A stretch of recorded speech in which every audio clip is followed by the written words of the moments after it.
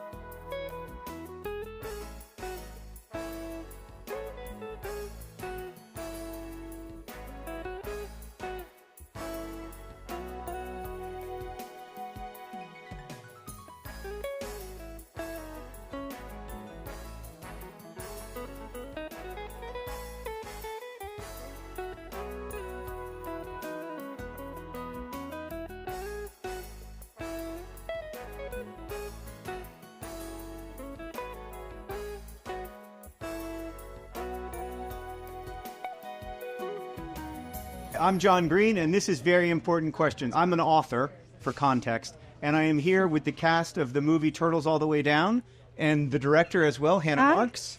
This is Cree. Hi. This is Felix. Hi. Are you Australian? Yeah. Oh. This is Isabella.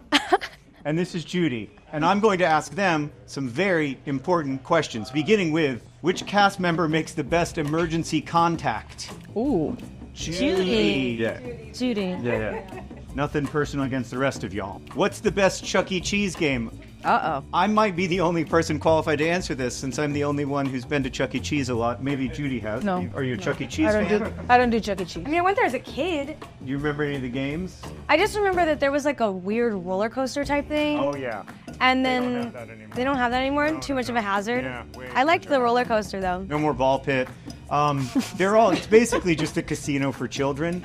And so I guess my favorite one is the one that I can beat, which is the little child basketball game where you just kind of, if you have arms as long as mine, you can just sort of drop the basketball in over and over again. So the easy one for you. It's easy for me. And then I'll be like, kids, get out of the way. An expert is in the room. You know you're not allowed to be there if you don't have a child, right? I have a child! This film mixes some fun with very serious themes. How tricky of a line is that to toe? I'd say very tricky, but thankfully beautifully done in the book, and that's the North Star for the movie. So lucky me. Also, we had incredible actors. Incredible who cast understood who that made it tone happen. perfectly. Exactly. Also, the heavy themes, they take care of themselves, so the humor is part of like the real life that surrounds us so that people can survive. So that's what's beautifully executed by all of you as well. Thank you. Thank you. For John, have you ever disagreed with a creative change when a book of yours was adapted? Please call it out right now. Woo! Yeah, but no. I will say I didn't disagree with any of the creative changes in this film at all. I really didn't. I thought You didn't discuss any of the creative? we discussed a lot of them, yes, endlessly. Hannah and I had Yep. so many meetings talking about it, but I really loved them. I really thought like they made for a better movie. So that's what mattered to me, and I thought that the main thing is, can you explore these themes in a way that's funny and real and honest without romanticizing or sentimentalizing mental health, and I think you just did that beautifully. Well, thank you for being so open and cool. I feel like most people would be very, very protective and hold on to it too tight, and John's really, really good at being open and understanding that a movie is going to be different than a book. And in fact, I was probably a little more protective of the book even than you, because I was such a fan. Yeah, the truth is that Hannah would be like, we have to keep this in, and I'd be like, why? I don't like it. And she'd be like, it's in the books. This film takes place in Indiana. John is from Indiana. What's so great about Indiana? John. John love is you. what's so great about Indiana. Yeah. I love the third person. It was me. It was you. Because I'm from Ohio. I know. Better. Really, respectfully, not. No, I know. I'm aware. I only actually claim Cleveland. I don't claim all of Ohio. That's smart. I claim that small section. I also only claim Indianapolis. Only Okay. central Indiana is mine. So the rest of it. the most cosmopolitan. 317. yes. You're 317. Hardcore I'm 317. 216. 216. Raise your hand if you knew what a tuatara was before the film. Not even you. I knew it from the book. I would love to sit here and be real cool and be like, yeah, it's from New Zealand, it's great, but no. I have no idea. I have to Google it. All right. I love how he Only says I knew Google. what a tuatara was, but they knew how to bring this movie to a remarkable life, and I'm just so grateful to them for all that they poured into my story, and I can't wait for you to see the Turtles All the Way Down movie.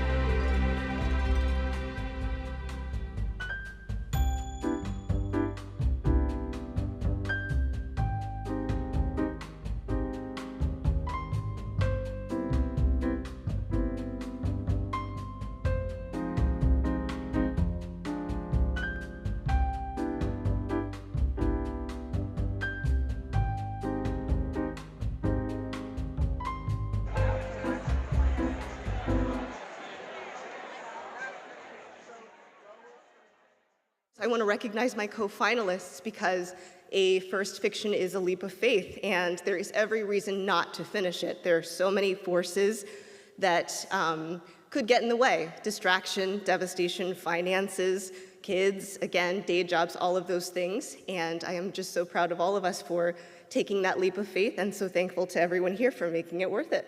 Thank you. You could not write this particular biography without communities. So I always begin by thanking the descendant communities of Bertie County and Hertford County, North Carolina, where I spent years and years talking and communicating with people in these small towns who had these stories, and their generosity made it possible to recover Hannah Craft's life. She was born as Hannah Bond, but she named herself Hannah Craft. I wrote this book because I love math, and I'm sad that so many people are put off it for the wrong reasons.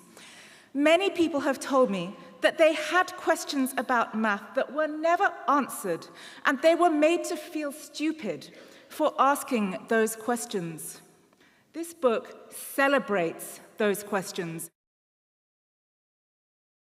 Thank you to all the other nominees, which, you know, it's a tough category because it's about everything, and you guys all did amazing work.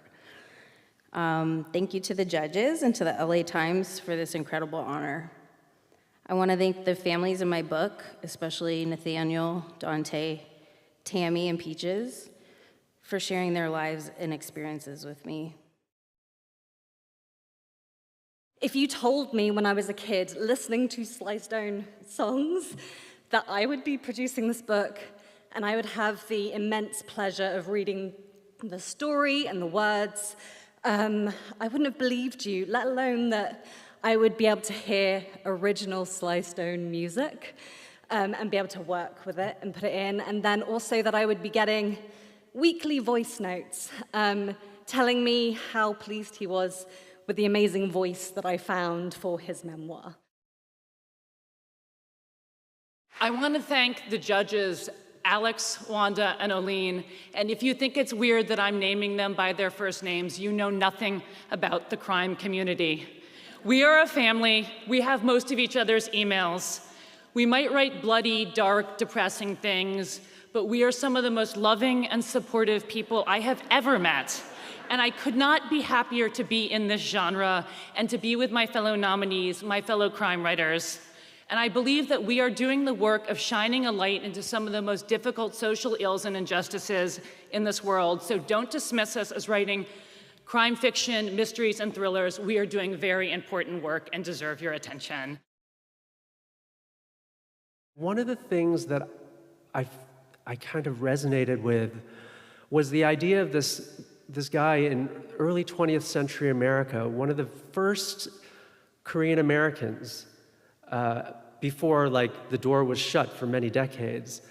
And what was it like for him to be here? And what kind of loneliness did he feel? And what sort of social, racial, class divisions did he have to navigate? And so he's not the main character of the book, but he is sort of a through line. And, for this and many other reasons, I really do, owe it to my dad. Project that we have to try to bring Pulitzer winners around the country. And so here we are, and here they are. First of all, I'd like to introduce my colleague, Viet Thanh Nguyen, who is a Pulitzer Prize winner for fiction in 2016 for The Sympathizer, which is now being made into an HBO series with Robert Downey Jr., Wash Wande, and Sandra Oh. It started, right? It's already started. Oh, great. Episode 2 is tonight, 6 p.m.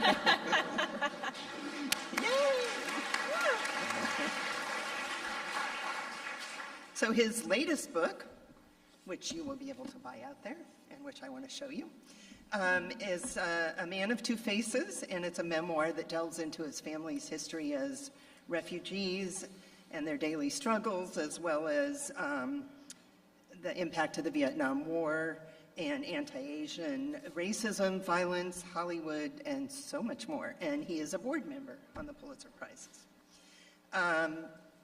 Sanaz Toossi is a 2023 Pulitzer winner for drama for her wonderful, powerful play, English. And I'm holding that one up.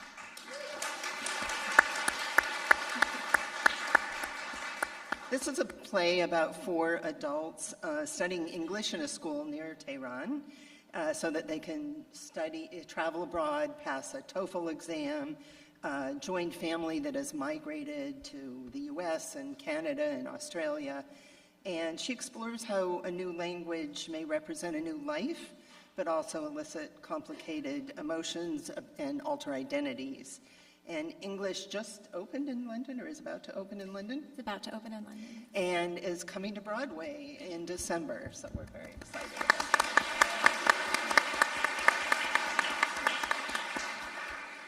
Hector Tovar is a journalist and author of 6 fiction and nonfiction books. He was a member of the Los Angeles Times team that won a Pulitzer in 1993 for news coverage of the riots that erupted when the jury acquitted 4 police officers in the beating of Rodney King. And we're former colleagues, and he's also served, we've served together on Pulitzer juries. And his latest book is Our Migrant Souls, which I have here, which will also be able to...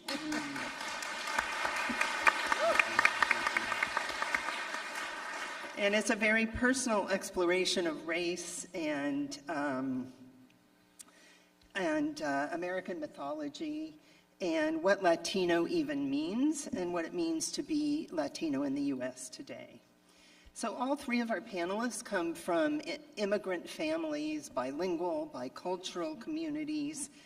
Viet is also a refugee, and they're all Californians, which is interesting. I hadn't planned it that way, but it's pretty interesting. And so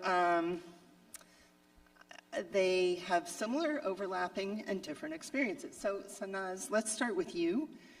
Your characters in English describe a kind of love-hate relationship with English. They need it to succeed. They value it, but they also resent it, or some of them do. And even your Iranian teacher is ambivalent. So, but you grew up fluent in English. And so I'm wondering how you came to know these characters.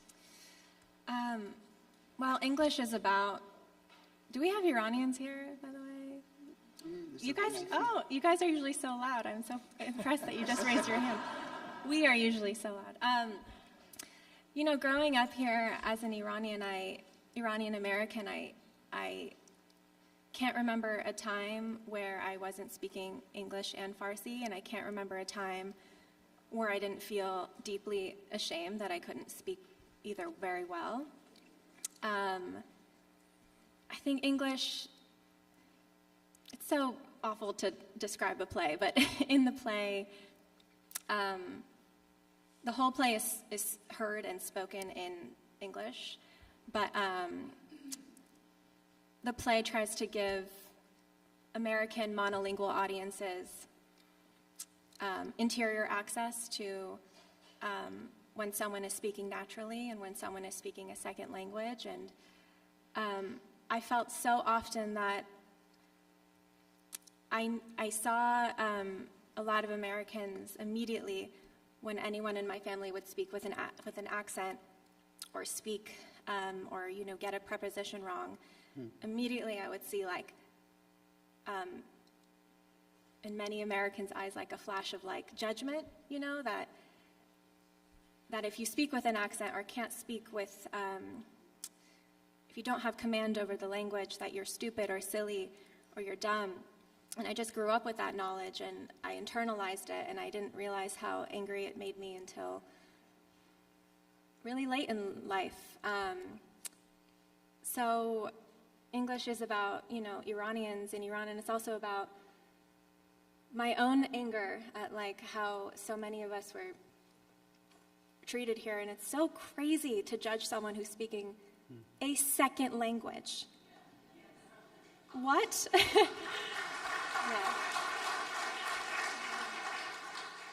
I love when one of your characters speaks about how when you're speaking a second language, often your head hurts and no one has any idea that you're intelligent or funny or adventurous or kind, and that your kind of identity is subsumed there. Do you feel different, like a different person, depending on which language you're speaking? I don't anymore. I think a lot of growing up was like merging my two identities and feeling like I'm arriving at a third thing that I love. Growing up, and I don't know what it is, like when I spoke Farsi, this is so basic to say, but there was always a sense that like that's the language I was supposed to be speaking, but because of circumstances, I ended up here. You know, I was a girl named Sanaz in Orange County. And so I can't actually like remember. I will say, like, speaking with my parents, I don't know if I think my mom and dad are here. Our arguments were so different in English and in Farsi.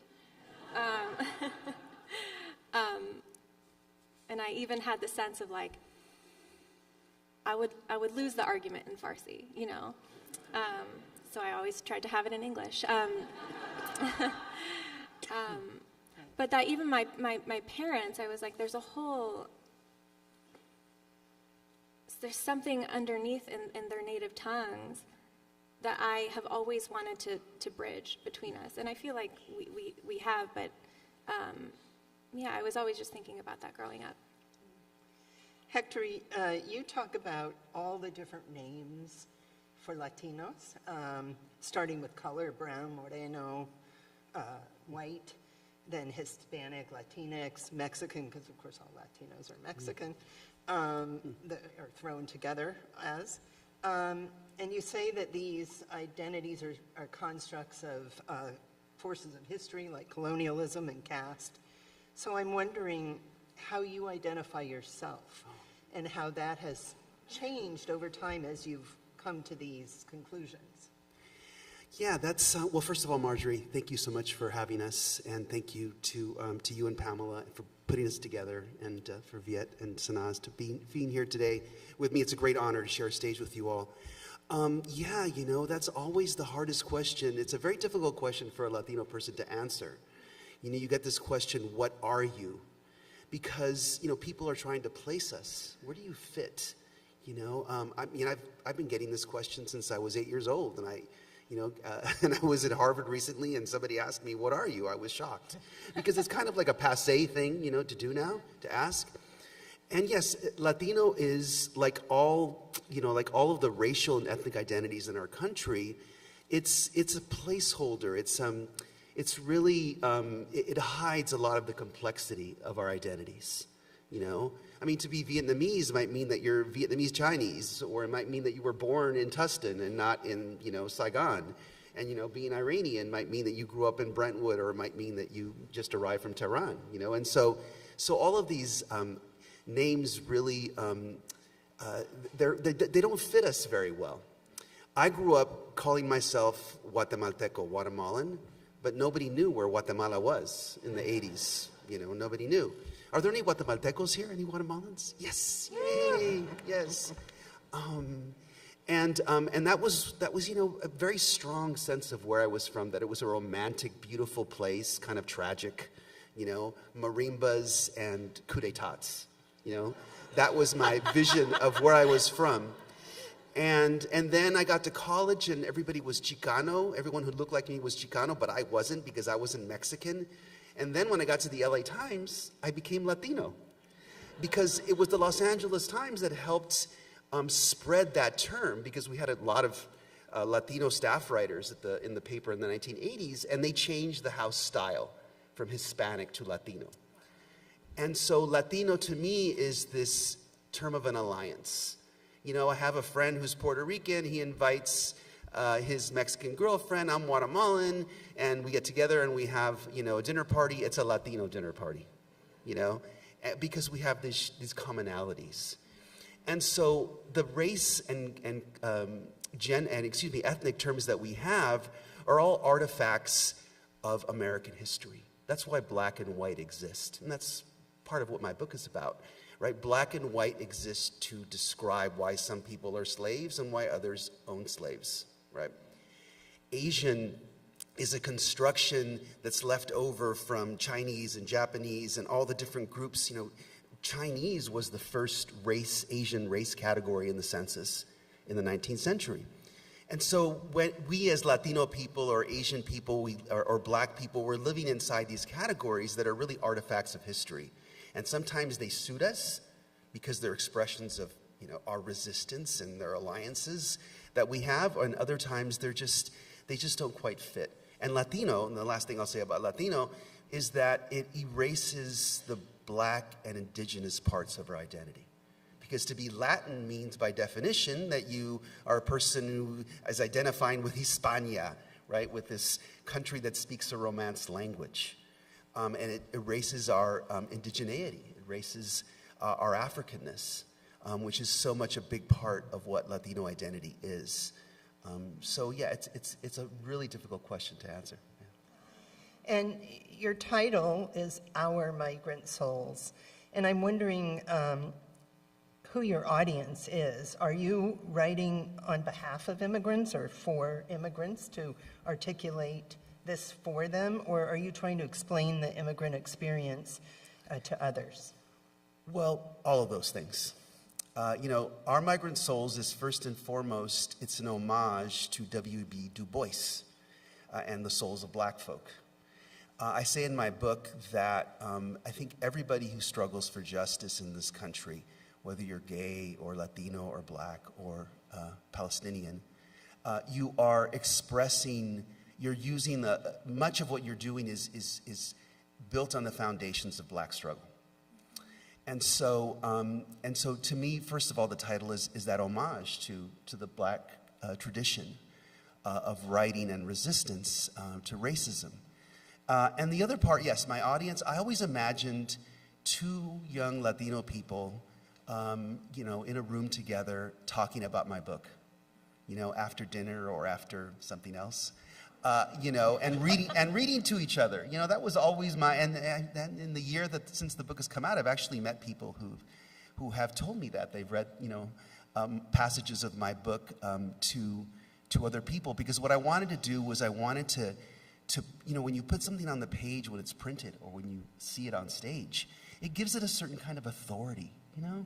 And so I wanted what I was saying about Latino identity, about the way we've been erased, the way we're humiliated in the media again and again, I wanted those statements that I was making, I wanted them to sort of, to make people feel empowered. And so above all that, but also my book is a dialogue with all of the identities. You know, my book is a dialogue with whiteness, and with blackness, and with the incredible contributions of Asian American fighters to American history. You know, I have my citizenship, my birthright citizenship, thanks to Wong Kim Ark, you know, a Chinese, San Francisco-born immigrant who fought, son of immigrant, who fought for his citizenship in the 19th century and ended up, you know, changing the law when the case reached the Supreme Court. So it's really a dialogue with the country that we all belong to. Thank you. So Viet, the title of your memoir is A Man of Two Faces, which cuts right to the chase. And you talk about how you felt like an American at home spying on your family and Vietnamese in the world spying on Americans. And I wondered if you could talk to us a little about that duality, and also why a spy? Why a spy? Okay. Well, first, let me just point out something that I find very interesting. You know, here we have panelists with ancestries from Guatemala, Iran, Vietnam. These are all countries that have been shaped very strongly by war and colonialism and American and European intervention. To me, that has been increasingly my frame of understanding who I am as a writer, as a spy, as a man of two faces, and so on, much less so than the idea of immigration or being an immigrant, which is so powerful for the United States. The idea that if you're an immigrant and you come here, you're going to be a person of two faces. You're going to have one face towards your home community, your ethnic origin community, and you're going to have one face towards the wider American community. And certainly that was the case for me. The quotation that Marjorie read was very accurate.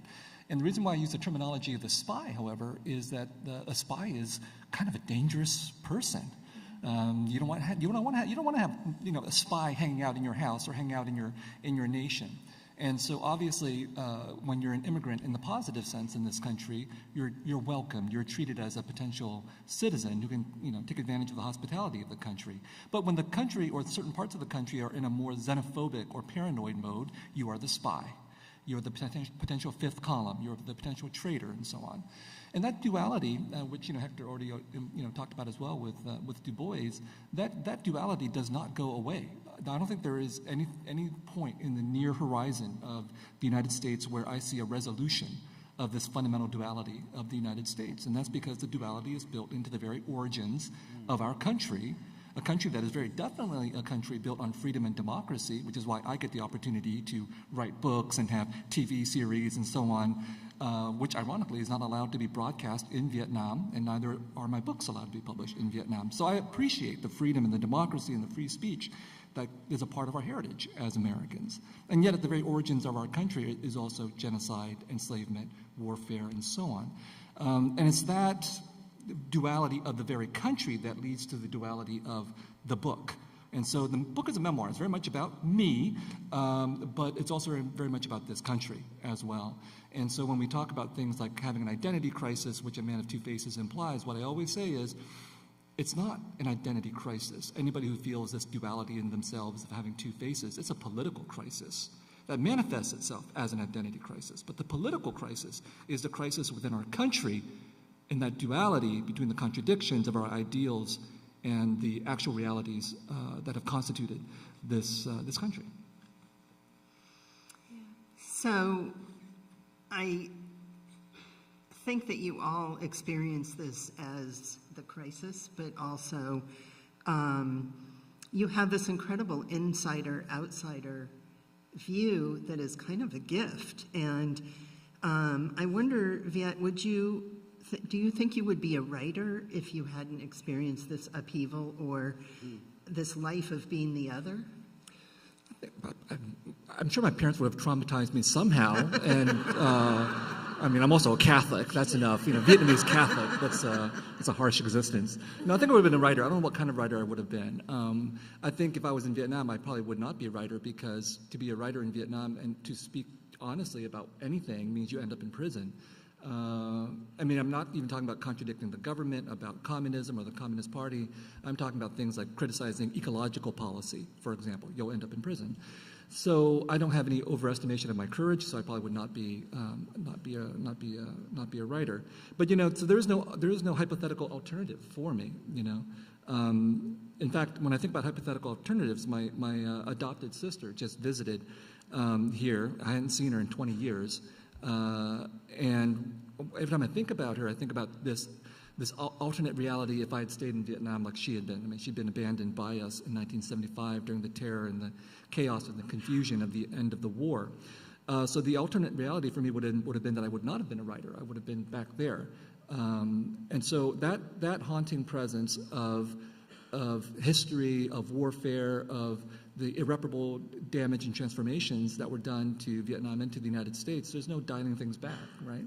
But there is that sense of otherness, the otherness within myself, but the otherness of other historical possibilities if certain kinds of political decisions had not been made, if there hadn't been certain revolutions, if there hadn't been certain invasions, and so on. And so that, in fact, does constitute me as the writer that I am. And it's so hard for me to imagine some other possibility where I would be a writer that didn't talk about these kinds of things, because I cannot be a writer who does not engage with history and politics. That is the terrain of my art. You all have described this feeling, and Sanaz, one of your characters, says he lives in the gap between not from here, not from there. And all my life I've felt like half a thing. And Hector, you talked about at one point that you were doomed to feel like an outsider in both Los Angeles and Guatemala. But that later you realized that this was silly to feel like that. Yeah, I think when you're a you're a child of an immigrant, you almost by definition have some sort of separation in your life. So I grew up like many immigrant young people today, separated from my extended family. In my case, it was distance and, family dysfunction, but I didn't grow up with my aunts and uncles and my cousins. I would see them once a year, or, hardly at all. And today there are just a lot of young immigrant people who cannot go back home because of their status or because of their parents' status. And they see their grandparents' funeral, for example, on a FaceTime call. And so a lot of us grow up with this separation, this sense that we're broken, And so part of my work, not just in my book, but as a teacher, as I teach at University of California, Irvine, where we have so many young Latino students, is to tell people that no, they're not broken, that this is part of a larger American reality. It's also the universal American story of upheaval. I only really realized this when I finally got a chance to go as an adult back to my father's village, which is a place like the Macondo in 100 Years of Solitude. It's a little town in a banana-growing region. In fact, when my father read 100 Years of Solitude for the first time, he said, Mijito, Macondo is Walan, that's my town, And so I went back, and I just realized how all of these different paths of migration crossed in this little Guatemalan river town. The people there's a lot of people who are lighter skinned because of their German descent. There's also a big Chinese migration to that part of Guatemala.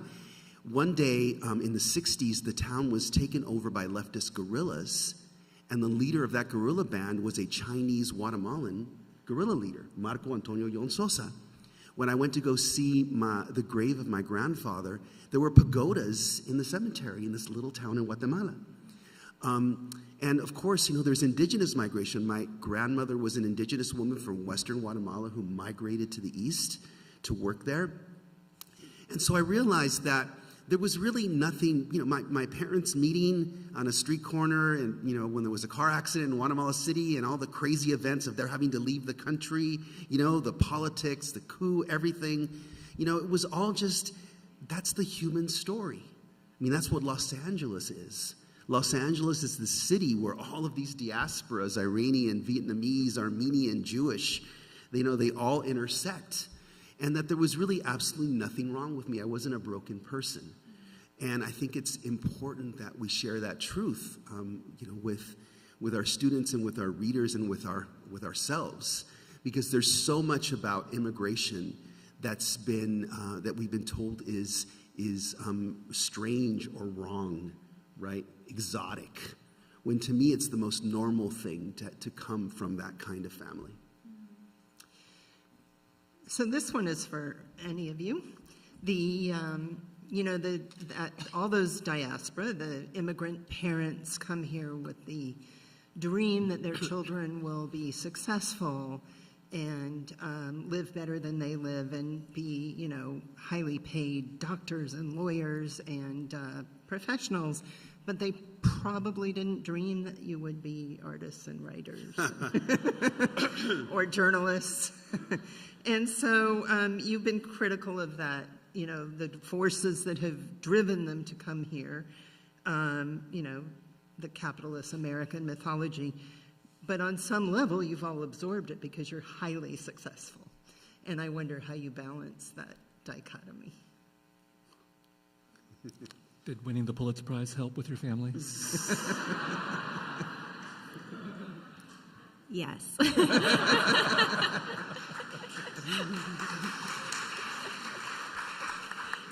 What I found, this is not important, but the person who treated me most differently after I won the Pulitzer was my Iranian dentist.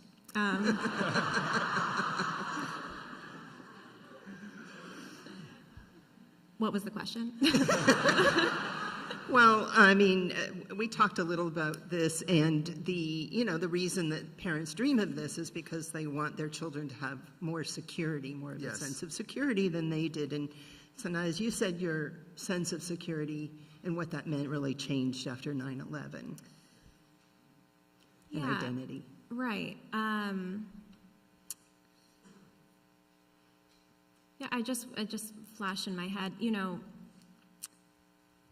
for my parents, and I think for many of our parents, of course, like, their circumstances were so different, and their generation has defined safety differently than I define safety. And because my life is, just to put it bluntly, so much easier than theirs was, my definition of safety was about the safety of my soul, and about, I'm a millennial who came of age around 9/11, and I realized very quickly, I subconsciously started taking on these behaviors of making everyone around us, making white Americans specifically, feel comfortable. And for me, that meant, I realize now, like, being funny, and like my gender performance, like putting makeup on and making sure that I'm kind and always grateful to be here, so that no one would ever question what we were doing here, because things were so unsafe for so many Middle Easterners and Muslims, or anyone who was brown, and I say was, and it still actually is. So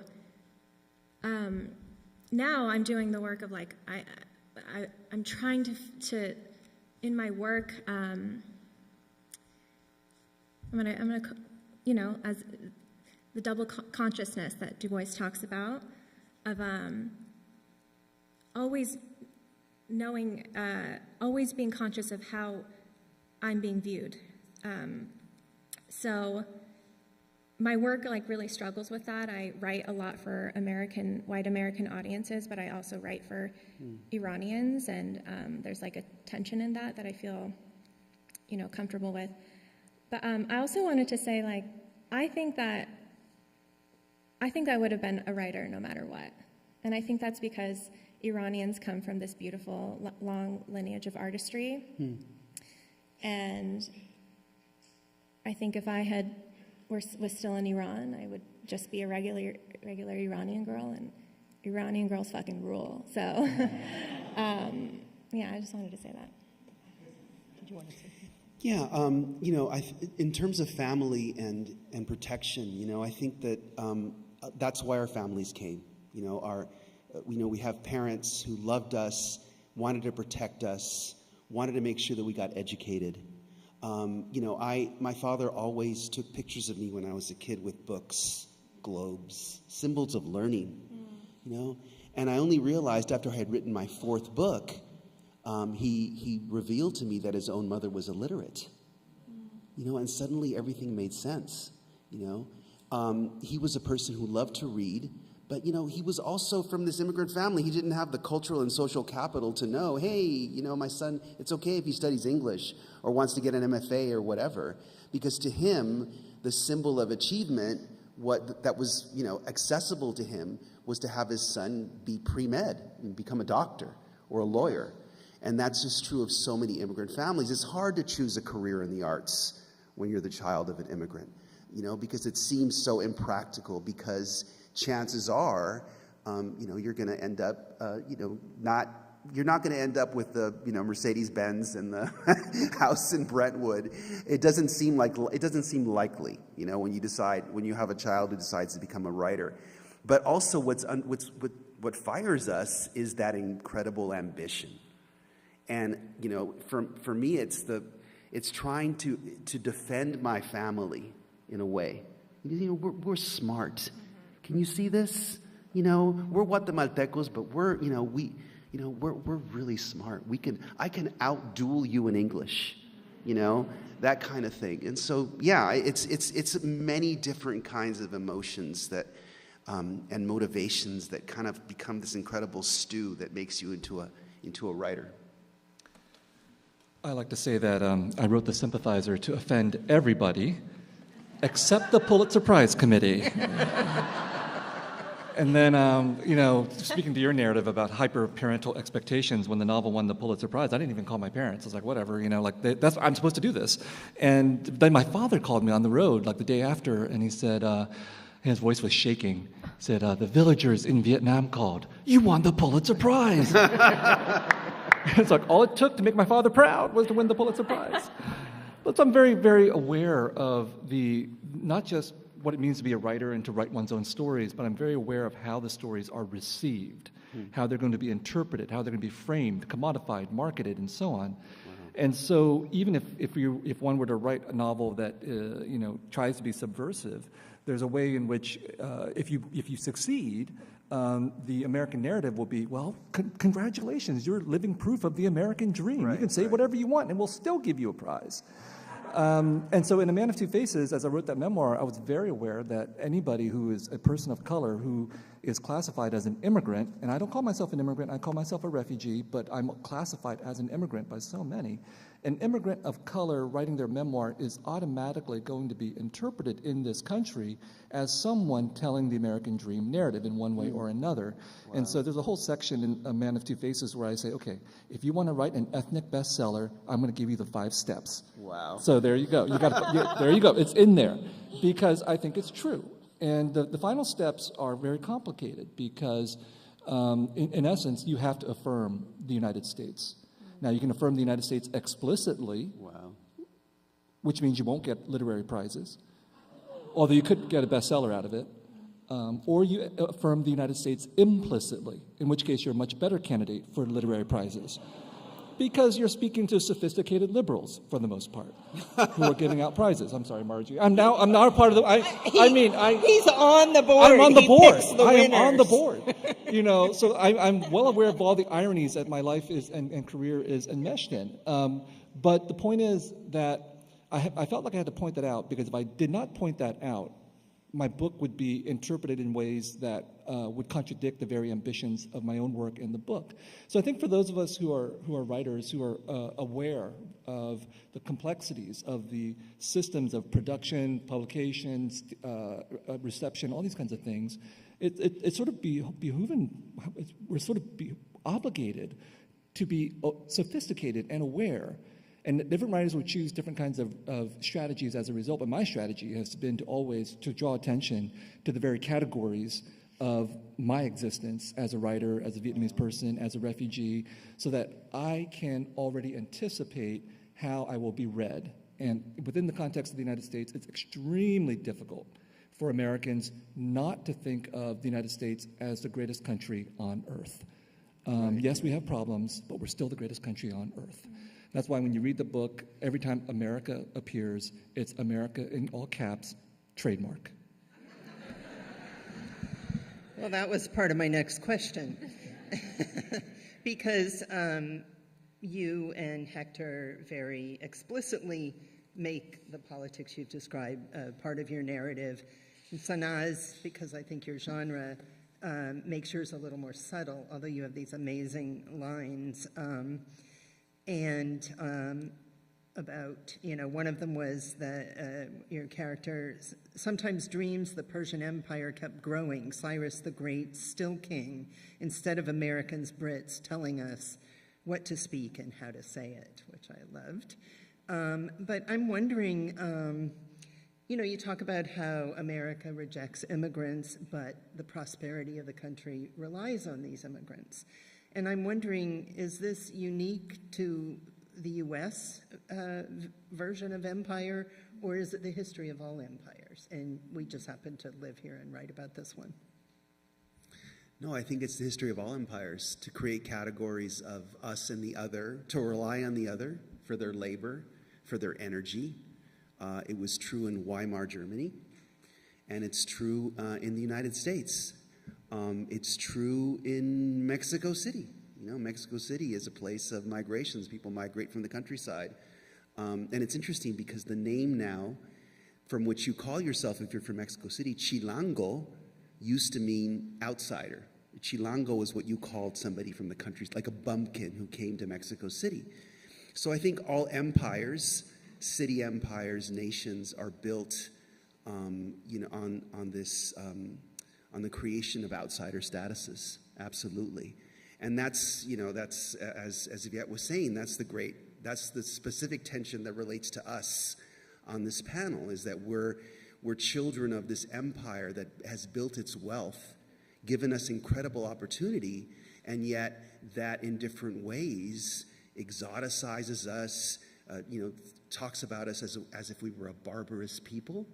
Those are the central metaphors in American culture about Latino people, are that they're either barbarous cartels, sicarios, or ineffectual, comedic maids in the background who are witnesses to white tragedy, or white pathos, and it's offensive to be stuck in that skin.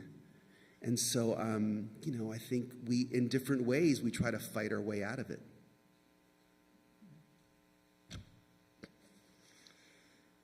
My stance on that is that I think, Hector's absolutely right. And the temptations or the opportunities offered for writers like me is the lure of inclusion.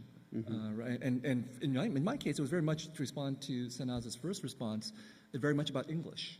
All the stereotypes about Asians and English. And so my response when I became a writer was to say, I'm going to be better at English than anybody else in this country, or at least 99.9%. Okay. And so the forceful use of English in and of itself, regardless of whatever the story is my claim to inclusion within the English language, within the Anglo-American literary tradition, the canon, and all that kind of thing. But I also think about how the very rhetoric and politics of inclusion is potentially very dangerous and problematic, because inclusion always requires some kind of exclusion, and a lot of people who want to be included are not aware of that mechanism. And so, I'm well aware of the irony of a lot of my fellow Vietnamese refugees saying during the Trump era, we were the good refugees. Right. These brown people, these Muslims, these are the bad refugees. Don't let them in. And so I don't think the politics of inclusion around citizenship or around literary representation or art is sufficient. And so a lot of my work, again, is not about deploying that narrative of inclusion, which is so acceptable in a country like ours most of the time, but instead looking at the politics of the nation state and about how the rhetoric of inclusion can easily facilitate the practice of exploitation and warfare at the same time. And that's a recognition that we're discouraged from seeing, especially those of us who are immigrants and refugees and who want to be welcomed into this country for obvious reasons. So that there's a critical artistic and political step, for me at any rate, in terms of being able to recognize the limitations of the nation state, whether it's the United States or Vietnam, and to criticize that, not simply to celebrate the rhetoric of hospitality. Just to add another layer, it's funny. I remember, when the Muslim ban was enacted, that extra layer of assimilation of I would say a lot of Iranians saying, we're not those Muslims, we're not Muslim. In fact, we're many of us very Islamophobic. And I think, I've been thinking about in my own work what it means to put characters on stage and humanize them, and the value, whether that has value or doesn't have value at all, if our work is to put our people, I'll say Iranians on stage, to humanize them for whom? And is that not the task of Sisyphus? What does that do? If we have to show people, if we have to show our audiences that we're just people, I don't think that ever ends. Wow. I have to wonder if that ever ends. And I also, maybe in some I also believe that task is deeply worthy. It is. Yes, I believe it is. Yeah. That's the hard part about being an ethnic artist. You know, it's like, you know that representation of itself is a good thing, but also it just makes, when the final message, the theme of the work is we belong, then that's also not very satisfying as a work of art, because it infantilizes our story. You know, it doesn't have its complexity. It's all the dysfunction and all the things that make a story interesting. Often we feel we have to protect our viewers or our readers from those things. I'm sorry I keep quoting from your play, because then maybe they won't buy the play, so you better buy the play. But one of the most moving questions in there was when one of your characters says, you know, do you ever think about who you would be if you never had to think about staying or leaving? And I think that's at the root of a lot of this. So I have one or two more questions, and then we'll open it up. But I wanted to talk about what's in a name, because Viet, your mother changed her name to Linda. Your name changed but wasn't anglicized. Can you talk about that a little bit? Sure. You know, so in Vietnam, I would be Nguyen Thanh Viet, and here I'm Viet Thanh Nguyen. I get a lot of shit for this. And it's all related to many things we've been discussing. So yeah, when I was growing up as a refugee, my parents would always tell me, you're 100% Vietnamese. Which, you know, given that we live near northern part of Vietnam, near China, is probably not true, is my guess. But so then my parents became citizens and they changed their names. I was like, what is going on here? You just said we're 100% Vietnamese, and now you're Joseph and Linda. And they said, okay, do you want to change your name? And I was like, okay, let me try on a few names. How about Troy? You laugh, right? It does not work. And so I decided not to change my name, but my name at that point was Viet Thanh Nguyen. And I've stayed with that name. And again, I'm not joking when I get a lot of criticism for it from certain Vietnamese people who would say, no, your name is Nguyen Thanh Viet, and you're being inauthentic. Why do you not use diacriticals? Why do you arrange your name in this Western way, et cetera, et cetera?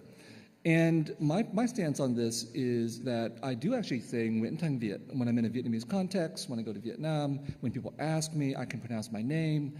And even if I were to change my name legally, I have no illusions that the people who are so fixated on the question of authenticity would somehow forgive me. They would just find another degree of authenticity to judge me on.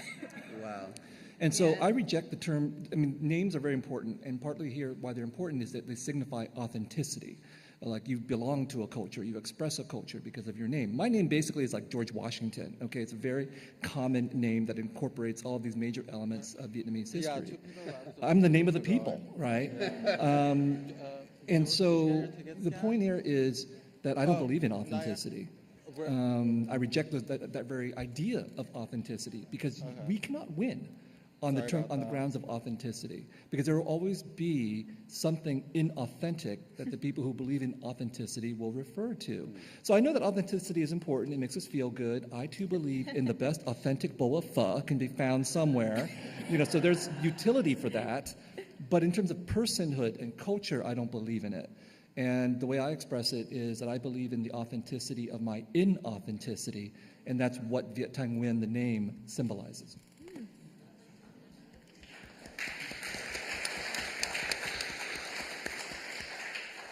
Let's see what time it is. I think we should open it up to questions. So we have some moving microphones. There's a woman right there who has her hand up. We'll start there. We'll go back and forth.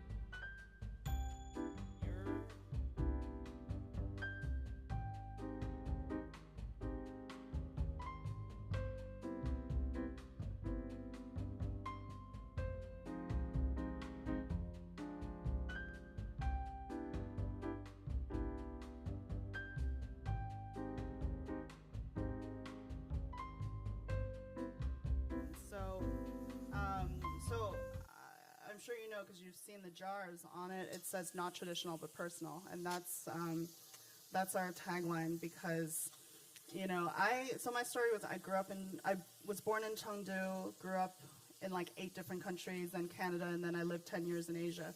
So for me, when I started cooking, I wanted to do something that was true to my experience, and not a lot of people I knew had that experience. And so for me, it was important to at first really get the foundations and then put my own perspective onto it. And so for me, I collaborated a lot with different chefs. So when I was in Shanghai, I collaborated with Mexican chefs, Italian chefs, and we just found that, flavor, these flavors are so universal, and really it's just you can put it on whatever canvas, So, and if you go through the book, it's actually got a lot of the recipes that I cooked during the pop-ups.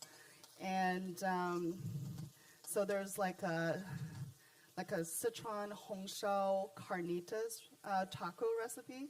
So Hongshao is red braised, and that's like a form of, it's like a way to cook pork belly in Chinese cuisine. And so, which is actually from the Shanghai region, kind of the eastern region, so it's more traditionally sweet and savory.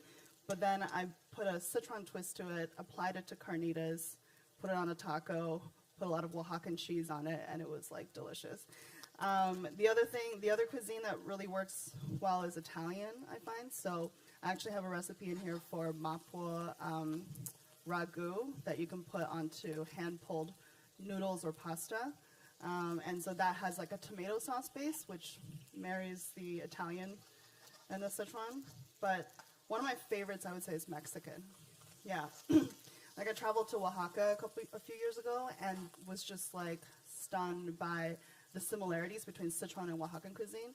Everything from even mezcal to baijiu. I'm sure you had baijiu when you were in Sichuan, the Chinese grain liquor. Yeah. I feel it's, with the fermentation of agave, it's very similar. And what else? And obviously salsa matcha and chili oil, right? Yeah. So, yeah. But thank you so much for coming. And where did you guys discover the sauces? We stumbled across the zhang sauce at Grocery Outlet Bargain Market, and we bought one. I think we were through the bottle in 2 days, and then we went back and bought 3 more. Oh, and then, but then we found the Szechuan seasoning that comes with a similar jar, and then of course had to buy the chili crisp. Oh, the mala spice mix. Mm-hmm. Yeah. Oh my god! I throw that on the Trader Joe's orange chicken. Yeah. Before I throw it in, and it just adds a little extra. Yeah, I love mala spice on a roast chicken. You can just rub it on a chicken, put it in the oven. Mm-hmm. Potatoes. It's really good on popcorn as well. Yeah. I love that. Yeah. And then the zhong sauce. So zhong, it was actually inspired by my favorite street food growing up. It's called zhong dumplings, and it's a centuries-old street food.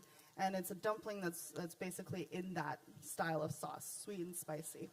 And so I was inspired by that to create it. And it turns out it's good on anything else as well. Yeah.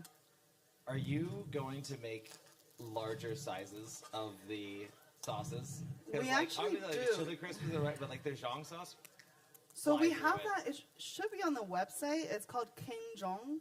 We have the big size of the chili crisp is called the Big Boy. And then we have King Zhong. And then I don't know if you've tried the newest one yet, Chengdu Crunch. It's the extra crunchy version. And that one as well, we are making a large size.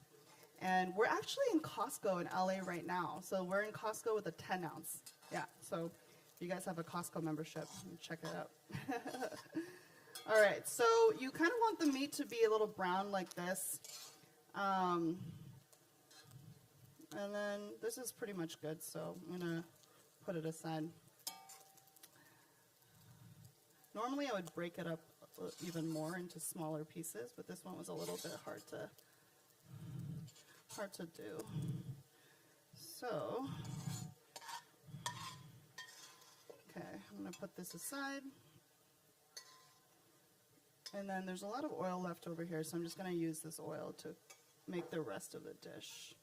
Yes? Yeah. Oh, Mexican. So I was talking about salsa matcha, right? Yeah. Well, what brand you mean? Or what style? Okay, so I have a friend, Miguel Leo. He has a company called Somos. And so it's actually a new company. He started it with Daniel Lubetzky, who was the founder of Kind Bar.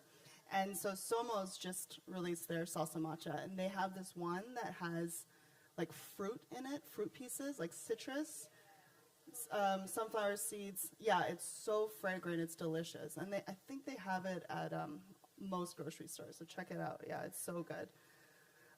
Okay, so the oil is still hot in the wok. And we've got over here some minced garlic and some minced ginger. These are the aromatics that we're going to be using. And so what we're going to do is fry these first to release the aromatics.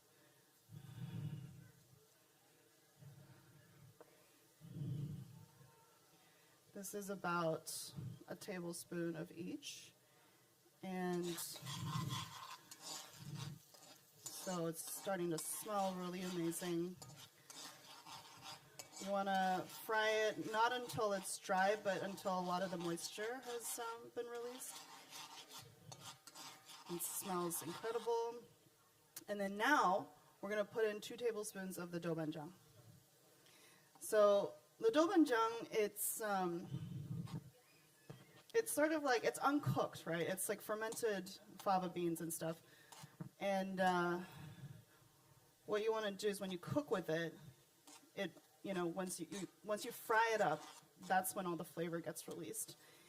And you'll see like this beautiful dark red color start to come out. So you want to keep an eye on this because you don't want to burn it. But it should be on a relatively high heat. Oh my God, it smells amazing. Okay, and then now we're going to put in a couple tablespoons of chili crisp. So make sure you mix it well. As you know, all the good stuff is sort of settled at the bottom. And if you mix it well before you use it every single time, it's the perfect ratio and consistency. Because sometimes you get like certain chili crisps or crunches and they're like, oh, we've got so much crunch, but then you get to the bottom and there's no oil left and it's all dry. That's not a good experience. So you want to make sure it's like, mixed evenly. All right. Right. Can you guys smell it? Or I think the wind is going this way. Okay. So you can see there's like bits of ginger, garlic, shallots already in the chili crisp as well, and there's like these black beans. All right, so it's getting a little hot.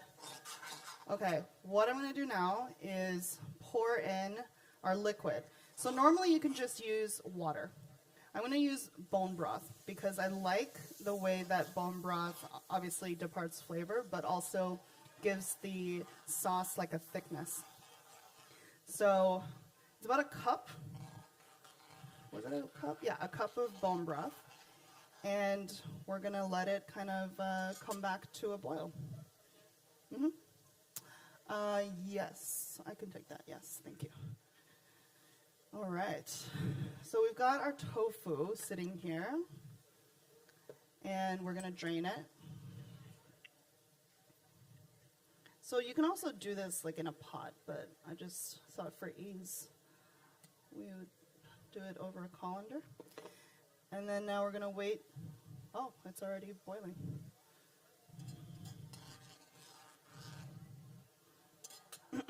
Okay. So I'm going to put the tofu in and let it come to a boil. So you kind of don't want to mess with the tofu too much when it's in here so it doesn't break and crumble and stuff. But Yeah, so we'll boil it for maybe 3 to 5 minutes and really get the flavor to seep in. Okay. That's pretty much it. Like, this is how easy it is to make mapo tofu, right? So as you can see, the key is really in the dobenjang and the chili oil and the aromatics you use. And then once this is going, it's really the next step is just putting in a cornstarch slurry to bind the sauce a little bit. But sometimes I don't even put it in because I find with the bone broth, it's so thick already, it doesn't really need that extra cornstarch. But you can if you want. And then you'll top it with the meat. That's it. But yeah, you have a question?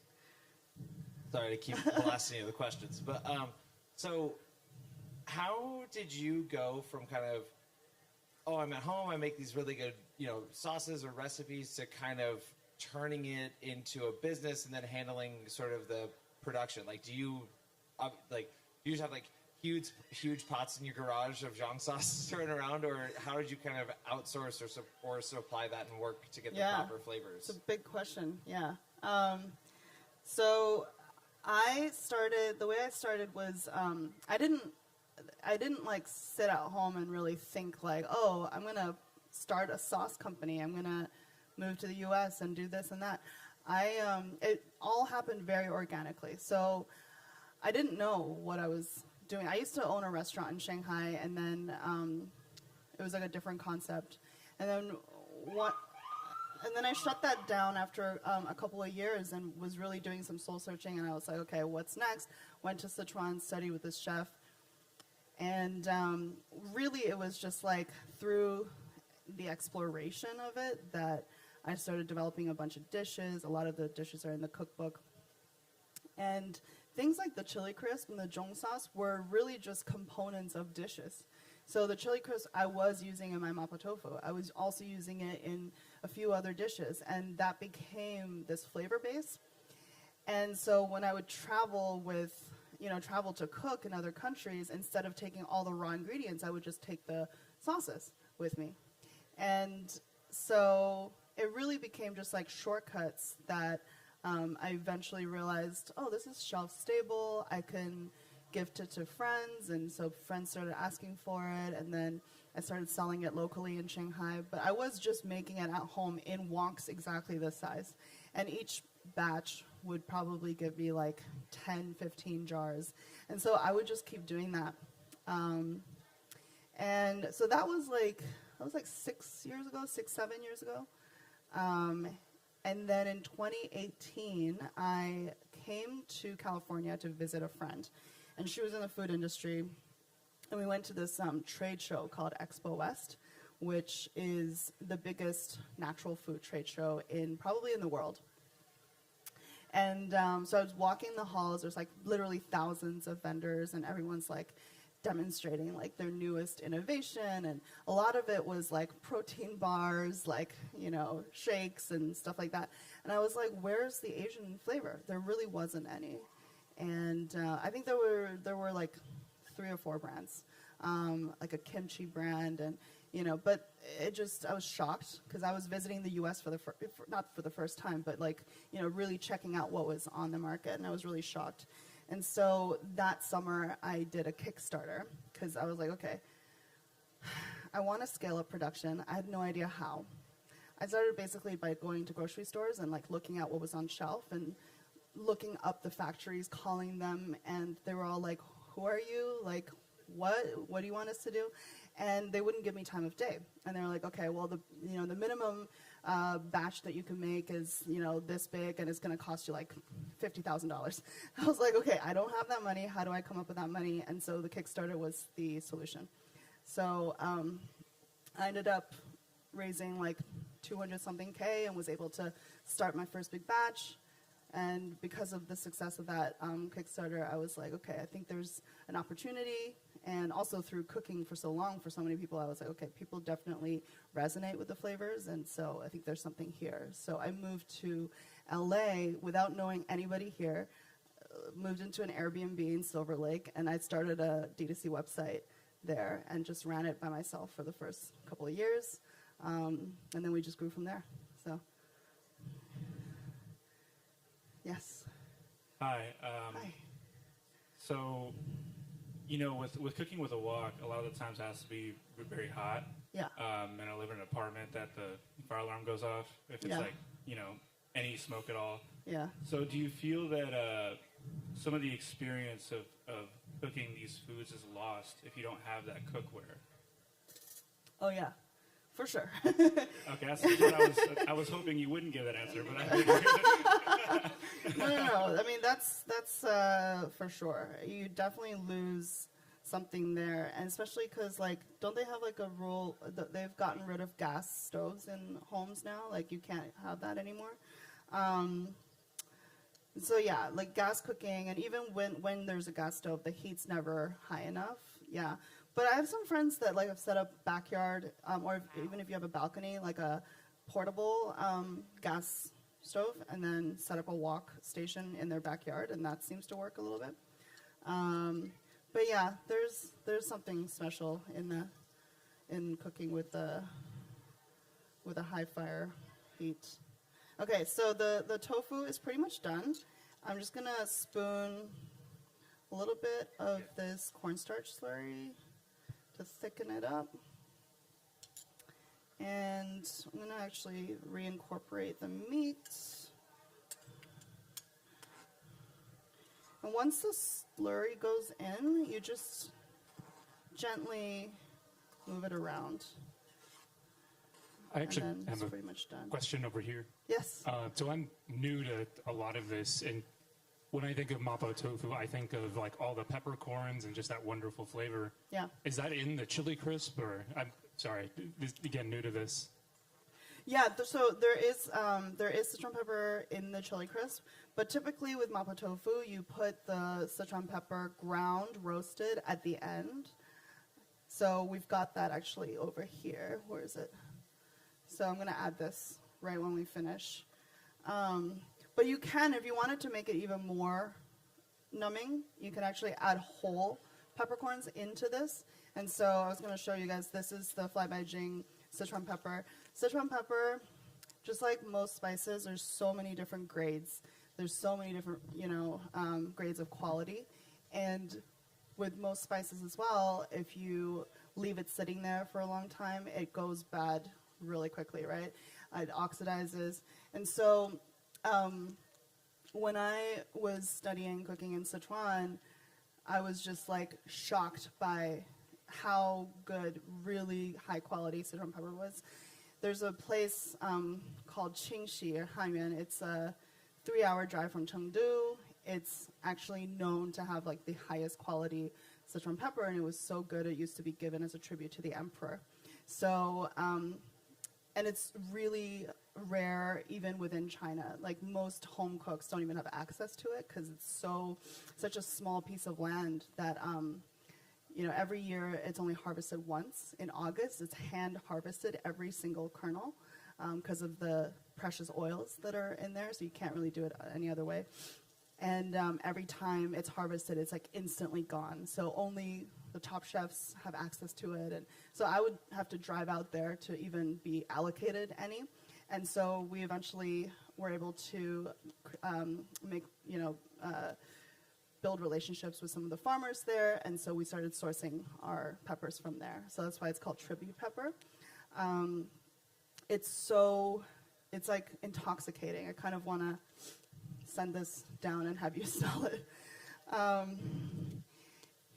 Yeah, they say like freshly harvested, you put it in your palm, you can smell it through the other side of your hand.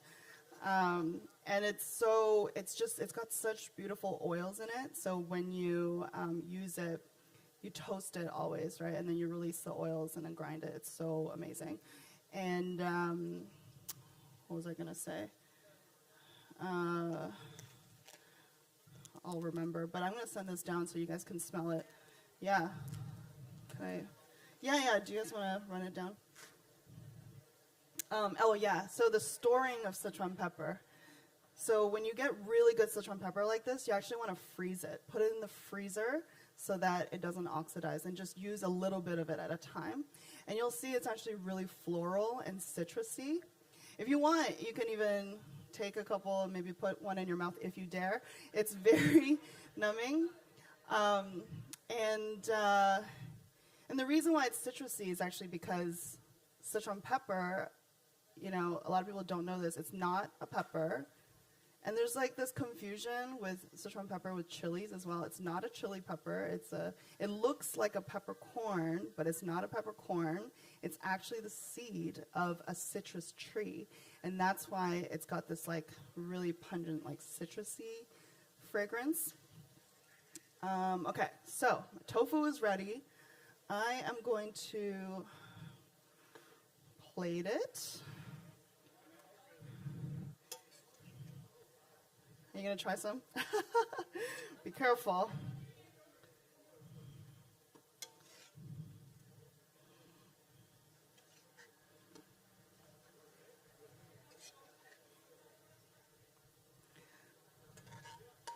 So a lot of the Sichuan pepper you get in the stores, like you'll find it at like 99 Ranch and other stores, but a lot of it has been sitting for a while just because for such a long time there was no demand, right? And so if there is no demand, it doesn't really move, and it's also not stored properly because it's just sitting on the shelf. And so it's hard to get really high qualities. What do you guys think? It's good, right? Yeah. Citrus rind, yeah. Yeah, I love cooking with Sichuan pepper. Actually, in the cookbook, there's a bunch of cocktail recipes. So you can make like a simple syrup using this, soaking these peppers and like chilies, and you'll create this beautiful simple syrup. And we actually have a few drinks at Swa Superet, which is like my cafe in Larchmont, that uses the drink. We actually have a mala matcha latte right now. Mala matcha latte. Yeah, and it's delicious. So, all right, so we are done. This is it.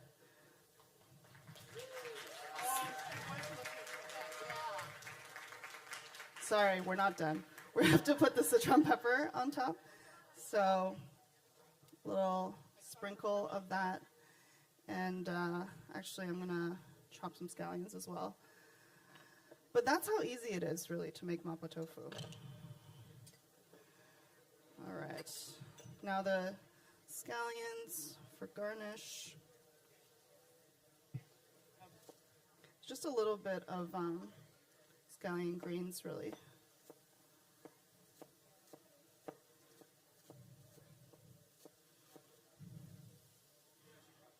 Yes? Hello. How old were you when you started cooking? Oh, I was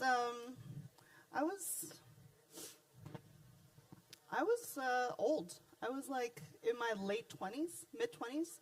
Yeah, I actually used to work. So I went to business school. I actually started my career in like the corporate world. Worked for a tech company, and that's what brought me to Asia. And when I was there, I was like, okay, I actually don't love this, but I love eating and I love the food. And so it was loving eating and flavors that actually led me to start cooking. So, yeah, you have a lot of time to decide. Hey. Hello. I absolutely love the Szechuan crisp. Now, thank you. Unfortunately, my partner can't deal with any spice at all. Yeah. Are there any condiments, Szechuan condiments, that are not yes, spicy at all? Have you tried our sauces? You haven't tried? Okay. Because a lot of people who say they can't handle heat, they can actually handle our sauces because it's not that spicy. Sichuan food, there's that misconception that Sichuan food is all like super spicy, but it's actually more about like complexity of flavor profiles, and umami. And so I actually developed this sauce so that it's not going to blow your face off, but it's more about the complementary flavors that you can, add to whatever you're already eating. That's why it's good on savory and sweet things. I'm sure you've heard it's good on ice cream. Maybe that's a good way to start trying it. Yeah, because the ice cream will like temper the heat. Yeah, let's try it out. Hi. Can your baby cook? Can my baby cook?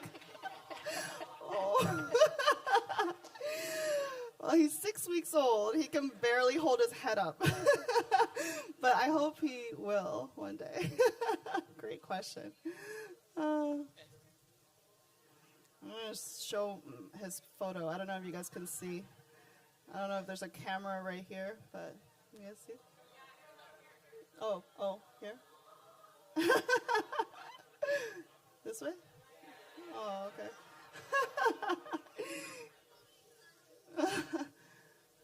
Hi. Hi.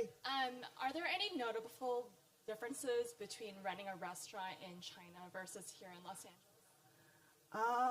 That's a good question.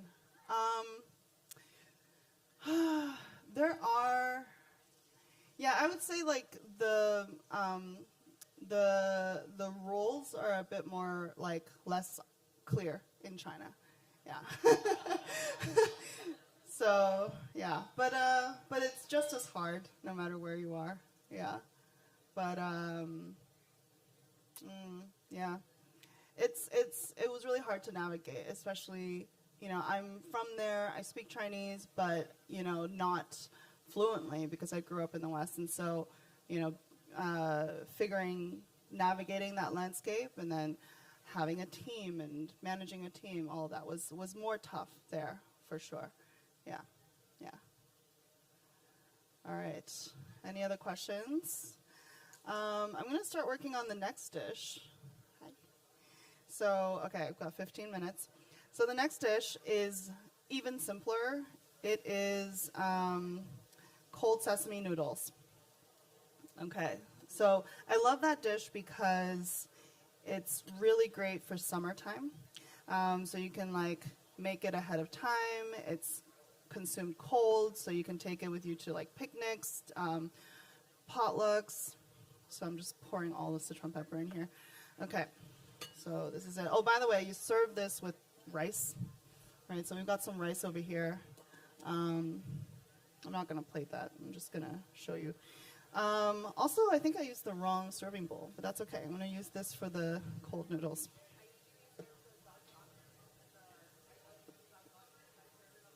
Oh, yeah. Oh, my gosh. So this, I love pots like this. I love cooking with donabes as well, because I usually at home, I'll actually just cook mapo tofu in a donabe. Okay, so with cold sesame noodles, what we want to do is make the noodles ahead of time. So already we've got, this is a portion for 4 people. We've already got the noodles made. And when you cook it, so cook it al dente or whatever consistency you like. Al dente, I think, is better. And then you leave it to rest with a bunch of kind of like oil on it so it doesn't stick. And you can also use rice noodles. You can use sweet potato noodles, you know, Korean sweet potato noodles or anything, but the one we're using today is wheat. And the other thing that, so there's no rules really. The way that I'm making it is with some cucumbers and you can use some scallions as well. But you can put whatever you want into it, really. So I'm going to show you how to make some of these cucumber strips. So if you can cut it by hand, but you can also use like a mandolin. Oh, you have to be careful with this. Okay. So a mandolin like this will cut it into like little strips, which is great. And so once we do that, we're gonna salt it and lightly pickle it. And that's to add crunch in your noodles. I don't want to cut myself today. Okay. I'm just going to demonstrate with this because we already have some cut. So, all right.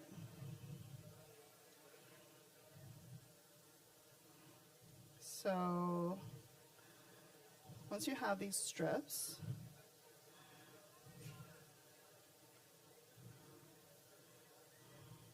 this mandolin, I think, is brand new, so it didn't work super well. But once you have these strips, right, put a bit of salt on it and let it sit for a few minutes. And you can massage it.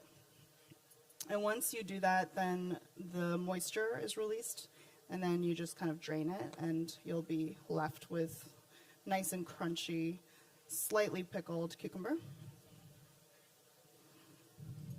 All right. So you can make as much cucumber as you want.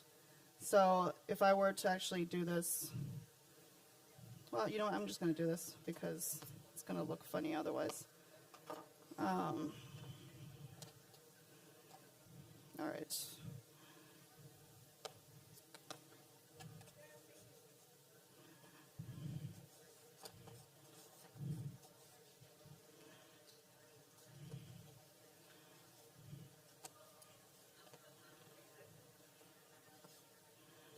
Okay.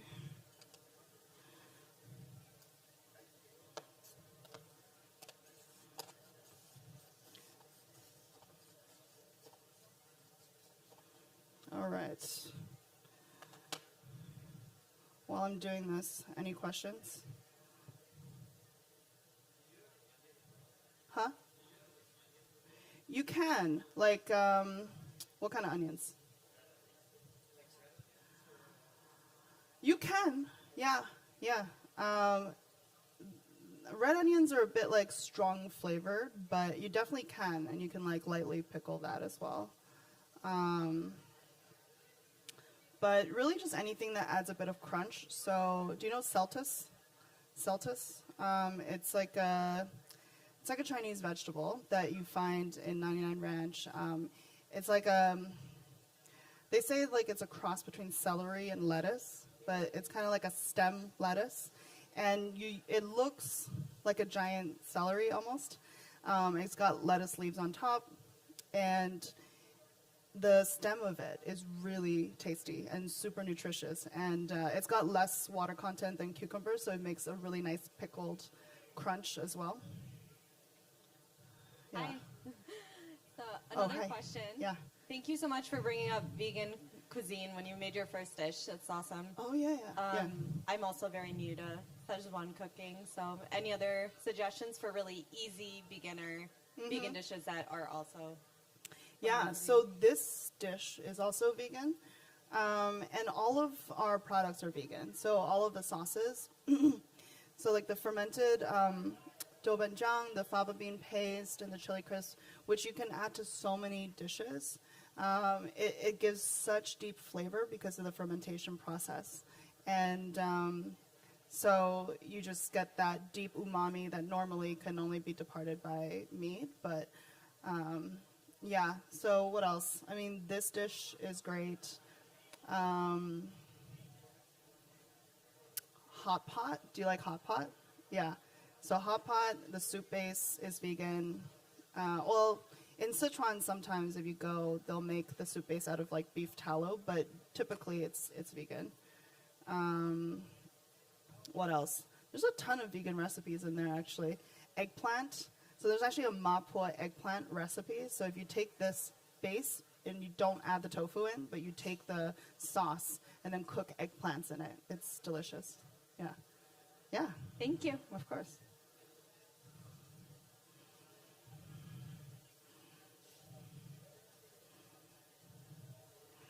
Okay, so I'm just salting these cucumbers right now, and we're gonna leave it aside to drain. But this recipe is all about the sauce. So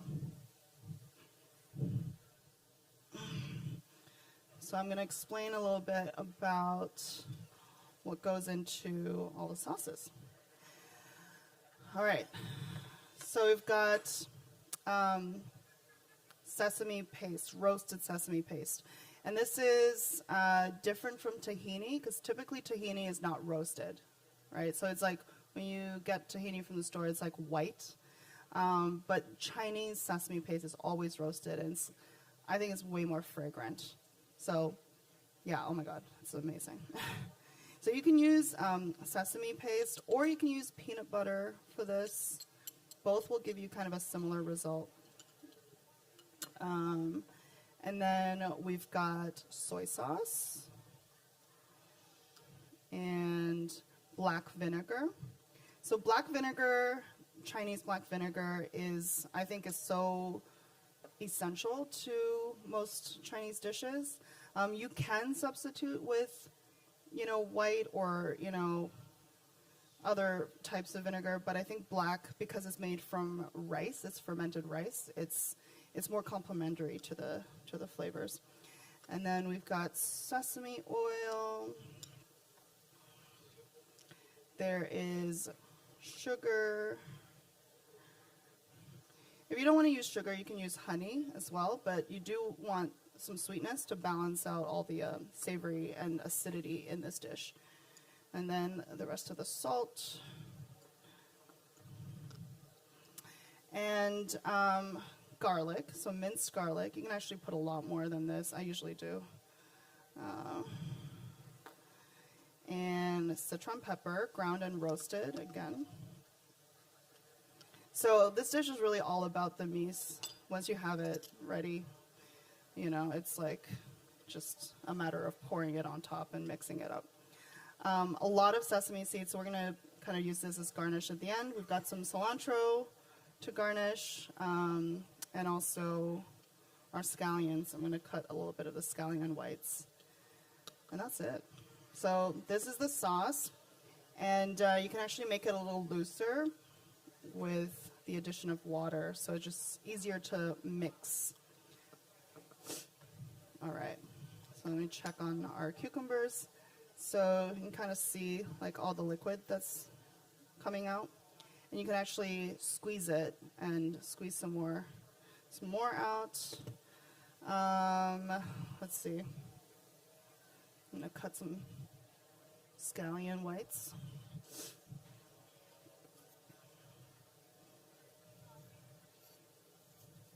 So where did you get the inspiration for Soie Souperette?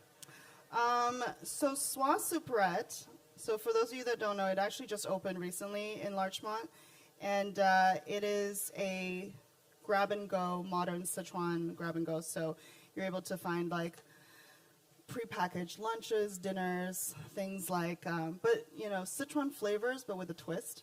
So we've got Sichuan mala chicken tenders. We've also got like Sichuan rotisserie chicken wraps, cumin beef wraps. We've got a form of like the cold sesame noodles, but with soba. Everything is organic, all natural. And it was really just like from a personal need to, have something healthy and delicious, but also like, remind me of home. So that was the inspiration. So please check out Soie. It is delicious. We also have a market in there that features pantry and home goods made by API founders. So really a lot of great discoveries to be made in there. So check it out. We're open 8 to 5, I think, every day. All right, so this is like a lot of noodles, so I'm gonna take a portion of it out. Let me see. I'm gonna mix it in here. Okay, I usually just work with my hands because I'll wear gloves usually just so that my hands don't get as messy. But, so noodles, I will add a portion of cucumbers in.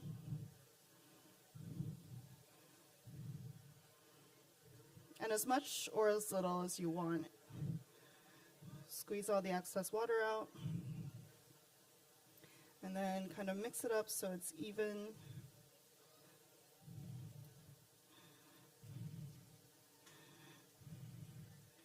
And then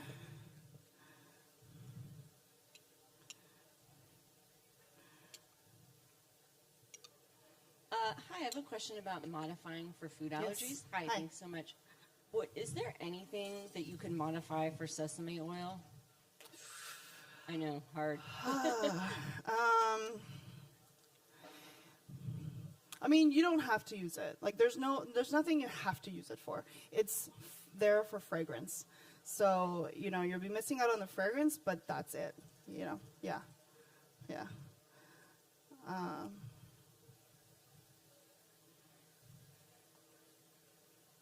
Any other?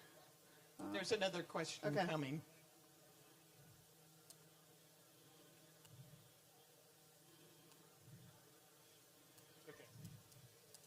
Hi, another question. Sorry.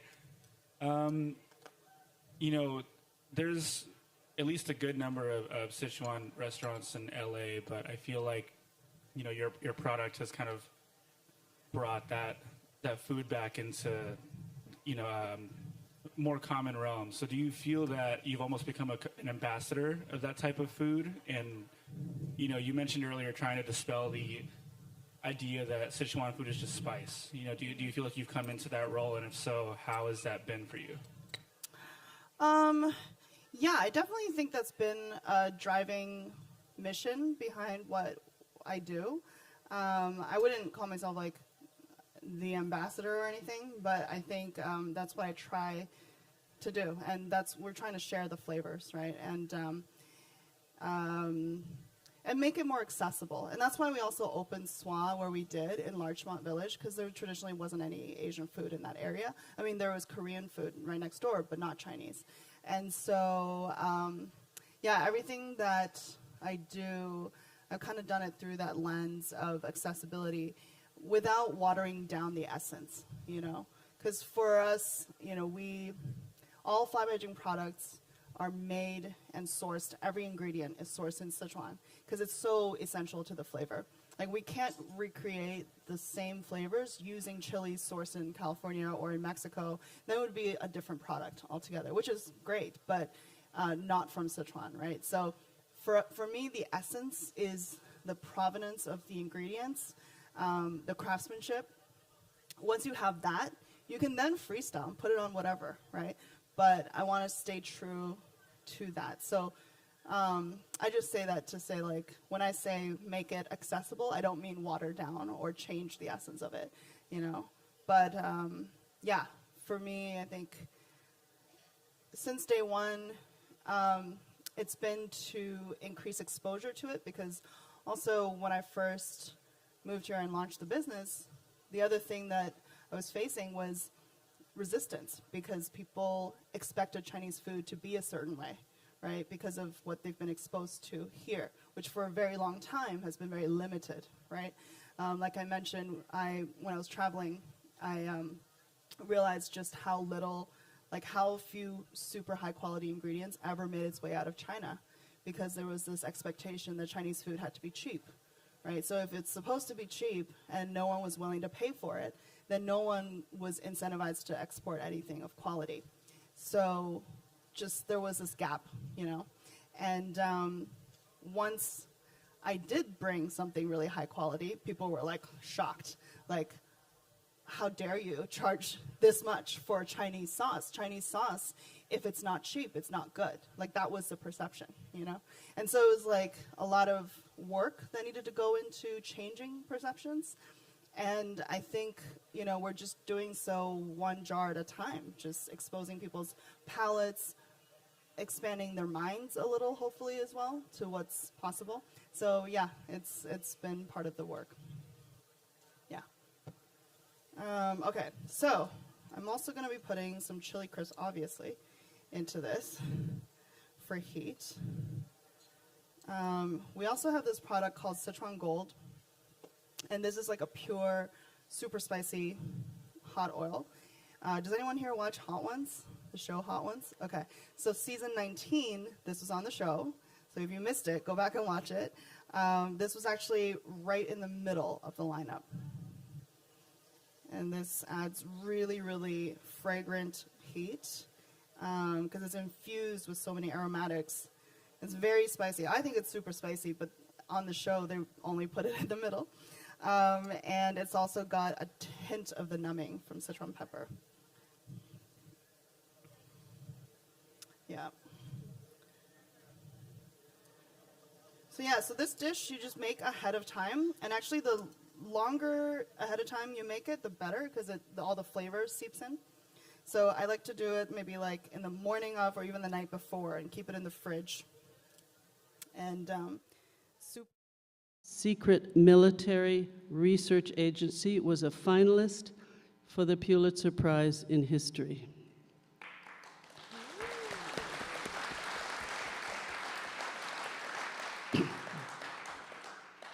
On my immediate left, Sarah Scholes is the author of Countdown: The Blinding Future of Nuclear Weapons. Scholes is a science reporter based in Colorado.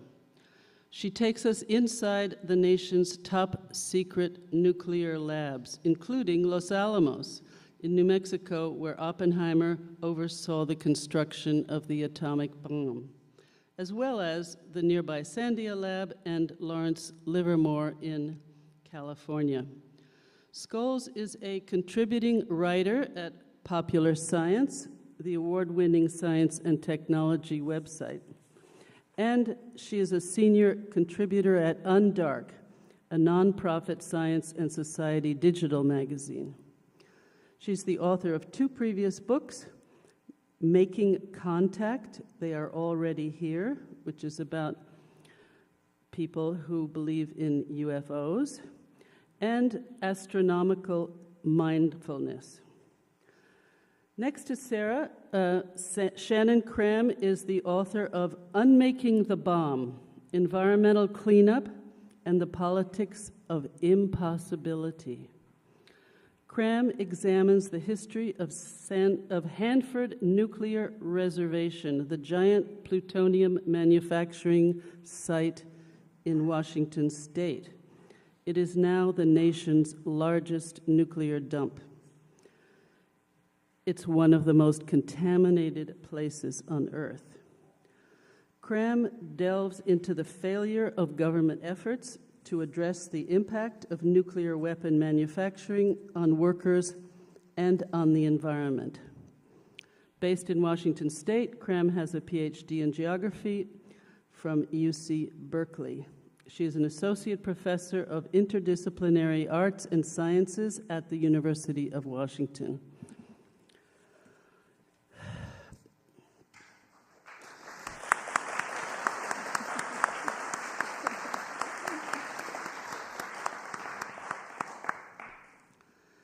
So, after decades of relative public indifference, nuclear weapons issues are in the headlines again. North Korea and China are growing their arsenals. Putin has strongly hinted he could go nuclear in Ukraine. Lately, the movie Oppenheimer has focused attention on the history of the atomic bomb. The books we will hear about today come at the nuclear war issue from starkly different angles. So I'm going to begin by asking each of you the same simple question, and that is, why did you write this book? And let's start with Annie. Thank you so much for that lovely introduction. So I am Annie Jacobson. I'm the author, as you mentioned, of 6 previous books. As a national security reporter, I write about war and weapons and national security and secrets. And I cannot tell you how many people I have interviewed for those 6 books, everyone from the director of the CIA to the security guard Richard Mingus at Area 51, fighting all the wars since the end of World War II, including World War II. And I cannot tell you how many of them said to me, you know, sort of with a great sense of pride, I dedicated my life to preventing nuclear World War III. That is often the idea behind why people in the world that I interview do what they do. And so during the previous administration, when former President Trump was having that very unusual and very, to my eye, unpresidential rhetoric about fire and fury, it was very easy to wonder, what if deterrence failed? What if prevention failed?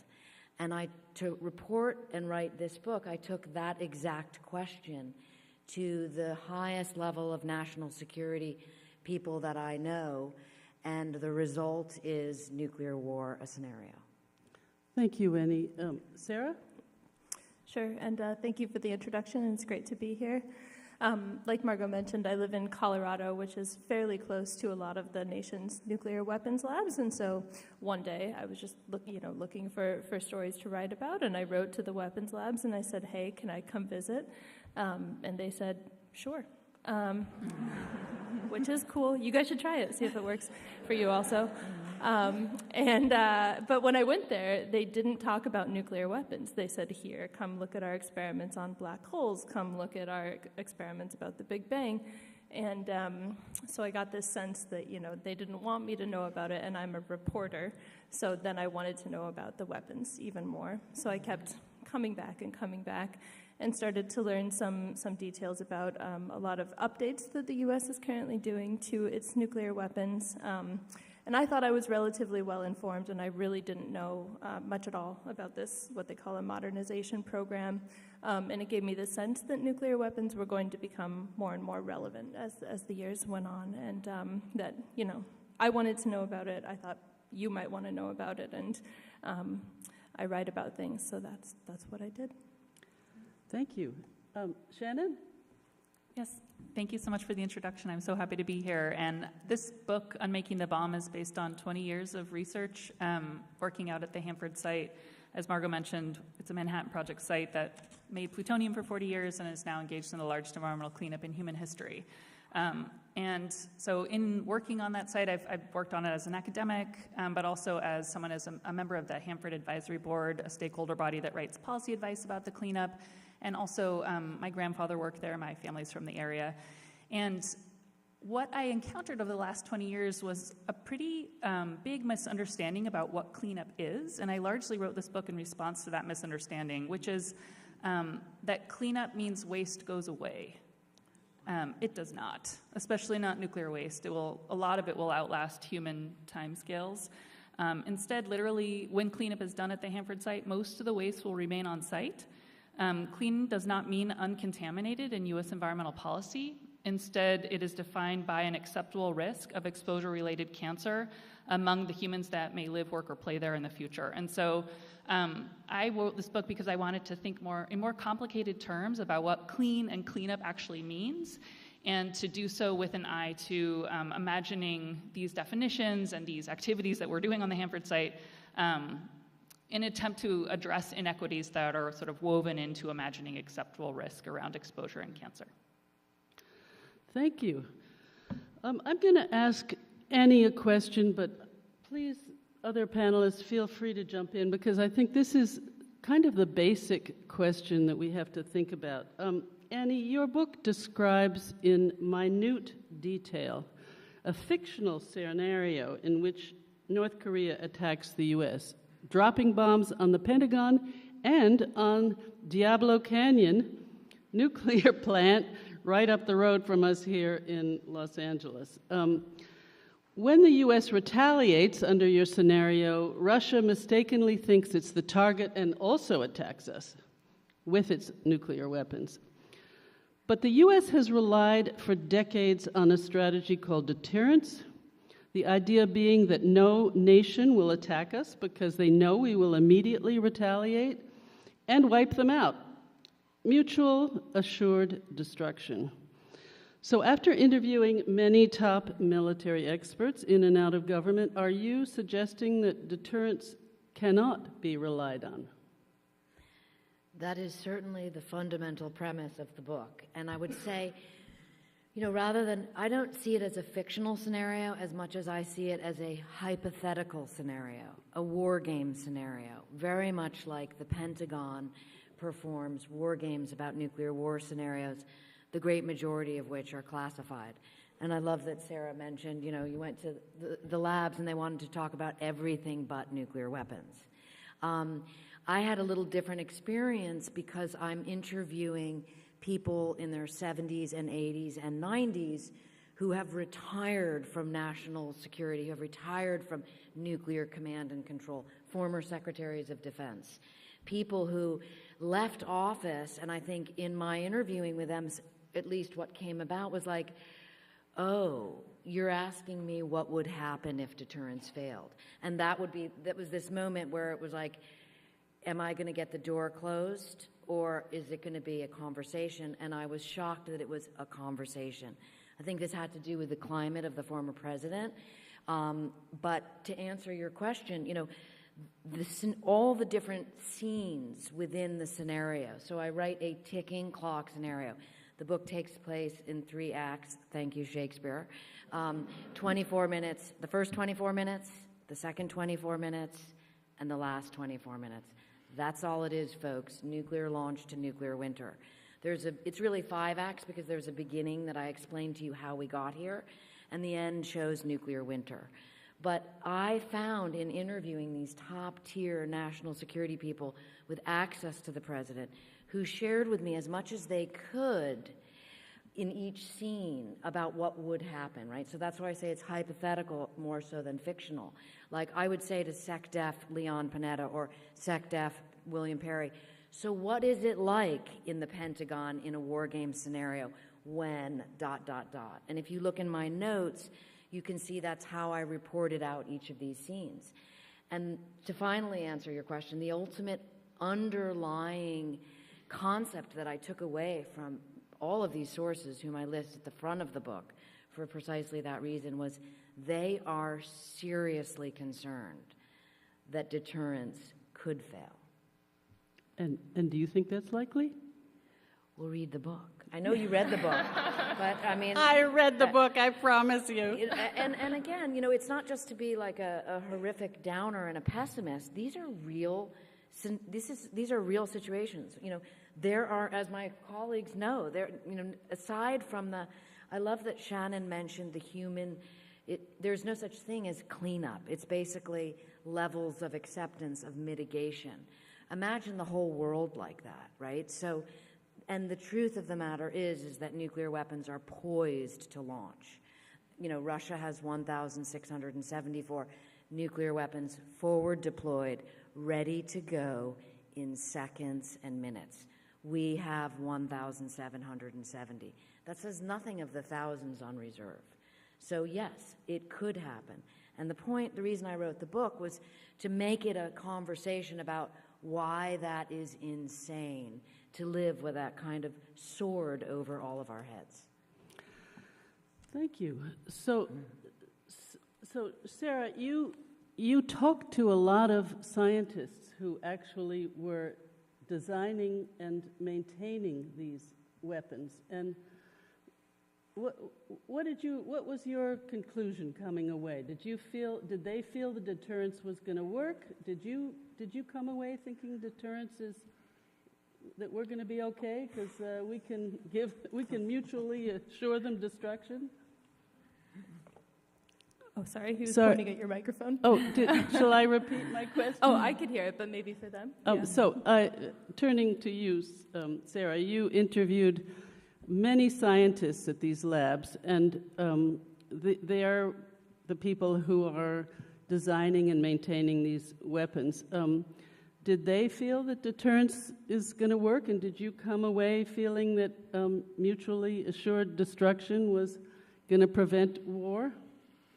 I felt better before I read Annie's book. But, yeah, I think the scientists at the labs, they often point to this plot that they have that shows like the number of deaths by percentage of the population in war over time, and which is a complicated way of saying that fewer people by percentage of the population have died in conflict since World War II. And some people attribute that to the effects of deterrence, like we're less likely to start a worldwide, extremely deadly conflict because of this potential for exactly the kind of scenario that Annie's book lays out. And I think, you know, there's a number of scientists at the labs who do believe that, but they also are scientists, and they know that you cannot prove that nuclear deterrence is the reason that is true, or that it's the only reason, or that it will continue to be true in the changing dynamics of the world that we have now. And most importantly is holding the sword over our heads like the best way to keep the peace, especially when all it would take is one conflict to completely, redo what that plot looks like in a very devastating way. So, mixed, I guess, is how they felt about it. Okay, thank you. So I have a question for Shannon. How extensive and how dangerous right now is radioactive contamination across the U.S.?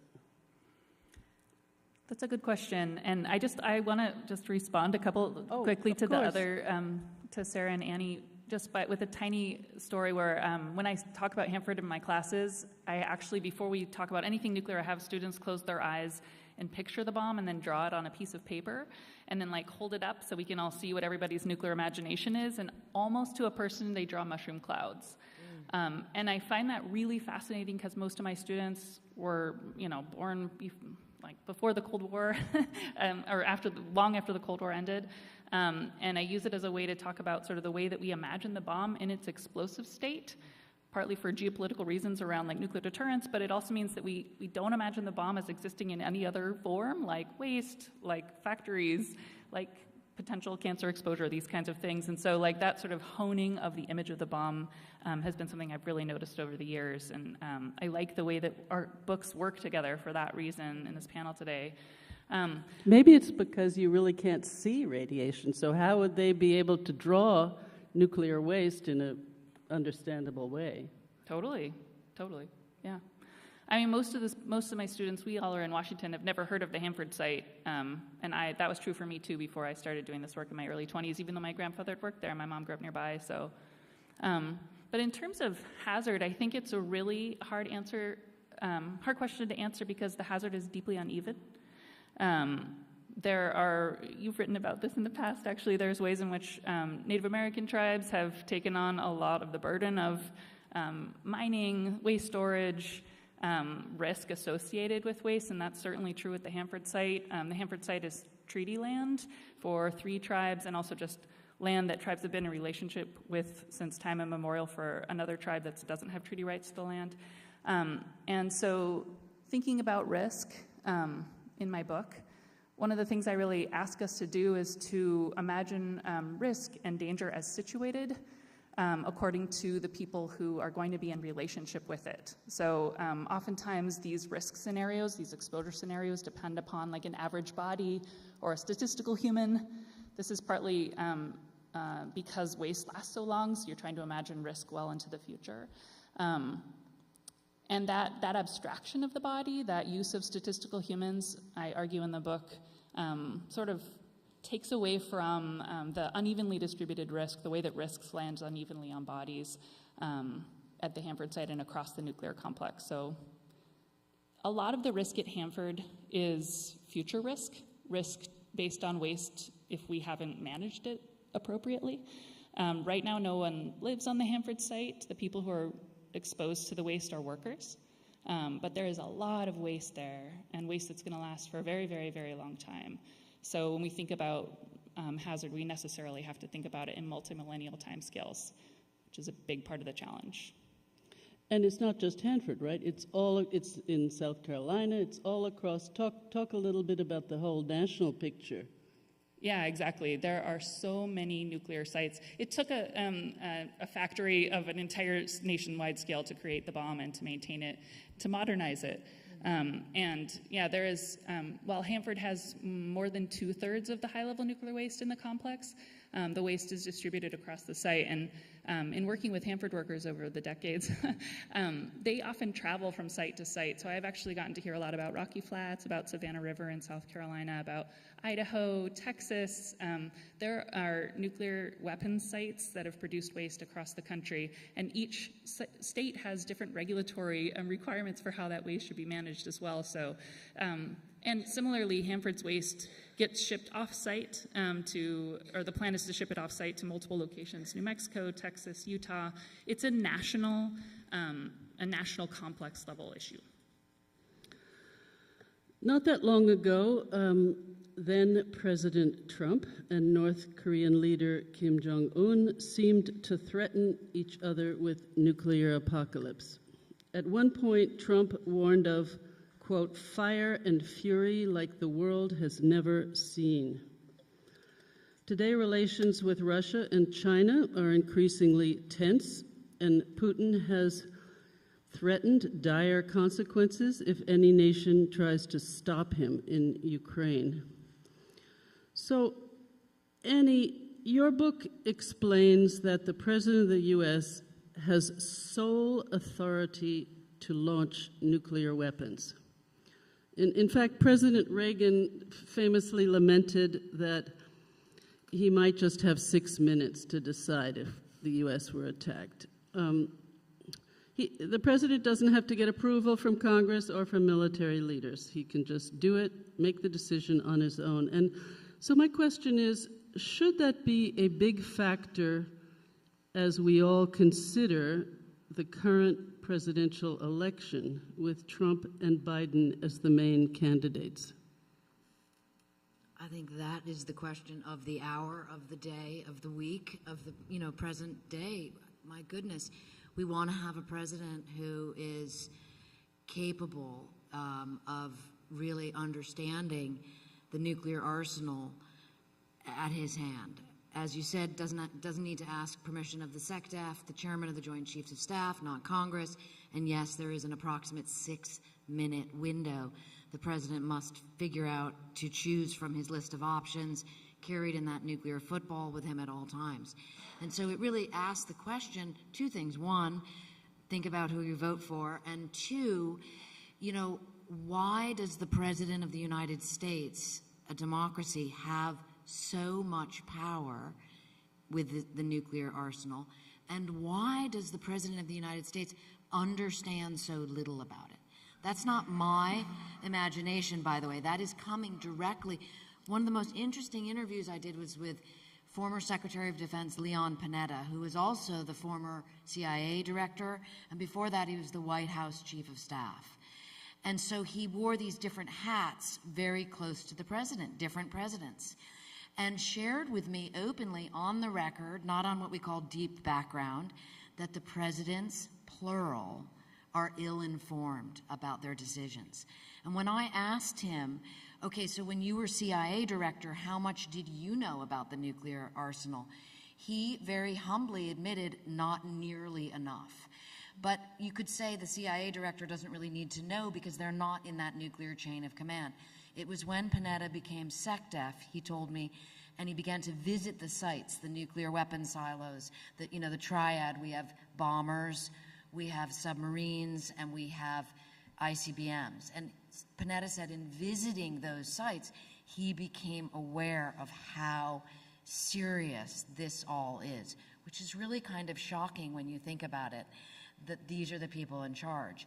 And that he said the president has even less awareness. And so I would say it's not only who are you voting for, but perhaps that whole structure of the POTUS being in charge needs to be looked at. We also didn't mention an authority called Launch on Warning, which is how all of this begins, because the U.S. has a policy, it's not doctrine, but it is policy, that once a nuclear missile is on its way to the United States, and our very technologically advanced satellite systems can report to nuclear command and control in the first fraction of a second after launch, the 30 or so minutes until that missile arrives, everything is moving forward, hence the ticking clock in my scenario, and all things must move into action. And so why wouldn't you have a president who knows what he's going to have to deal with? It's interesting, the New York Times, not fairly recently, called for reforms of this current policy that there should just be, the president should be allowed to be the sole authority. And a follow-up on that, many presidents go into office, I write this in the book, campaigning because they get a pre-briefing about nuclear weapons, and they go into office saying, I'm going to change these policies around.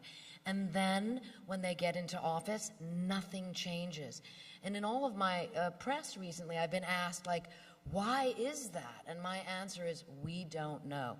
Again, that's something that I think the people would like to know. Why does the position change his mind? I have a feeling it has something to do with the military-industrial complex. Interesting. Sarah, you interviewed many scientists inside the nuclear industrial complex, and most of them said the U.S. must now spend more than $1 trillion modernizing its nuclear arsenal.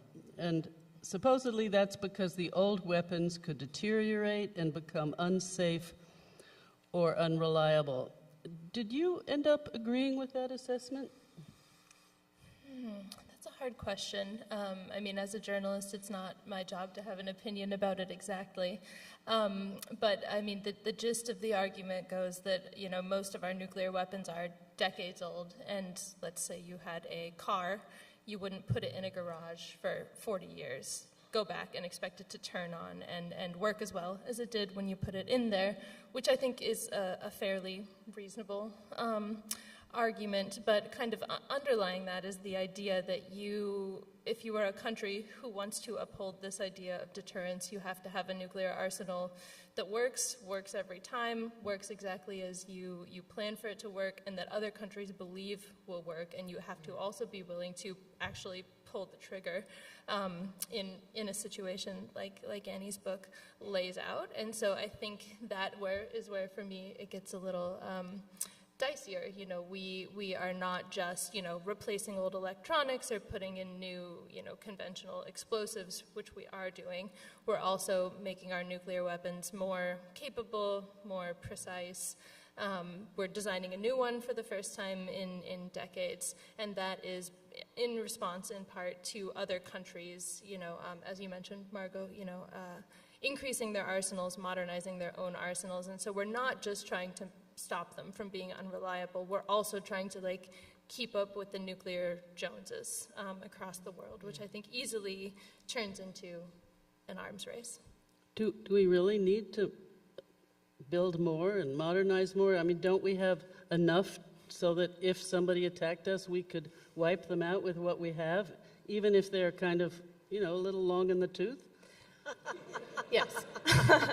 Yeah, I mean, short answer, yes. We have plenty to do whatever kind of job, terrible job we would like to do. And there's a term for what you're talking about, which is minimal deterrence. Like, how capable, how large an arsenal do you actually need to have if you buy deterrence and want to uphold it? And do you need, you know, 5,000, 13,000, or do you need 200 if what you really care about is deterrence? And if you are building more and better, is deterrence really what you are, you know, trying to achieve? Or are you trying to go for something else? Interesting. So I'm going to ask this question of Shannon, but I think all of you might be able to give us some perspective on it. Back in the early 80s, when I covered Congress for the Washington Post, there was a huge nuclear freeze movement. 1 million people marched in New York City. But today there's comparatively little public discussion of nuclear weapons, Oppenheimer aside. And so far, not much public pushback. So it was interesting in your book, Shannon, you wrote about your students and how little they knew that even though they lived in the state of Washington, that there was this massive contamination site. And you teach them about that. And so I'm wondering, once they realize that, are they motivated to become activists against the anti-nuke activists? I mean, there's so much activism on campus now about Gaza and about climate, but what about nuclear weapons? Yeah, I mean, I think it is almost even harder to engage around nuclear cleanup as a result of nuclear weapons because the risk, as you talked about before, is very long and abstract and hard to grab onto. And, like, though my students have gone on to be on the Hanford Advisory Board, take positions at the Department of Ecology, like actually do work that's policy work that is involved in the cleanup. Oftentimes students ask me this, like, well, what am I supposed to do now? The avenues for engaging with cleanup are really boring and require a lot of technical expertise, like commenting on a public comment period for waste management area C or something. Like, you know, it's really not sexy and hard to even think that you could have anything to say about it as just someone who just learned about this. So a couple of things. I work with multiple community organizations really closely. They come to my classes, they work with students, and so a lot of my students have gone on to work with those organizations who are already embedded within the site, are working with Hanford whistleblowers and exposed workers, actually going to Congress, speaking with representatives. Actually, there are avenues for material engagement for people who really want to do it. But for students who are also holding all of the many other things that they're trying to figure out how to be an activist about or do anything about, like climate change or racial injustice or policing, like all these things that people are holding, the COVID pandemic that just, really changed lots of things for people. I honestly, all I tell them is tell people that Hanford exists, that could be a political act in a space where no one knows it exists. There were 2 mentions of it in the Oppenheimer film, and it was equally as essential to creating the first atomic bomb. It fueled the Trinity test that had that big explosive scene in the movie. They did not mention Hanford, and that is almost always true. And it's, again, where most of the waste is and the biggest cleanup. So literally and I can see it's like a relief to them. It's just saying that Hanford exists. Say the word Hanford, tell people it exists so that when it comes around to vote on, or so that when other organizations are advocating around it, you know what they're talking about. That is a radical act at this moment, and that can be enough. So that's what I do. So it seems to me there are 2 separate avenues that people could become active in. One would be the environmental contamination issue, but what about the issue of, should we be spending $1 trillion? Could this money be used in better ways? Is this really a good idea? And why hasn't there been more pushback on that? Of course, maybe your book, which is now a bestseller, will influence that, but why do you think that there's not a lot of talk and not a lot of activism surrounding this issue of whether we should have more weapons or not? Well, it's so great to be on this panel because I think, as was said earlier, we all kind of speak to the same issue, but from different sides. And I am definitely all for, all you have to do is say, Hanford, to be an activist. You don't have to go the 9 yards, per se. It's just bringing a little bit of an awareness into an issue that's otherwise buried. I think that more than anything, I find that the people who have a vested interest in these issues, and it's usually financial gain, have the loudest voice. And as Sarah was saying, it can often be sort of a manipulation, you wouldn't want to have the 40-year-old car in the garage, now would you, right? And so that is a interesting thing to just keep your mind open to, of well, wait a minute, before I say yeah, I don't want, my car might not work. You want to say and know, wait a minute, on balance, I saw the Oppenheimer film. I read these different books. I'm aware of, so wait a minute, when I hear in the news that Iran was lobbing ballistic missiles at Israel, and there was a system out in the Pacific called Aegis, and I heard they took out a ballistic missile. Those are great. You might want to say, wait a minute, am I parroting a sort of militaristic buildup that I might know a little bit more than I think, which is that more weapons make more weapons. And this comes down to your initial question about, does deterrence hold? What do I think of deterrence? Deterrence is just a simple concept, and you have to decide for yourself whether it's insane, which is this idea that more nuclear weapons make us more safe. And so if I see that as a little Orwellian, that may be my perspective, but everybody is entitled to their own perspective. But I think the danger is the conversation gets hijacked by those with the biggest dollar amount, which is usually, let's have some more weapons. So the retired intelligence and military and folks and secretaries of defense that you interviewed, do they think we should spend $1 trillion on new modernization, new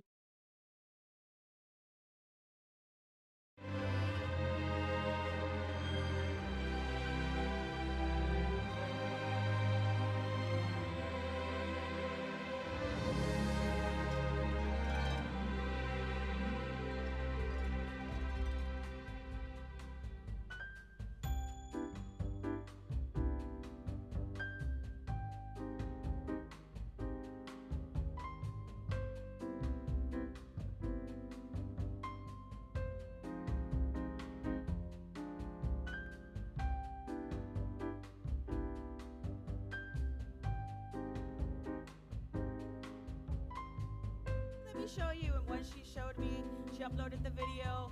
It went viral that I thought they were just robots. I'm like, this is not real.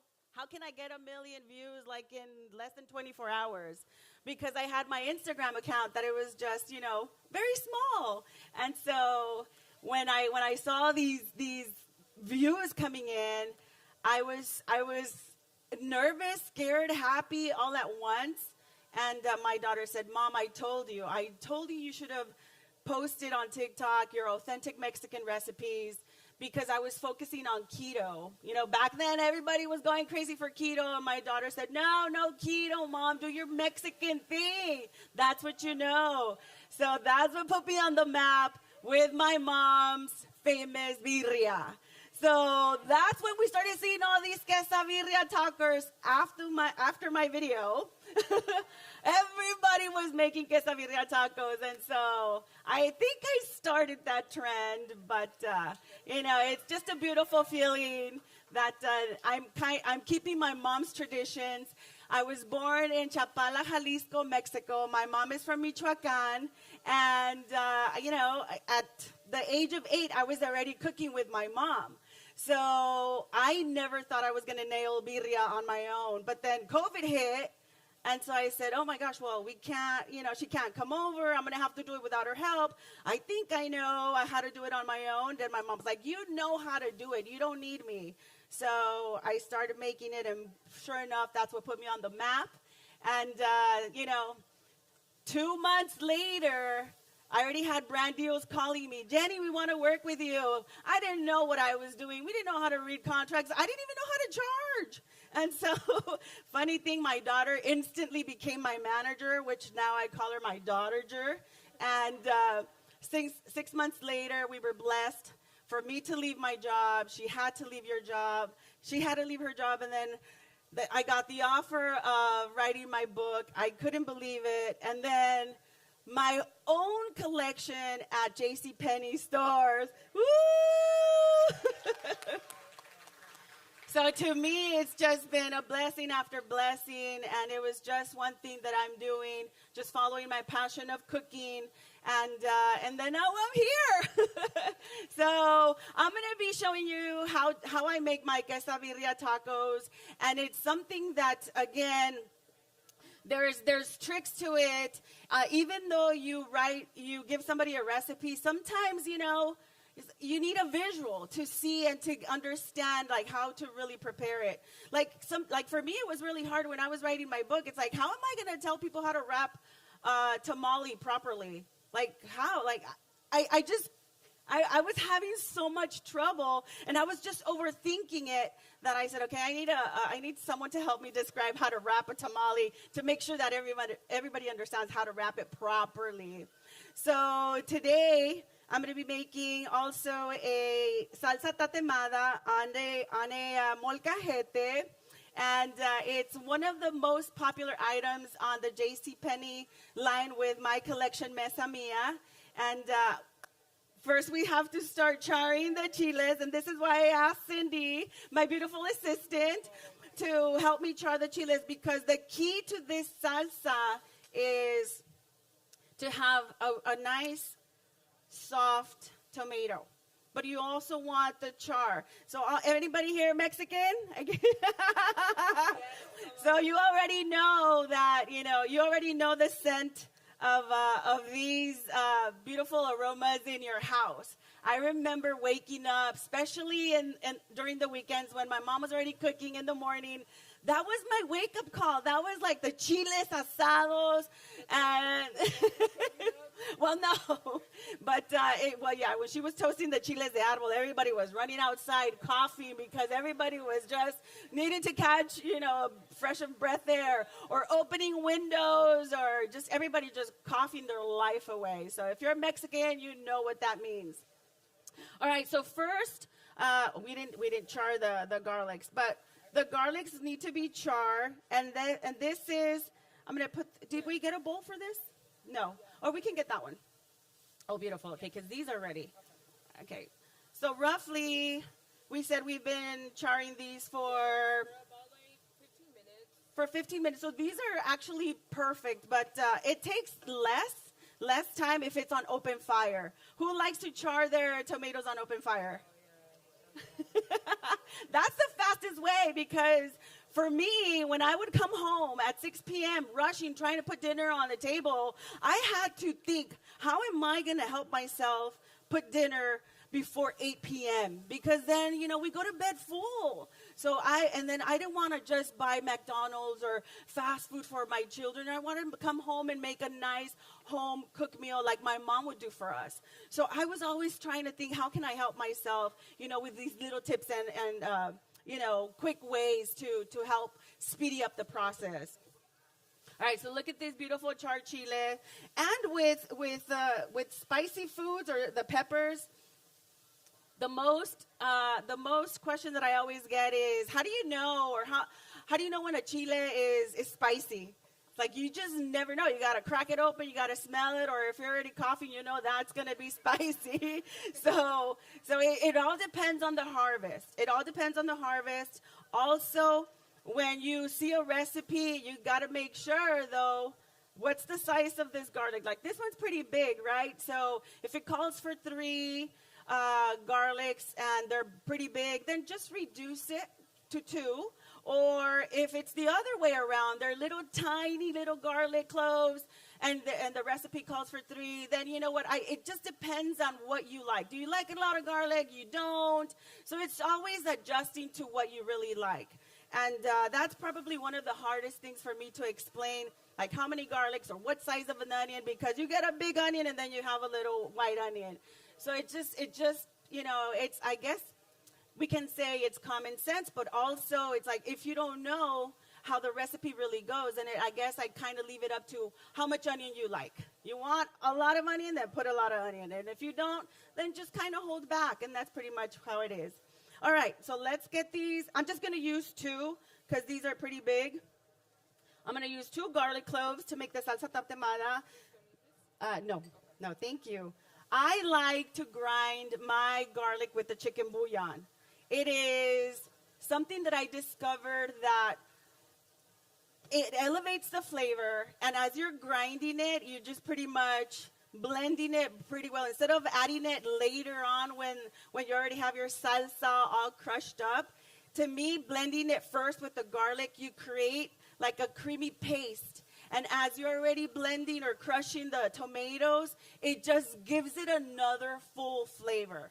So don't believe me, you guys can just try it at home. So I'm also just going to add probably like a tablespoon right here.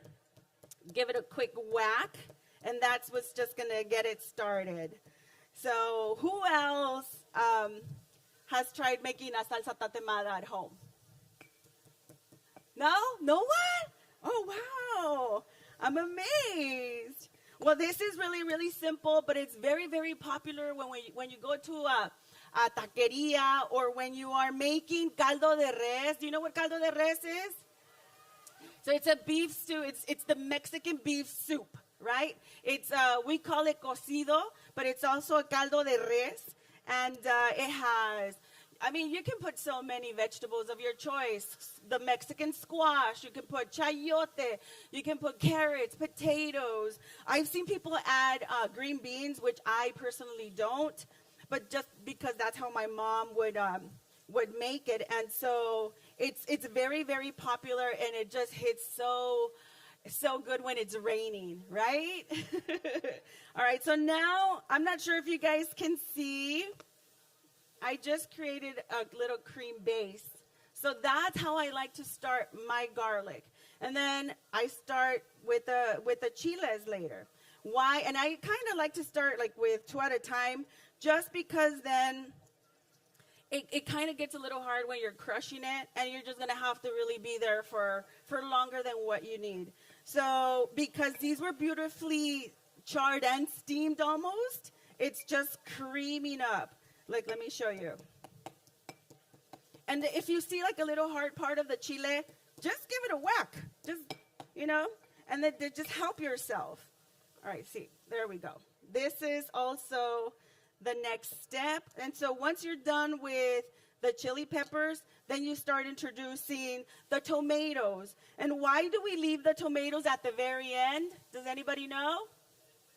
Because of the liquid. And so now, thank you. So if you didn't really get the peppers grinded in here, you're gonna be left with big chunks of chiles just floating around in the tomato liquid, and you don't want that.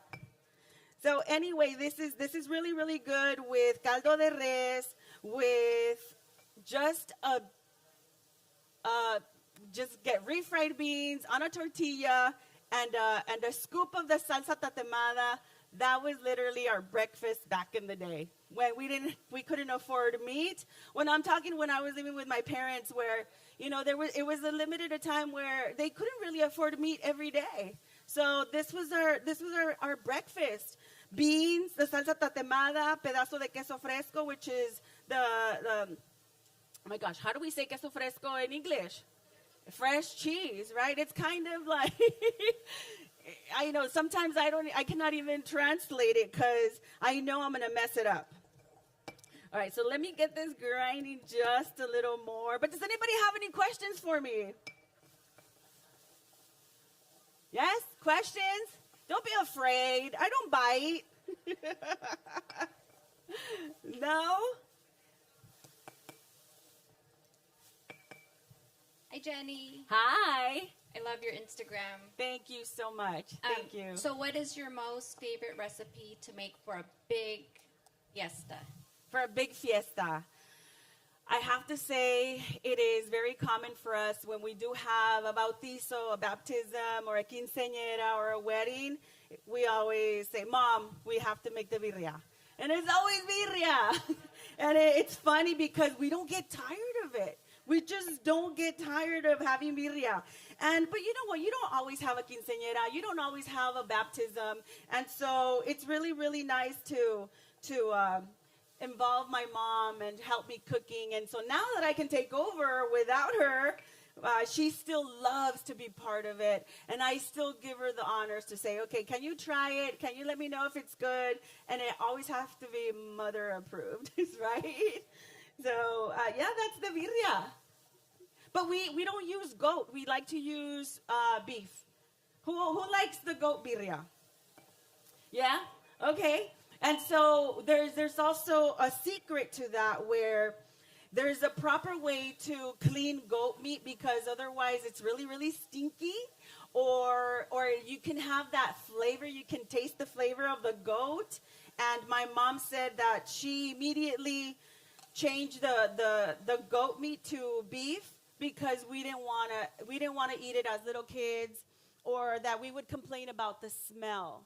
And so if you do cook with goat, just try to make sure that you're cooking outside so you don't leave your curtain smelling like goat for a month. So, all right. So this is already coming along, and it's always best too to have a volcanic rock molcajete because you could really, grind yourself in there. And with these that are marble, sometimes they just kind of slide everywhere else. So it's just a little harder, but it's manageable. I'm giving away some molcajetes, so make sure you guys go to Instagram. If you already pre-ordered my cookbook, you do have a chance until the 29th, and you guys are going to be getting a free molcajete straight from Mexico. All right. And did you guys know my husband, Mr. Beautiful over here? Come and say hi.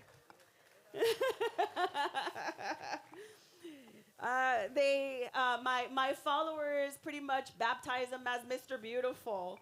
So I'm like, I think you need merch. I think you need your own hat that says Mr. Beautiful. But I just have to thank him because he's always the one that is supporting me. He's always with me. He travels with me. And without him, I don't know. I don't think I could have gotten this far. What's the best way to clean the molcajete? What's the best way? So, well, first of all, when you do buy a very brand new volcano rock molcajete, you have to cure it, right? And so there's a video, and I don't know if you guys seen the video. It's a huge molcajete that I had to use my husband's muscles to help me because I couldn't even lift it. It's just so heavy. But first you add sea salt, like the one that is rock, and you grind it. And you grind it until the salt comes out black. It's lifting all the dirt and all the loose rock that is in there. And so you have to do it a couple of times until the molcajete until the salt comes out clean. And then once you're done cleaning it, that there is no more gray or brown dirt coming out, then you cure it with grain of rice. And then at the end, once it's all beautifully rinsed and washed, you just end it by curing it with, I like to do it with just fresh garlic. And the garlic kind of goes in between the little, how can you say, the little holes of the molcajete. And that's what's giving you that extra flavor, believe it or not. So yeah, it's really easy. It does take like an hour process, roughly, depending on how big your molcajete is. But you better clean it before you make your first salsa. Otherwise, you're going to be serving pieces of rock. All right. So I don't know if I can lift this, but it's already coming along. Let me lift it with this. Oh, and another tip. Never serve your chiles with a stainless steel spoon, but you have to use a wooden spoon. Do you guys know why? Have you guys heard of this before? I actually learned this from an older lady in Mexico. She pretty much slapped me. She's like, you don't use a stainless steel spoon. And I'm like, what? My mom didn't tell me this? Like, what?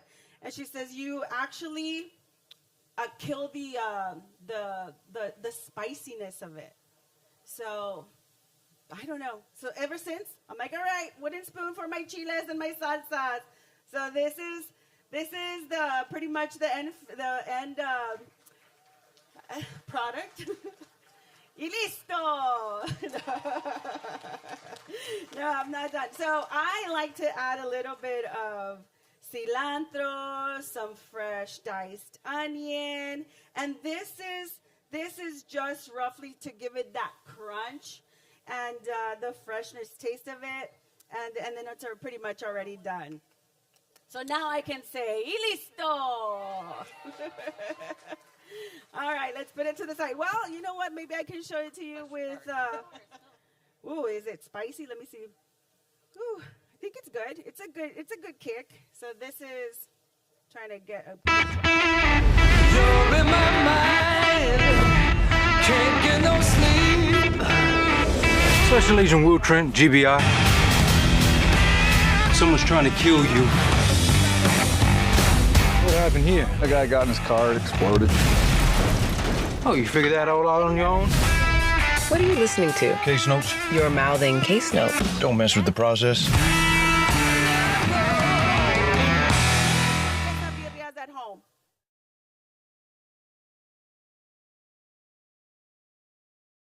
Something that is like, okay, I did something wrong. Have you guys encountered that, or you guys nailed it? That's awesome. That is awesome. So there's a question over there? Okay. Oh, I have a question. Nice to meet you. Hi. I love your videos. Thank you. Okay, question of the day. Salsa verde or roja? And why? Salsa verde. I don't know. You know what? You know what? I guess I love tomatillos, serranos, and it's just, for me, it's the acidity of the tomatillos. So yeah, if you have to give me a choice, I'll go with the salsa verde. Like costillitas con salsa verde, just carnitas con papa y la salsa verde, like that. Oh my gosh, it's like my kids love it. All right, So the number one thing that I get a lot of messages on my DMs, it's like, Jenny, I tried making the quesabirria tacos and they're soggy. Like, what am I doing wrong? So the first thing that the person is doing wrong is they're adding too much oil to their skillet. It has to be a shallow fry, but enough oil, obviously, to crisp the tortillas. The other thing that a lot of people do a mistake when they are cooking the birria, they are not separating the top layer of the broth. Once the birria is done, you turn it off, you let it cool down, and then the oil separates from the broth. You don't want to serve that to your guest in the with the birria. So we skim it and we put it to the side. But then I saw one of my uncles separating that red oil, and he was dipping the tortillas kind of like enchilada sauce, and then he was frying it. And I was like, oh my gosh, that is genius. That is genius. So I started doing that. And then it went freaking viral. So right now, I didn't have enough broth with the birria, so I said, okay, I need a little bit more oil at least, because we need to make sure that we get this beautiful color on the tortilla, just like this. So you see, this is just, I guess it's just for looks, but it gives a really nice flavor to your tortilla. So once you put your tortilla in the shallow pan with a little bit of am I going to be able to fit two in here? Okay, let me just do one at a time. So once you put it in, you have to immediately put the shredded birria meat on the tortilla. You can put a little, you can put a lot. It's your taco. It's your taco. Nobody is doing it wrong or right way. And now the cheese, let me get some fresh tongs right here. This is Oaxaca cheese. To me, that's what works best, because it melts beautifully and it's very stringy, which is also quesillo. So how do you guys know this cheese? Oaxaca or quesillo? Queso Oaxaca? Well, that was how I learned it in the beginning, but they're like, no, it's quesillo. So now I call it quesillo. So I allow it to fry before I fold it. So once it has a really nice crust on the edges, then I just hold it for a little bit, just to kind of get that, the fold, and it doesn't open on me. And then I push it to where there's a little bit more oil, so I can start frying that. I think I can add another one right here. Also, you got to make sure you put plenty of cheese so you get that cheese crust on the edges. That's literally it's the taste of that queso fundido mixed in with the meat, the cheese, the tortilla, and then the birria flavor. All right, so now we're allowing it to fry. I think I have enough time to make another taco. All right. And again, this is your preference about how you want to eat them. You can actually make how can I say this? You can make a quesadilla taco with any choice of beef. You can add chicken, you can add carne asada, you can add buche. Do you know what buche is? Yes? Oh, that's my favorite. That is like my favorite. Okay, so you can do whatever kind of tacos in this way. What makes this stand out is that it's that you dip this taco at the very end in the broth. Okay, this got stuck a little here. Let me get a knife.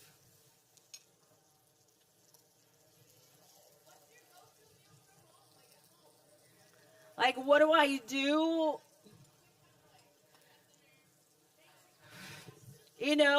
I am literally really, really quick when it comes to cooking. And so chile rellenos. Chile rellenos. And everybody's like, that's a lot of work. What do you mean? I'm like, I don't know. It's quick for me. What I do, and again, I've learned, obviously, I've been cooking since I was 13 by myself. I got married very young. So we've been married for 33 years. So it's been, thank you. So it's been like, I've learned how to help myself in the kitchen. And it's to a point that, for me, it doesn't scare me. Nothing scares me to whip something really quick in my kitchen.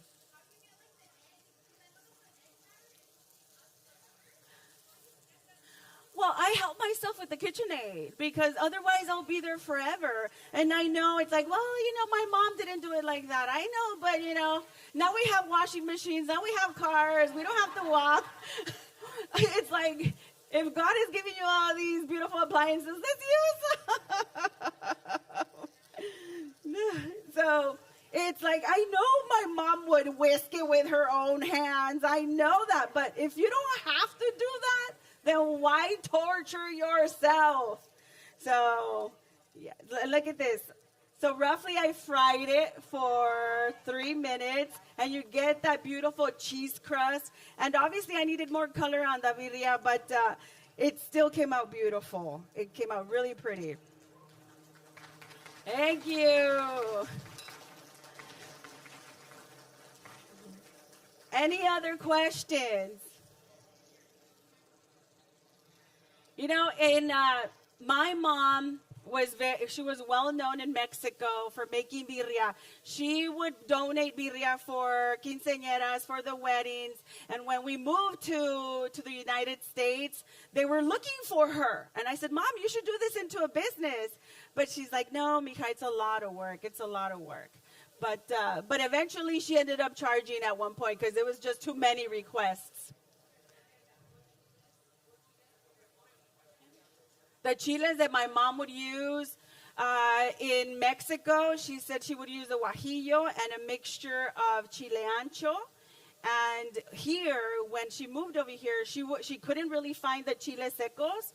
And whatever she would find, kind of like the New Mexico, the guajillos, and California are very, very similar. So I guess it's just a preference of but guajillo for sure, that's key. Am I losing heat here? Let me see. Okay. Hi, Jenny. Hi. I have a question. Yes. What are your favorite tortillas? My to favorite use? tortillas. Yes. So to making tacos is yes. Okay. I like to buy the that are not name brand. I like to go into the store where they're making let's say Cárdenas? like Cárdenas, or if I go to Northgate and they have their own tortilleria, I buy their brand because that's the most flavorful. It is very, very fresh, and they literally taste like a homemade corn tortilla. So, and they actually they can fry better. They can fry better. So for me, it doesn't matter if it's from Northgate or if it's from La Superior or El Super. As long as they have a tortilleria inside the house, I buy the name brand of the actual store. Okay, thank you. You're welcome. All right, we're going to serve them right here.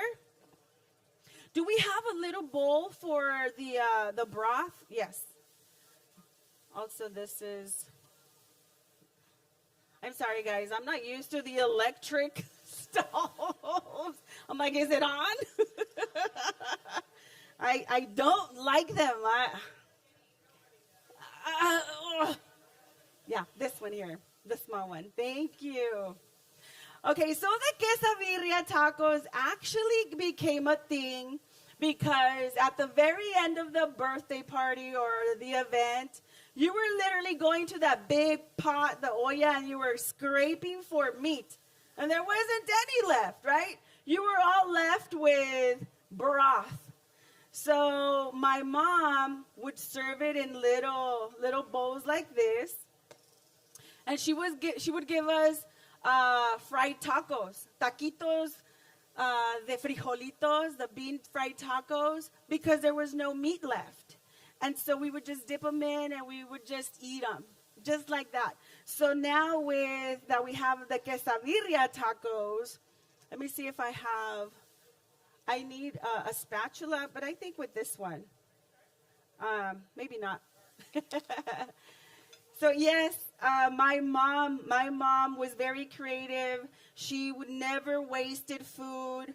I mean, she would always try to reuse the food instead of throwing it away. And in another way of us eating it, it was just perfect, because now it was not birria. We were having it in a taco with a little bit of that flavor. So this is the how the taquito should look, if you see. And then of course, us Mexicans, we want everything with a little bit of cilantro, with the onion, and of course, tapatio. Tapatio! Y mucho tapatio. You close it, you get your little bowl of broth. You put some limoncito. Oh, my mouth is already watering.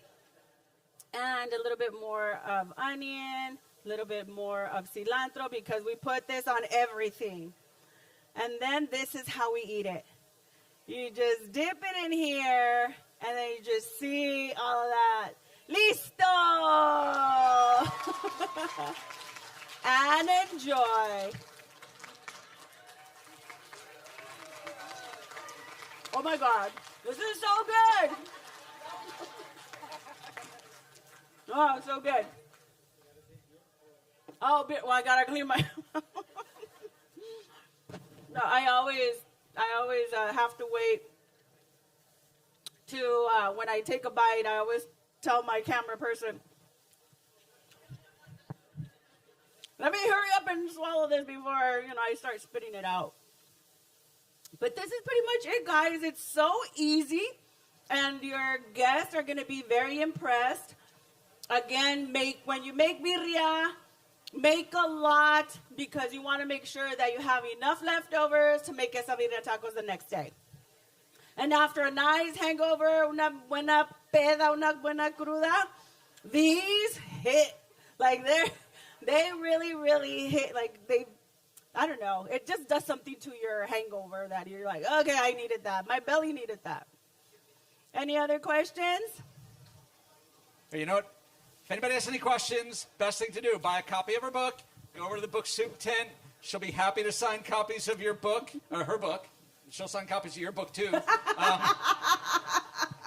So once again, everyone, Jenny Martinez. Don't forget to stick around in about half an hour.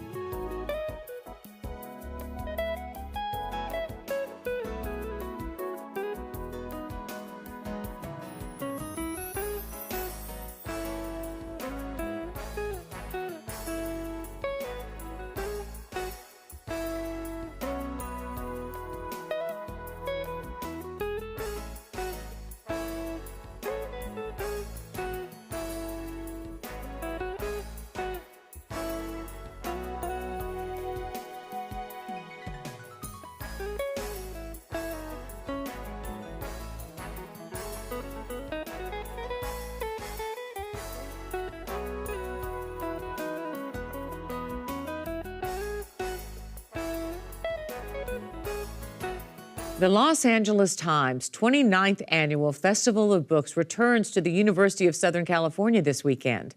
The event brings together hundreds of writers, experts, and storytellers. Kelvin Washington sat down with comedian Tiffany Haddish, who will be at this year's event, to learn more about her new book. Kelvin. Thanks, Lisa. Comedian, actress, and author Tiffany Haddish is known for keeping audiences laughing with her roles in movies like Girls Trip and Haunted Mansion, and she was the first black female comedian to host Saturday Night Live back in 2017. And all my friends are telling me, Tiffany, you a star now. You big time. You balling out of control. And I'm looking at my bank account like, And a few years later, she won a Grammy for Best Comedy Album for her stand-up special, Black Mitzvah. It's my mitzvah. I'm here to teach. And now Tiffany has a new book, I Curse You With Joy, and she is here to tell us more about it ahead of the LA Times Festival of Books. And here she is, Tiffany Haddish. It is great to have you here. For the record, folks, I've already been laughing the last 20 minutes before we even started to do this.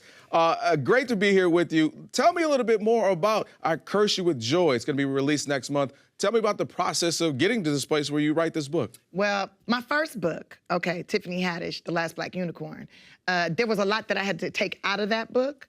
And so what I've taken out of that book, I've put into this new book, Tiffany Haddish, I Curse You With Joy. And it basically picks up where things left off in the last book, talking about things I know about me, right? And my experiences of being in this business of entertainment and how I've dealt with it and where I've come from. I want to be a huge star, not physically, but I want to be big. And how it's helped me to manage this. Now, I ain't perfect. Right. I'll talk about that in the book, how I'm not perfect. And it's okay not to be perfect. It's best to be yourself. Right. And how to be yourself. I wish they gave a manual on how to be a star. Ooh. Right? But they don't give a manual on how to be a star because it's individual. Right. That's a great point, though, and a great question. I mean, you're working hard on the comedy circuit. You're putting in the work. Now, all of a sudden, you take off in a role like that in Girls Trip. What was that like? Going from, hey, I'm working hard, and the comedians know me, and I have some respect in that community, but boom, now I'm a superstar. Now I go to CVS, and it's different. Yeah, well, it's harder. It's even harder. There's less anonymity. Anonymity Yes. is the right word. It's less, it's more people knowing you, which is great, right? Because I want people to know who I am. But at the same time, it's like, hey, I'm sick today. I'm in CVS. I'm trying to just get my sanitary napkins and go on about my business, you know? Because I'm still a person. Right. So it's really great because you're allowed access to certain things and you can create more for other people. So like, I love that I have the ability to create jobs and opportunities. Every time I say yes to a project, that's 200-300 people that get to work. Right. And I try to make sure people like me get to work, foster youth and, you know, people of color and create opportunity. But at the same time, it can be very difficult because anything I do, everyone want to talk about it, which is a good thing and a bad thing, you know? It's like, I made this mistake. Everybody knows. Well, you know what? Ain't too many people like me, though. That's the journey, right? Going through this, learning, but unfortunately, or how challenging it is that we all kind of witness this. What has being an author become for you? It's been therapeutic, being able to kind of express those things that you're going through? Yeah, it's therapeutic for sure. Relief. It's a relief to be able to tell the stories that all my homegirls know most of them. Right. You know, my friends know, but it's like to give the world a better understanding of who I am and what they're dealing with. What are they watching here? Like, you know, somebody said, oh, Tiffany, you probably an industry plant. I said, an industry plant? Well, I wish I was a damn plant because that means, you know, you have roots. Right. Right, you have roots, and just like a plant, you know, the seed starts out in the dark. You don't see all the stuff that happened to get it to where it sprouted up to be a tree, right? And I feel like now I'm a tree that's bearing fruit, and it started back in 1996. 1996. That's not when I was born. I wish it was, but it's not. That's when I started doing stand-up and really started believing that, you know, I have this ability to provide joy for others and let me figure out how I can do it in a more massive way. You and I were talking a moment ago. You're a woman of faith. It matters so much to you. Correct me if I'm wrong. You find out at the age of 27 from your father that you are Jewish. Tell me a little bit about that. Well, it was kind of crazy because my grandma had always been telling me, you know you're Jewish, you know you're Jewish, you know you're Jewish. And I thought she was just trying to say I was different. Right? And then I ended up started working at bar mitzvahs and bat mitzvahs and executive parties as an energy producer. And when I would hear the prayers, when I would hear the Torah being read and all these things, I don't know what it did, but it resonated in my soul. It made me feel some type of way. It's like a recalibration of some sort. And I feel like that's what the Word of God is supposed to do, right? Recalibrate you, get you ready for the rest of the week or whatever. And I just gravitated towards it so much. And I ended up doing like 500 bar and bat mitzvahs. Wow. By the time I met my father, I knew a lot already about the religion and about the faith. And then when my dad told me that my grandma wasn't lying to me, that it was true, I'm like, oh. And then I did like a 23andMe because I thought maybe he a liar because he ain't been around all these years. Then maybe you a liar because you ain't been obedient to what the book say and all this either. You know what I'm saying? So I do the 23andMe and then bam, it shows up in my bloodline too. So it's like, okay. I think I'm gonna embrace this, but I wasn't sure how to go about embracing it. Do I really want to? I don't know, because I hadn't embraced any religion at that point. I just been a studier of multiple religions, multiple things, right? And I talk about that in the book. And when my dad was sick, he was like, you know, it's very important that you honor our people. You have to honor the people. You have to tell people about Eritrea, tell people about your faith, tell people about where I come from, where your bloodline come from, all of that. So he passed away in 2017, and by the time I was invited to the Oscars, I showed up there in an Eritrean traditional dress, and put the place on the map. That's a whole nother thing. Tiffany Haddish, shoulder look good. Great chatting with you. Folks, get on out there, go see her at the Festival of Books USC this weekend. Meet her, have some fun, and get a book or 2 or 3 and get it signed. Lisa, back to you.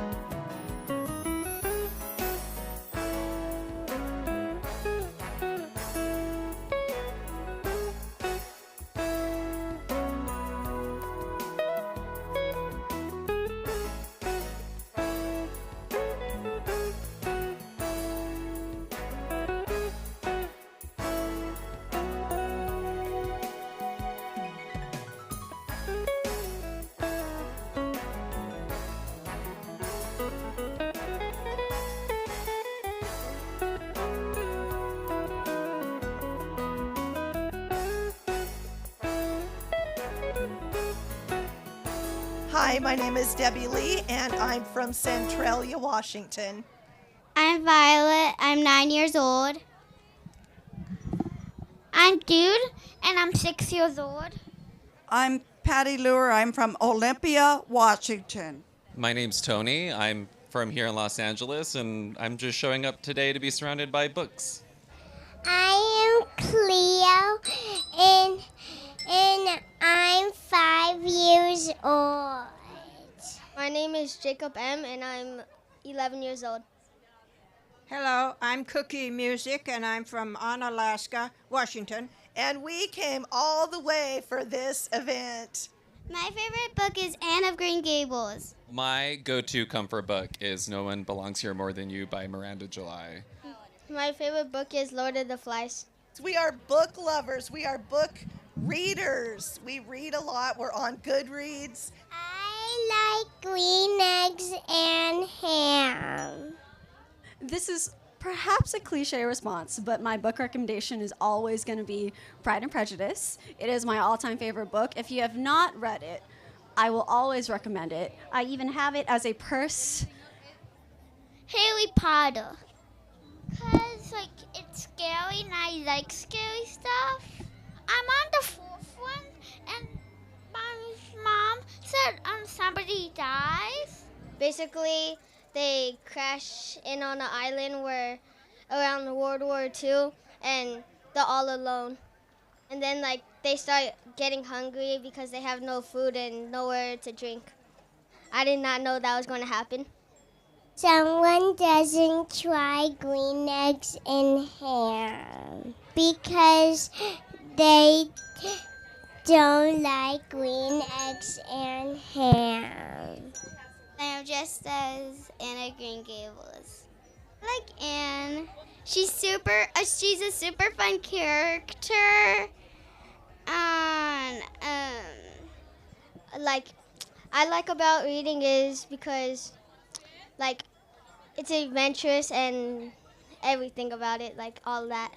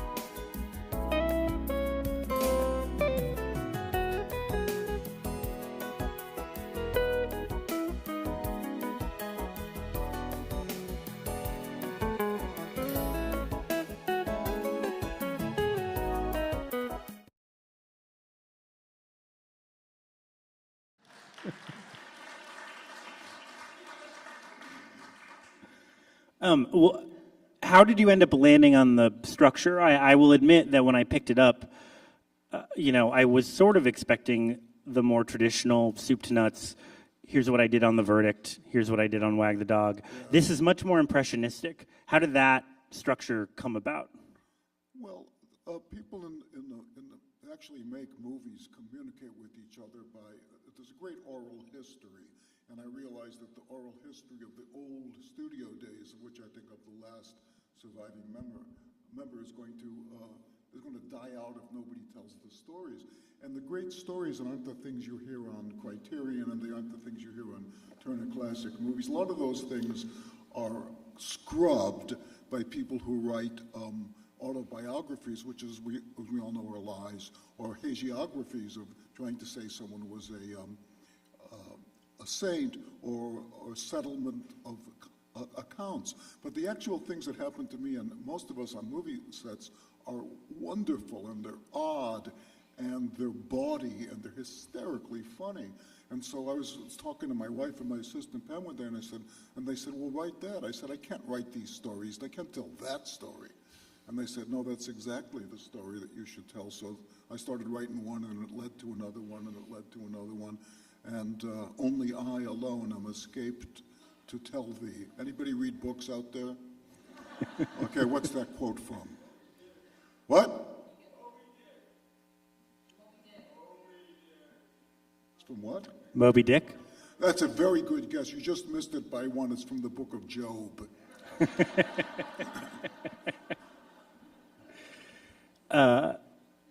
Since the idea of telling unscrubbed tales from your years in Hollywood is what generated the book, have you heard from anybody who merits mention in the book, pro or con, about telling tales out of school? No, not at all. And there's a very good reason for that, and it's that they're all dead. I mean, seriously, you get to a certain age and you look around and you say, who do I go to for wisdom? They're all dead, the previous generation. And you say, well, who do I go to for professional advice? And they're either all dead or retired. So you look around and you say, I get it, there's nobody here but me. Okay. So I sent the book to a lot of people just for kicks. I haven't heard back from any of them, but and neither did I expect to. But I had a great time writing it. Talk a little bit about the cartoons. I would love to hear the origin story of how you got into cartooning, and the collection that you include in the book is one of the most distinctive things about it, and also quite funny. Well, thanks. I started doing cartoons a long time ago. My closest friend is a guy called Shel Silverstein. Anybody know who Shel was? Yeah. Yeah. He was my closest friend, my wife's close. Great friend of our family. Our kids grew up with him. And I started sketching one day, and he said, oh, you got to keep it up, keep it up. I said, well, I can't draw, Shel. He said, that's okay. James Thurber couldn't draw. And that's true. And I was also very close friends with Ed Koren. And a couple other cartoonists will escape me for a moment. So I started drawing cartoons. And then, as I said in the book, I realized that's the best skill that someone could cultivate as a movie director was cartooning. Because when you're making a movie, when you finally get, even if you wrote it, and it's the best script anybody ever wrote, now you take it and you hand it to yourself as the director, and you say, what in the world am I going to do with this crock of shit? Because now you have to direct it, and all of your wonderful ideas, and you looked into his eyes, and Jeannie saw that Don understood that this took him back to the days of, well, you can't say, Jesus Christ, I can't film that. So the question is, what can you film? And the answer is, if you can't draw it, you can't film it. But if you can draw it, you can film it. So that's what a director has to learn how to do, I realized, was to sketch.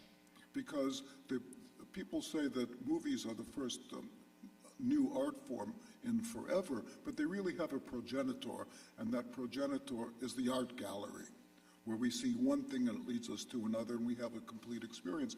And another one that occurred to me this morning is the Catholic Church, because everything is scripted so that you're going to have the same experience walking in, and you're going to see the nave and the transept and this and that, and it's leading you to a certain conclusion and a certain state of awe, and so we do have progenitors of the movie industry in our human experience, and the progenitors are one idea after another, and the third progenitor is the dream, because that's what a dream is. It's one image followed by another. But in a dream, they're so disturbing that we wake up and say, wait a second, what is the connection between them, right? And Freud said that he figured that out. We didn't figure it out, been around forever. People have been doing it, whether you call them Talmudists or soothsayers, trying to figure out forever, what are the connections between these disparate images? So the Russians came along, right before and after the revolution, and they said, okay, let's use that to our benefit. We'll say if we have one disparate image and a second disparate image, and the audience has to draw their conclusion about what the conjunction means, A, we've got their attention, and B, they're involved in the story that we're telling us. And so I realized that's the same thing as telling a joke. You say two penguins go into a whorehouse. Okay, what does everybody say? Yeah. Right?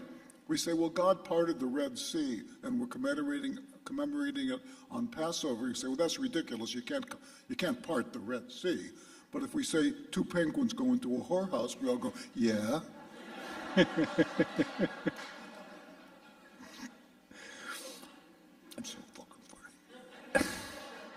So your first three produced screenplays are a pretty strong list. The Postman Always Rings Twice, The Verdict, and oh my gosh, I'm blanking. The Untouchables. Yeah. Yes. So some people would say my screenwriting career is going great so far. Keep it up. But then you wanted to start directing. What was the moment where you sort of said, I want to take the reins behind the camera, and decided to make your first feature, House of Games? Well, I wrote a couple of movies. So as I say, I started my movie career at the top of the movie business, and as a Broadway playwright, that was a huge demotion. But I was doing a lot of plays in New York, and I wrote a couple of screenplays for Joey Mantegna to do, and one of them was called House of Games, and the other one was called Things Change. And I gave them to Peter Yates, and he was going to direct them. But at the last moment, he dropped out. And so my friend Mike Hausman, who was a great producer, taught me how to start learning about the movie business. He said, Dave, you direct it. And I said, well, I've never directed a movie before. And he says, well, the same is true of everybody on their first film. So he produced a lot of films for me, and I was very, very fortunate to have his tutelage, because he was a spectacular producer.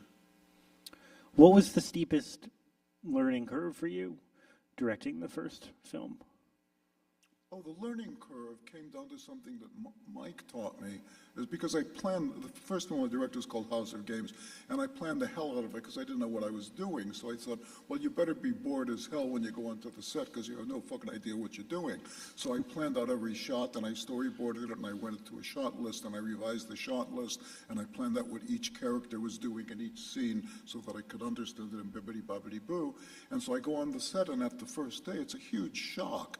It's like the first day you come home, you've just created the biggest mistake of your life, right? You've had a child. Okay, so now everything looked like it was a lot of fun, but now you're coming home in this stupid thing, this piss-laden bundle of joy, and you get out of the car, and your wife knows that you're going to say, honey, you take it, right?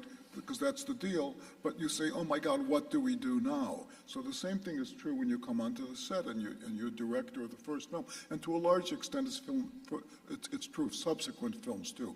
However much you prepare over decades, the first moment you walk onto the set before you start, you're going to say, what have I done? I have no idea what I'm doing. So anyway, so there I am on the set, and there's 200 people, and each one of them says, "Dave, wait a second. Is this the sign you want on the door? Is this the way the car should work? Where should the button be?" And this is happening constantly. So halfway through my first day, Mike says, "How's it going?" I said, "Everybody's wants something of me."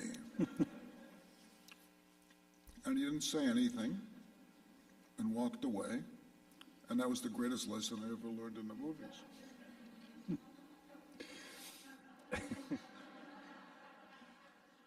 I'm sure that we have, because this is USC, we have a lot of either people in the industry, people aspiring to be in the industry. One of the things in the book that struck me most is you say that the professional addresses a script primarily as a problem of construction. I'm wondering if you could elaborate on that a little bit, or maybe if you even wanted to share a piece of advice about script construction for people who are thinking about working on their own. About what happens next, because the question that you learn to ask in the movies, who knows where you learn how to make a movie? Anyone? In the editing room. Because what happens is you get into the editing room, and though you've written the movie and you said it was wonderful until you had to direct it and say it was garbage, then you direct it and you say it's wonderful until you walk into the cutting room and you say, "What have I done?" And that's where you learn to make the movie. You say, "This scene doesn't belong, this scene is too short, this effect is nonsense, my favorite scene is a bunch of crap, the audience is..." So what, and the way you learn about this is through putting yourself in the position of the audience. Because filmmakers say, "I felt it deeply," but the audience doesn't care. We don't care. Somebody felt something deeply, right? We care if we're being enthused and enthralled. And all about construction. How can I stay a beat ahead of the audience, telling them a story so that each beat will end with something which is both surprising and inevitable, so that they'll go on to the next beat, which is exactly the same way that a comic structures the set, right? Because if he says something bizarre, but at the end of his first joke you laugh, you're going to give him your attention for the next joke. You say, "I get it. He knows what he's doing," right? So the same is true in making a movie. So it all comes down to construction. So when you make a movie, when you're shooting it, they have this thing called the board. It's the day. What are we doing today? Scene 1, Danny can't find his toothbrush. Scene 2. He goes into his dad's bedroom and he finds his dad in bed with the yoga instructor. Scene 3, he runs out into the out of the audience looking for his next door neighbor to help him explain the blah blah to him. And scene 5, he gets hit by a car. So these are each beats or scenes that tell a story. Right? You could tell that story well or badly, beautifully or unbeautifully, clunkily or unclunkily, but that's what you have to film. Because at the end of the day, when everything happens, when you can't find a fucking toothbrush, the question is, what do I need in this scene to get out of it? When the cat died and the actor is overdosed on heroin and the sun went down too early, you have to say, "Okay, I only have so much time here today. What do I need for the audience in order to be able to get out of here today to tell that story?" And it all comes down to construction. What is the purpose of the scene? What's the one thing? Where people say, "Well, it's kind of," or "It's kind of just," or "I feel," you can't film that scene, right? It's just the same thing if you're having an argument with your kid. Not that I've ever had an argument with my kid that I've won, but that you say, Okay, I get it. How would you like this argument to end? Right? I want you to understand me. No, that argument goes on forever, right? I want you to respect me. That argument goes on forever. I want you to give me the keys to the car. Now that's what we're talking about. So that's what construction has all got to be about. If construction's anything other than about what's the concrete thing that this has to happen in this scene, it's garbage. So that's why you learn in the editing room to take your deeply felt scene where she talks about the death of her kitten and throw it the fuck out. Here's what I recognize, because I think I drive my wife crazy because I like to watch old movies every night because I love old movies and I'm always learning something, right? Because That's what I do for a living. Why does this scene work? Why didn't that scene work? Why did the director put that extra line in there? Blah blah blah. So one of the things I realized when I watched old movies, and you've all had this experience watching television, there comes a point, especially as you get older, that you have to leave the room. Anybody ever notice that when you're watching television? So my question is, how do you know when to leave the room? How does your body know when to leave the room? It's because the scene's no fucking good. You know, think about it. Your body, because if you're fascinated, your body's not going to say, now I got to pee. It's just not. So the body says, now I've got to pee, when you realize subconsciously nothing's going to happen in the scene. They're telling each other about their feelings, or they're talking about something that happened off screen. So if we know that, the question is, why write it, right? And the answer is, well, because we're human beings, and if you're like me, you're an egoistical asshole, right? And I believe in my own thoughts and feelings, so I do write it. But what you want to do as a director and filmmaker is having written it, learn to cut it. Say, I get it, I had a wonderful time. I said everything I thought about humanity in this scene, right? But I wouldn't like to see it, so I'm going to throw it in the wastebasket, or I'm not going to film it, or having filmed it, I'm going to cut it. So it all comes down to that construction of, so I always say, when you can write a movie on 15 lines on a sheet of paper and tell it to somebody in an elevator, you can film it. And if you can't, you can't. Unless you have a lot of money and nobody cares. I want to shift gears a little bit to your reflections on present-day Hollywood in the book. Forgive me if my reading of it is erroneous, but it sounds like you agree with those who say that the sort of creative atmosphere for making film and television is worse now than it was when you were starting out, and when you made some of your most well-known titles. Is that accurate? And what do you think sort of the problem is? What has been taken away? Well, what's taken away, it's not what's taken away, but what's added. Because what's wrong with most films is not what's taken away, but what's added. So what we're seeing in Hollywood is the last stages of an organic process, which is called growth, maturity, decay, and death. And it happens to everything that's organic. If they're not successful, they die. And if they are successful, they die. So I was thinking this morning about Hollywood just made so much money for so long, and now they have the hegemony of all the screening and like the that there's no room for the individual initiative.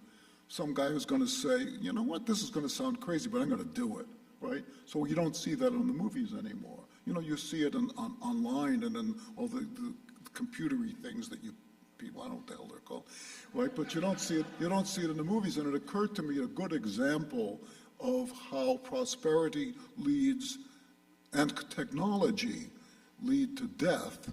People would say the atomic bomb, but I think a better example is the Roman road system. Because if you look at the Roman road system, or as they used to call it, they didn't call it Rome, because as we know from all those movies where the Brits are playing the Romans, right? They called it Wome, right? So if you look at the Womans, what they were great at was building roads. They built these Roman roads, and you find them all over the world and all over Europe, right? So what the roads did, and they're still there, they work, but what the roads did was they took the Romans into these other areas, and they liked it there. They didn't want to come home, right? Or they didn't like it there and they needed to subdue people, but the more roads that they built, the more energy they expanded in the periphery, just like a tree. And so Rome died, right? So what the cause of Rome's death was, yes, the movie, the Sword and Sandals movie certainly, but also the Roman roads. You brought up technology as one of these factors. What's your feeling about the use of AI? Have you tested it out at all? Are you like, you would never touch it with a 10-foot pole? What's this sort of the generative AI movement? Is there, I guess the question that I'm sort of reaching for is there any role for it in creative work, or should we be working to try to exclude it from creative work? How can we do that? Some would argue that it would help someone in the kind of like early idea generation draft stage. No, how could we exclude it is my question. Oh, some form of regulation or copyright law. I don't think anyone has figured out how to exclude it, which is one of the reasons why it's provoking so much tension. Everybody here and all of our kids and grandchildren got into colleges by using either AI or its progenitors of people who wrote their things. And in my day, we had something called classics comic books. And do you remember classics comic books? Right? You didn't have to read The Mill on the Stupid Fucking Floss. You could read the comic book and then pick up one or two things and write about it. So as far as somebody who doesn't have an idea, what the hell are they doing writing? So, but the two things about television and AI is that as it becomes more and more useful, and you know, the people in the unions will fight against it and then find a way to make money off it and sell the members out. But as that's happening, there'll be less work, but the scripts will get better.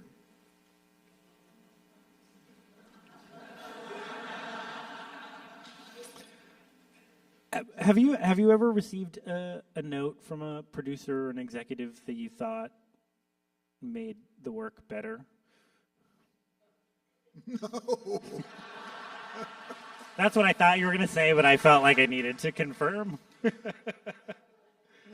mean, it's like saying, you know, you got mugged. Did the mugger say anything about your outfit?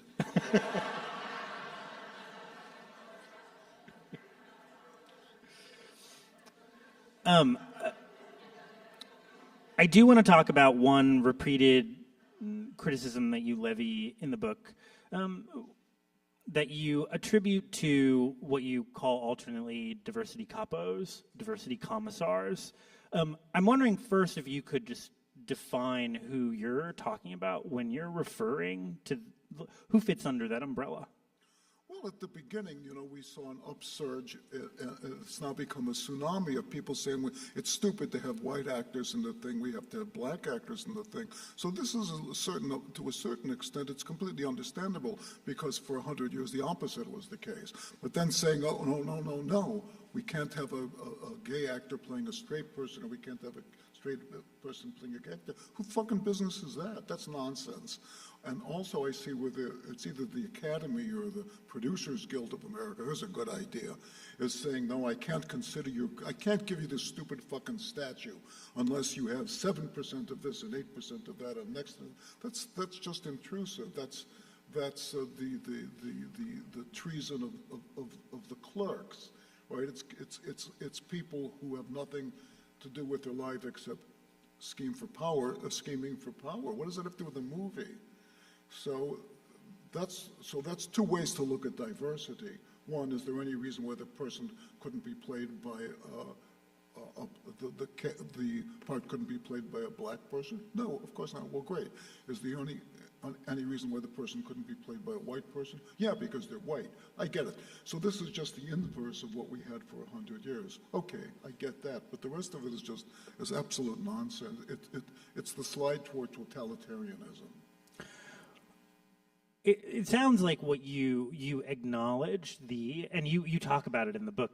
You sort of talk about, say, Breakfast at Tiffany's and, you know, portrayals of like yellowface or blackface as being criticized fairly. But it sounds as though what you don't agree with is the way that the studios are trying to improve representation for underrepresented groups in their films and TV shows. Is there something that you think could open more doors to women, people of color, queer people who haven't traditionally had access to the chance to sell a pilot or make a feature? That's not the job of the movies. That's not the job of the movies is to entertain us, is there to sell popcorn. If they think that there's an audience which is underserved, let them serve it. right? It's a business like any other business. They got no business to, they have as little business to improve everybody's racial understanding as does the fire department. You're not going to say my house is on fire, but wait a second. I need to have 13% blacks, 8% gays, and 2% transsexuals. I'm going to stay in this fucking building. Who's kidding who? You know, there's a bunch of hacks over there sitting in offices, you know, with reserved parking spaces are going to try to tell me how to run my life. I'm perfectly capable of fucking up my own life.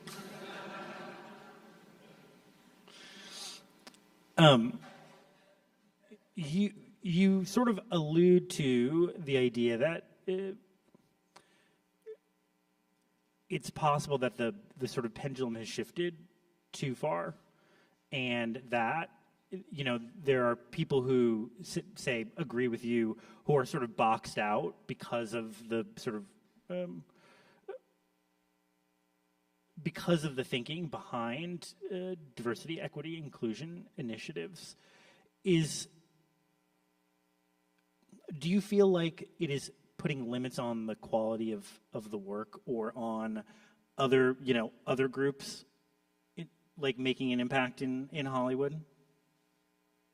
I don't know what groups make an impact in Hollywood, right? No, people talk about movies and the movies have to change our lives. No movie ever changed anybody's life. They're flickering images on a screen. You know, they existed originally so that we could go, so that some Jew who got tired of being a tailor would put up a screen and he would show the movie, and eventually they came out here and started the movie business. They're there to entertain us. I don't need someone to educate me. It's the same thing as a sign that says gender neutral bathroom. What's the difference between gender neutral bathroom and bathroom? Who does bathroom exclude? So what does gender neutral bathroom do? Right? It politicizes the human excretory function. It's the same thing with DEI. It's, you know, it's fascist totalitarianism. Leave me a fucking alone. That's what I say. I want to talk about something that you write in the book, and have you sort of talk a little bit more about how this came about. You write that you've been sidelined. The word sidelined is a quote, because of your politics. I'm wondering if you could, what was the moment that you sort of first felt sidelined because of your politics? Was there a particular exchange that you had, or a particular project that didn't come together? I don't know if I'm sidelined because of my politics, but listen, people age out. You know, I'm probably the oldest person in any room that I go to. I don't feel like it, but they feel like it. And so younger people want to work with younger people. Younger people coming up in the movie industry want to work with their friends, they want to work with their peers, and they want to have the capacity to dispense patronage. It's very important. If you're a director or you're something, a producer, you want to be able to say, yeah, that young person over there, I want her. Or yeah, this young person over there, I want that. They can't do that with working with me, right? I'm aged out. Also, there's only two reasons in the world I'd ever want to make a movie. One is if they pay me a lot of money, and nobody's going to pay me a lot of money anymore. And the second one is if I get to pay me no money, but let me have a lot of fun. And nobody's going to let me have a lot of fun, except that I just made another movie with Shia LaBeouf and some friends. We made it for $5, and I had the time of my life. And I think we're going to make a lot more. But that has nothing to do with the studio. The studio, listen, people, when was the last time anyone came away from movies saying, man, that knocked my socks off? What do we say? I really like the visuals, right? Or, you know, I love the thing that they did with the blah blah, or the car, or this thing, or the colors, or the ideas involved. Right? When was the last time anyone got their socks knocked off? That's what I used to do for a living. That's what I'm trying to do now. That's where the fun is. What's the fun in going into a meeting and trying to agree with a bunch of fucking idiots in order so that I can make a movie that's not my idea? Right? That's why I would always say, I wouldn't say it here because this is a school, that the best thing that the school can do to young students with talent, film schools, is say, get the fuck out of here. Are there any younger filmmakers working today that you look at their work and say, oh yeah, they have talent, they have chops, or they have potential to grow into something? No, I don't know about potential. I don't know about. And I My saw kids, some, you can I ask saw them a some question porn if you'd movies like. lately, but I can't remember the name of it. But, You might get a snarky one from my teenager because she is a teenager now. I'm kidding. She's a good kid. She's not on her phone right now, though, because she doesn't have her phone this week. She gets it back tomorrow. Can I tell you, it's been a nice week without it. I get to see her beautiful eyes. She's got beautiful eyes. It's been nice. I don't know if I want to give it back to you. Do you guys want to come up and help me? Yeah? Okay. This is my daughter, Harper. And this is my son, Holt. Hi. Hi, the short one. Well, you're younger, that's why. This is one of Holt's actually favorite recipes, right? You love this one. Yeah, I know. And you love bagels. All right, she doesn't like onions, so that's why she won't eat it. Okay, so we're gonna start with 2 tablespoons of butter, and we're gonna get that in about 2 tablespoons of, you wanna eat some of it? You probably could. And then 2 tablespoons of, here, take the wooden spoon. It's very hot right now. And then about 2 tablespoons of oil. And we're gonna get that melted up. And the culinary team was so nice to already slice my onions so I wouldn't cry in front of you guys. So once that's melted, we'll get our onions in. I think what you can do is you can help me do the bagels. Harper, once that melts up, will you put the onions in and coat it all for me? Okay, great. You come over here. So what we're gonna do is we're gonna take our bagel, and generally, a lot of times, depending on the soup bowl you have, right? You wanna make sure it kind of fits inside the soup bowl on top for your bread. So we're gonna cut this in half. And like I said, this is actually better if your bread or your bagels are a little on the stale side, because the staler, the drier they are, the more moisture and the liquid's actually gonna get into the bread and taste even better. All right, so we're gonna cut this in half. And this is, here we go, all right? So we're gonna measure it and see. If it doesn't fit perfectly, you can actually cut around the sides like this. This one does fit, but if you had to, you could go like this, right? And you cut around it to make sure it fits. And then you can use the bottom too. Either side, doesn't matter. So we're gonna cut 2 of those. I like the top just because it has the seasoning on it. And any sort of, what, honey? I guess you're just gonna watch. I think this is gonna be a little hard for you. Is that okay? Do you wanna take the onions and stir a little bit? Give Sissy a break? It's hot though, yeah. Can you see it okay? It's a little high. Okay, so this one actually is a little long on this side. Do we wanna start with some questions? Yeah, anybody? Don't be shy. We have a microphone right over there. Tell me your name, sweetheart, again. Who's got the microphone? Peggy. Peggy. Tell Peggy you want to ask something. Nothing? This is a first. I've never been with a group of people who've never had at least one question. Okay, let's hear it. I was just wondering, when you were growing up, like, when did you really learn to cook on your own and start doing it a lot? I've always been in the kitchen with my mom, my grandmother, and my aunt. So all the females in my family were all the ones that were always cooking. And I always wanted to just be with them. So I was always kind of cooking along with them when I was very little, up until I moved out of the house when I was a teenager. And I remember the day I was 17 years old, just got my first apartment, was shooting a tiny little show called Saved by the Bell. And my mom said, well, now that you're on your own, guess what? You get Thanksgiving. And I had to do the entire Thanksgiving at 17. I killed it. I killed it. Are you eating bread? So it was always something that I've had in, you know, the love for it and the passion for it. And then it just kind of grew as I got older. What are you guys doing? You're hilarious. All right, would you add a little bit of the time, please? I have a question. Yeah. Hi, in your new book, what's the recipe that's... I don't know where I'm looking. There we go. Sorry, hi. Hi. if you're in a rush in the morning, what's the fastest recipe in the book? And also, what's the fastest recipe? And also, what did your daughter do to get her phone taken away? I'm adding a little more about. Can I tell them? Exactly, it is so stupid.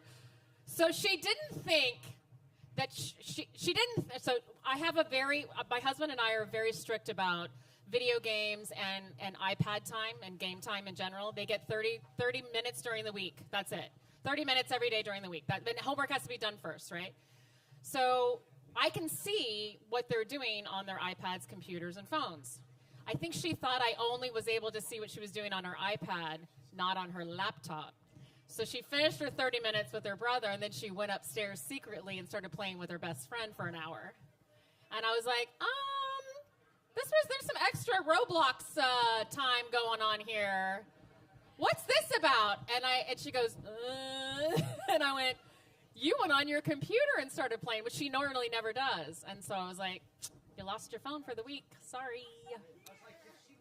Anyways, that's why she lost it. Okay, what was the first question again? If I'm in a rush in the morning, Yeah. like what's the fastest recipe in your book? The fastest recipe. Oh, the leftover pizza. Everybody has leftover pizza, right? So take pizza. I'm going to quickly show you how to do this, even though I'm not demoing it. This is going to be about 16 minutes for these to get sort of caramelized and all, and then we're going to add the time right here. Oh my gosh, girl, you are embarrassing me. We grow this at home. Okay, so you take leftover pizza, you add a little ricotta or something kind of cool if you have it in the fridge. You don't have to. Add a fried egg, a little chili oil. You got a breakfast sandwich. Oh, and then I use a little Parmesan, and I crisp it up, and I wedge it over the fried sandwich. Ooh, ouch. What'd you just get on me? You make it into a little frico, like the crispy cheese on top, and you make it into a sandwich. That's, I think, the very first one in my book. Good job, Holt. Thanks for stirring, bud. Okay, wait, hold on. I'm going to find it for you. Yeah, go ahead. Is there another question? Yeah. Hi. I really like your show, Alexa and Katie. Where? Stand. Hi. Oh, there you are. Hi. You just mentioned having to make Thanksgiving dinner by yourself at 17. I remember Yes. there was also an episode on the show when Alexa had to do that. Was that Yes. inspired? Isn't that funny? The two girls had to do it all by themselves. Not because they were told to do it, because they wanted to. Big difference. Big difference. Here it is. Can you see it? That's it. Super fast. Okay, what's that? Oh, that's the pizza. Remember, you love that one. Yeah, that was a great episode. A messy episode, but a great episode. Yeah. I wanted to know what your experience was like on that set. Like, how did Amazing. you enjoy it? Absolutely amazing. I had just come off, I think he was not even 2 yet, so I still had him little at home. The what? Oh, that is a good story. And so he would come to set a lot when he was little. Really a beautiful cast. Those kids were spectacular. I'm still very close to the girl who played my daughter. Her name's Paris. I still talk to her all the time. Harper loves her as well, almost like an older sister. Finn, who played the little boy, they have also, they're like best friends. They talk to each other all the time. It's just a very special cast, a super special show. I think it talked about a very hard subject about cancer, about your child having cancer, but really trying to make light of it. In a really loving way, and we'd never seen that on a sitcom before, and so it was kind of the first of its kind, which was really special. So, yeah. Okay. Hi, cutie. No, keep that in there. Girl, it needs to cook. What are you showing? They got a camera. Can't they see? Oh, no, I guess they can't. Can they see? Can you guys see? Yeah, they can see. How long have you been cooking? Yeah. How long have I been cooking? As long as I could hold a spoon. That's a long time. Your age, if not younger. Do you love to cook too? Yeah? Yes. Do you love to eat more? Yes. Yes. I thought so too. Yep. We're going to season it. Oh, you want to do it? Okay, one of this. It's a 2 salt, 1 pepper. Okay? Oh, I like that, Harper. Very nice. All right. I don't know what our timing is, but we're going to cheat this a little bit. All right, now we're going to add our bourbon, which, of course, is going to cook off, so you're not getting your kids drunk. Yes? Can I do something Would you like to put in the booze? It's probably the only time you're going to be able to touch this until you're old enough. Booze. We're going to want a quarter cup. I'm going to tell you when to stop. What did you say? The booze makes you snooze? Is that what they say at school? Oh, jeez. Okay, ready? It's about a quarter cup. Okay, whoa, that's good. Okay. All right, and we're going to cook this up. Oh, yep, and then we're going to, okay, hold on. I'm going to tell everybody. So you want to, hold on. You're going to want to, if there's any sort of caramelized brown bits, you want to make sure you get all that out of the pan. It smells horrible. Good. Woo. You're on the straight and narrow. Good job. Okay, yes, go ahead, sweetheart. Hi, I was wondering if you could kind of talk about the recipe development process for this book. It's a long process. So first book was a little bit, I don't want to say easier, but I had a lot of recipes that I had been doing either through my family or on Dinner at Tiffany's. So a lot of my recipes were from that. So the book was probably more than halfway done in that sense with recipes, and then I developed maybe 20 more, because that one was a hefty book. It was 125 recipes and pull up a chair. This one was completely brand new.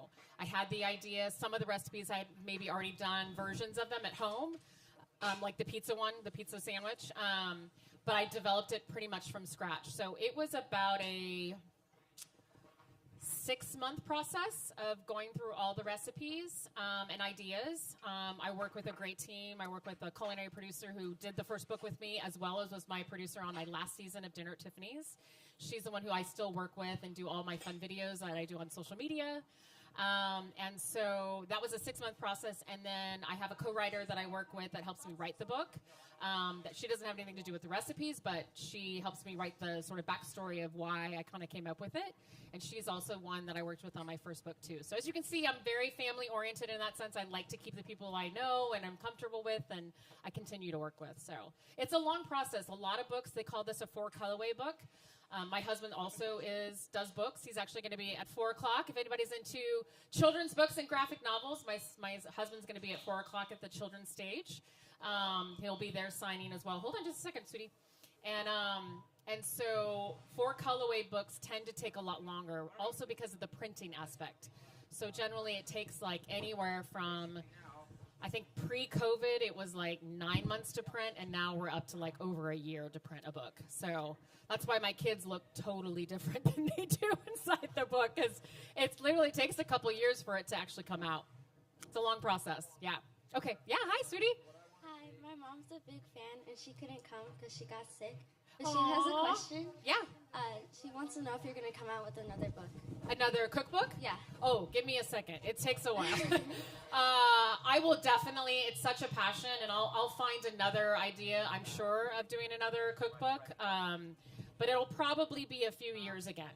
I think it was like 5-6 years between my 2 books, so might be around there again. Yeah. Okay, how are we doing on this? I'm going to raise this up. But they're looking nice. They're smelling great.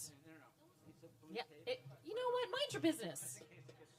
Mind your business. You eat it every time I make it for you. So I don't know why you're saying it doesn't smell good. Okay. Here we go. Yes. Hi, sweetie. I was wondering, do you have any recipes that are gluten-free or easy to adapt to gluten-free? Yeah, I do actually. I'm trying to think. There's a lot of things. You know, it's funny because I have a lot of vegetarian friends as well. Not that I am I used to be a vegetarian, but not that I'm a vegetarian at the moment. But a lot of things that, and I feel like nowadays, there's so many gluten-free options and products, right? With flour and all that kind of stuff. So a lot of my stuff is very much adaptable, if it's not already. What's that, honey? That's you, yeah. As well as vegetarian or vegan. Yeah, very much. I won't say it's a totally gluten-free cookbook, though. But I feel like nowadays, with so many gluten-free products out, it's so much easier than it was 20 years ago, for sure, yeah. I know, that's the whole point. So they're talking about the fact that I have something in my teeth, and they think I actually printed it not knowing that. That's so cute, honey. You're looking out for me. Oh, all right. I think we're good there. All right, can you pick out? You hurt yourself. Well, you got to be careful. Don't be so harsh on my onions. All right, we're going to take out we're going to take out our thyme. We're going to add a little bit of, we're going to take this off. We're going to add a little bit of sherry, which gives it its nice, very classic French onion flavor. Oh, let's hear it. Hi, two parts. Yes. I watched Alexa and Katie with my mom after my dad passed from cancer. And Oh, it I'm was so like the best sorry. experience. Was So that it? show was Oh, great I'm to so watch glad. I together. hear these stories and it warms my heart so much. I'm so sorry for your loss, Thank though. you, but it was wonderful to have that show. But my second question is, do you still talk to Zach Morris? I do. Do you know who actually talks to him more? My husband. They have a whole bro-love relationship. Yeah. So, oddly enough, they're closer than I am with him. I mean, we have a longer relationship. I mean, it's definitely more like brother-sister, but he talks to him probably more often.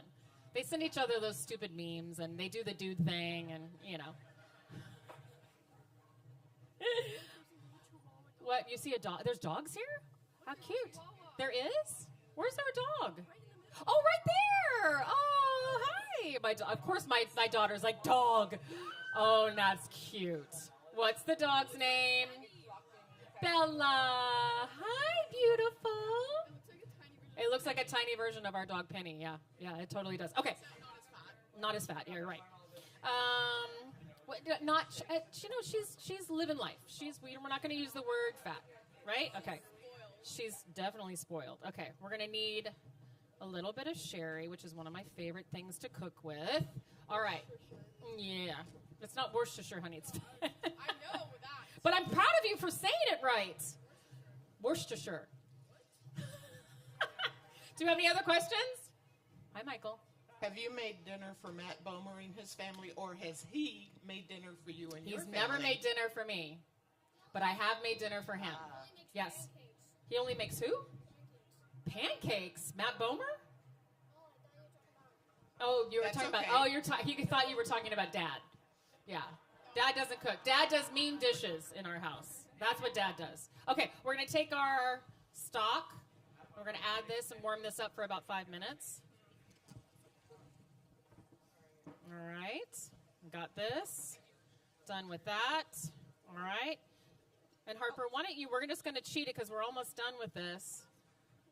Oh, it smells so good. Okay. Why don't you bring that bowl over, and if you want to start ladling it, careful. No fighting with the hot, no. Siblings. You do one, Holt gets to do one. That is the deal. Doesn't matter if you're older. You also are hurt. You shouldn't be doing any of it. Come here. You going to do the first one? You want to do the first one? Okay. So make sure you get enough of the soup and the onions, okay? And you pour it in here. Okay. And then we add the Gruyere. Hey, don't taunt him now. Come on. Stop. You're doing good, Holt. Good job. Okay, a little bit more. I'm going to have you go up to like that line right there, okay? Perfect. A little bit more. We got to have it a certain height, baby. Keep going. As you can see, here, just a little bit more. We'll do a little bit more onions, okay? There we go. All right. Harper, do you want to start the next one? I'm going to show this over here. Hold on. I'm going to put it back here, but I'm going to keep going. Okay. You're going to add the Gruyere, okay? No hitting. Okay, we're going to put a little bit here. Then we're going to add our... Oh, I forgot to show you guys. This is the most important part. You got to score the bagel a little bit, okay? With a cute little, like, tic-tac-toe sort of thing. It helps get the flavor into the bread, okay? So we're going to add this in here. It's a little hard, buddy. It's okay. You were eating it before. Here you go. All right, and then you add this to the top. Once Harper's done with the other one, we'll do the other one. You go all the way to about right there. Not yet. That's at the end after it comes out of the oven. Okay. I'm gonna put another one together. Yeah, that's perfect, sweetie. Okay, you gotta put cheese first. Huh? These are no. You want to use the tops. I mean, you can use both, but it doesn't broken. It goes in your stomach. I didn't. You're right. Thank you. Okay. Any more questions? We're almost done. This is going to go into the broiler. Oh, you've been waiting so patiently. Thank you. Did you see how patient she was? Okay. Okay. My family, we love White Collar. What is your favorite episode? Ooh. That's hard. Harper just started watching White Collar because I don't know if you guys saw, but it's on Netflix right now. And a little rumor we might maybe. We'll see. She's just been watching it. So funny enough, I've been reliving watching the show with her. And we're at season 2 where Mommy looks like I'm having some good fun with good food. But really what it was is I was pregnant with her.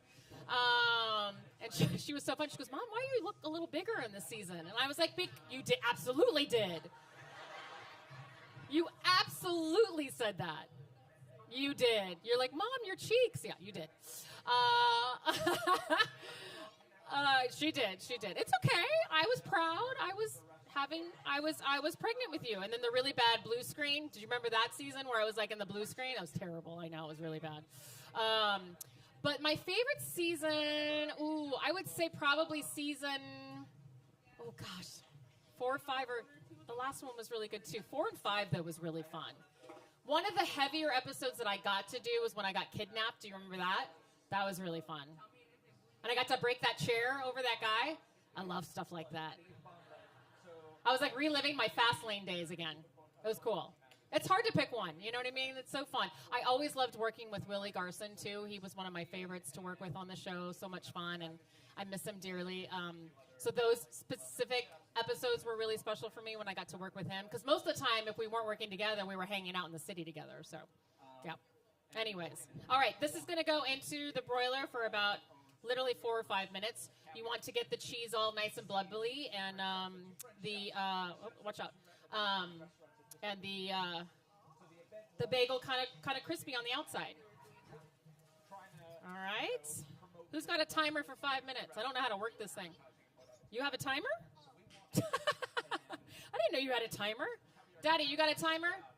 Okay, you got a question? Hi, I was wondering, how was it being a child actor or really young and moving out really young? Yeah, I moved out when I was 17, just before my 18th birthday, like by a few weeks. So basically 18. But I was already working so much and holding down a full-time job and going to school and getting tutored. I felt like I was ready. It's a lot. It's a lot. It's not, I sometimes laugh at the kids when she comes home and says she has lots of homework, and I'm like, try homework and a job, no.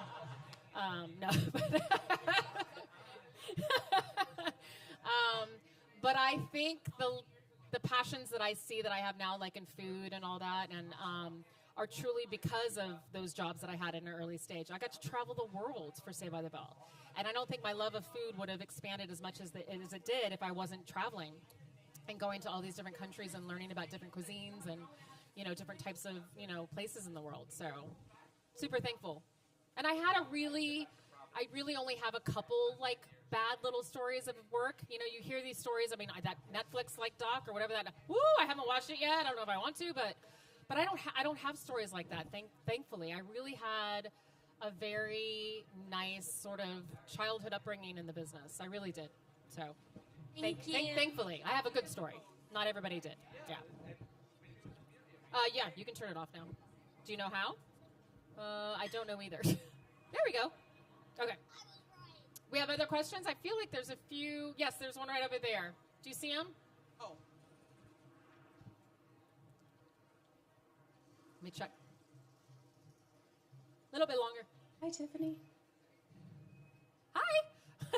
Oh, jeez. All right, I'm on. Hi there. Hi. Wonderful to see you. It's been a while. Thank you. I want to know one of your favorite stories or memories of, rest in peace, Dustin Diamond. Of Dustin Diamond. Oh, my gosh. There's so many to choose from. He was just one. Just one? Okay, this is going to be really funny. I remember he had very curly hair, as you know, and it was hard for the hair and makeup department to give him a proper haircut because one, I don't know if they knew how to work curly hair. I don't know. It was always something that was a lot harder to work with his hair. So he bought one of those Flobies. didn't turn out so great. And it was so funny how he brought it to set and showed everybody how to use it, where it like sucks your hair up and cuts it. That was a big memory. It was very funny. But he was always doing stuff like that. Like, to be funny, he really wanted to be that person on set that would make everybody laugh. Yeah. Anyways. Any more? We're almost done. I think I'm going to pull this out. You're going to eat some butter. Oh, let's not. Let's not. Let's say you did, but really not. Watch out. This is very hot. Move away. Move away. All right. He just ate the butter. Well, you served him sugar 2 seconds ago in the VIP room.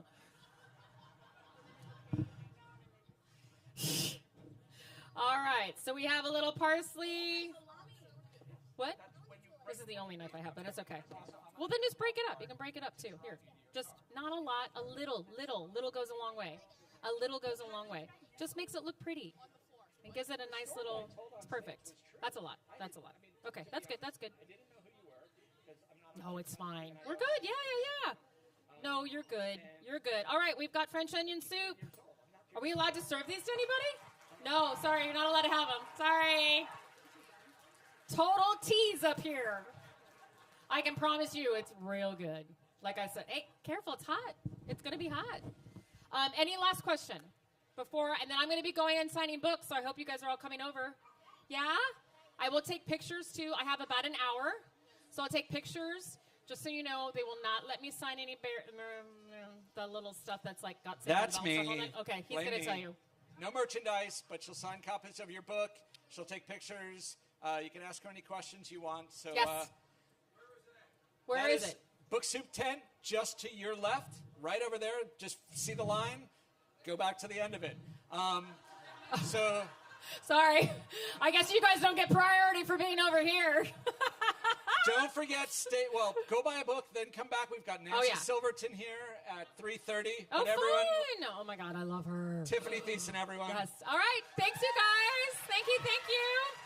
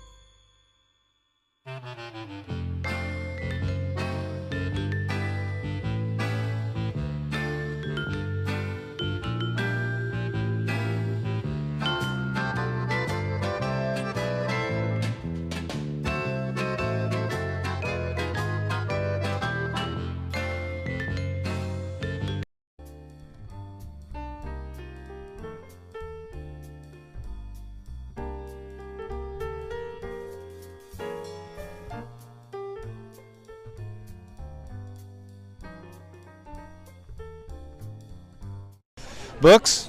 Books? Excuse me, what book are you reading? I'm reading The Cautious Traveler's Guide to the Wastelands. It's amazing, it's really fun. It's like Murder on the Orient Express, but fantasy.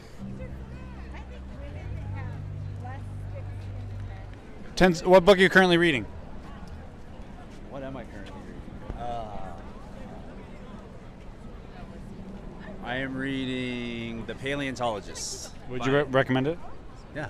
It's a nice little thriller set in a museum. Yeah. Do you remember who it's by? Luc Dumas, I think. Excuse me, what book are you reading? Oh, nothing right now. Okay. Let's do it. Yeah, that's great. What book are you currently reading? I'm reading so many. I'm reading David Copperfield, which I love. I'm reading Forever Barbie by M.G. Lord. And I'm reading Three Body Problem. Excuse me, what book are you currently reading? Heather, what book are you currently reading? Oh, what's the book that I'm reading right now? Excuse me, what book are you currently reading?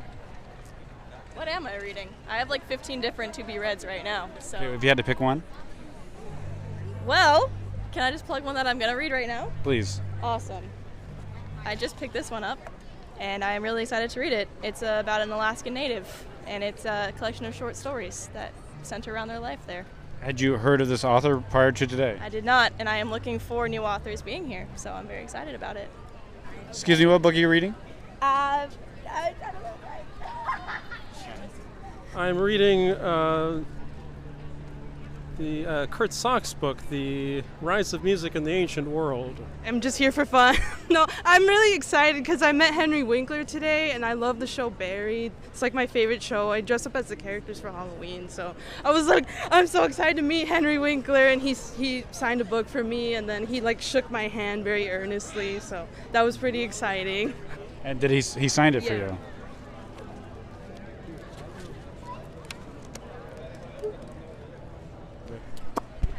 It's like going fishing.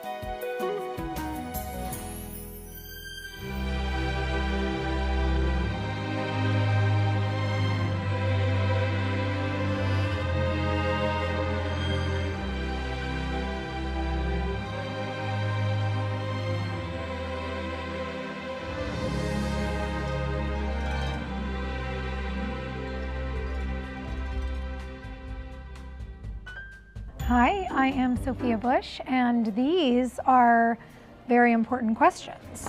Oh, when did you discover poetry? Oh my gosh, I should probably remember the first poems I ever read, I think, honestly, with my parents. They read to me so much as a kid, and I think that's really what inspired my love of reading in general. So, thanks, Mom and Dad. Oh, what's your favorite Mary Oliver poem at the moment? This feels like cheating. This feels like asking a parent to pick their favorite child. I don't know, you guys. Don't make me answer this one. I skip. Finish the poem, roses are red, violets are blue. Are we feeling polite? Are we feeling sassy? Because if it's sassy, I feel like I would say roses are red, violets are blue. I have a secret, and it's not for you. See who likes it. Oh my God, when you met Ryan Reynolds while shooting Van Wilder in 2002, this was my first movie job ever, by the way. Did you think you'd both become part owners of pro soccer teams? No. He was this sweet, polite person who was teaching me what a mark was, because I had no idea what I was doing on set. I suppose if I'd had a crystal ball and I would have known, I probably would have also asked to invest in Wrexham. I don't know, but I love this for us. Where would you rank yourself in the pantheon of people with the last name Bush? Oh, that is so funny. Well, when I was campaigning for President Obama back ahead of the first time he was elected, a lot of people in the South were very shocked that I was so progressive for my family. I did have to explain to them that I am not, in fact, related to the Bushes from Texas, that my people come from Canada, and that is why I am a huge proponent of healthcare for all.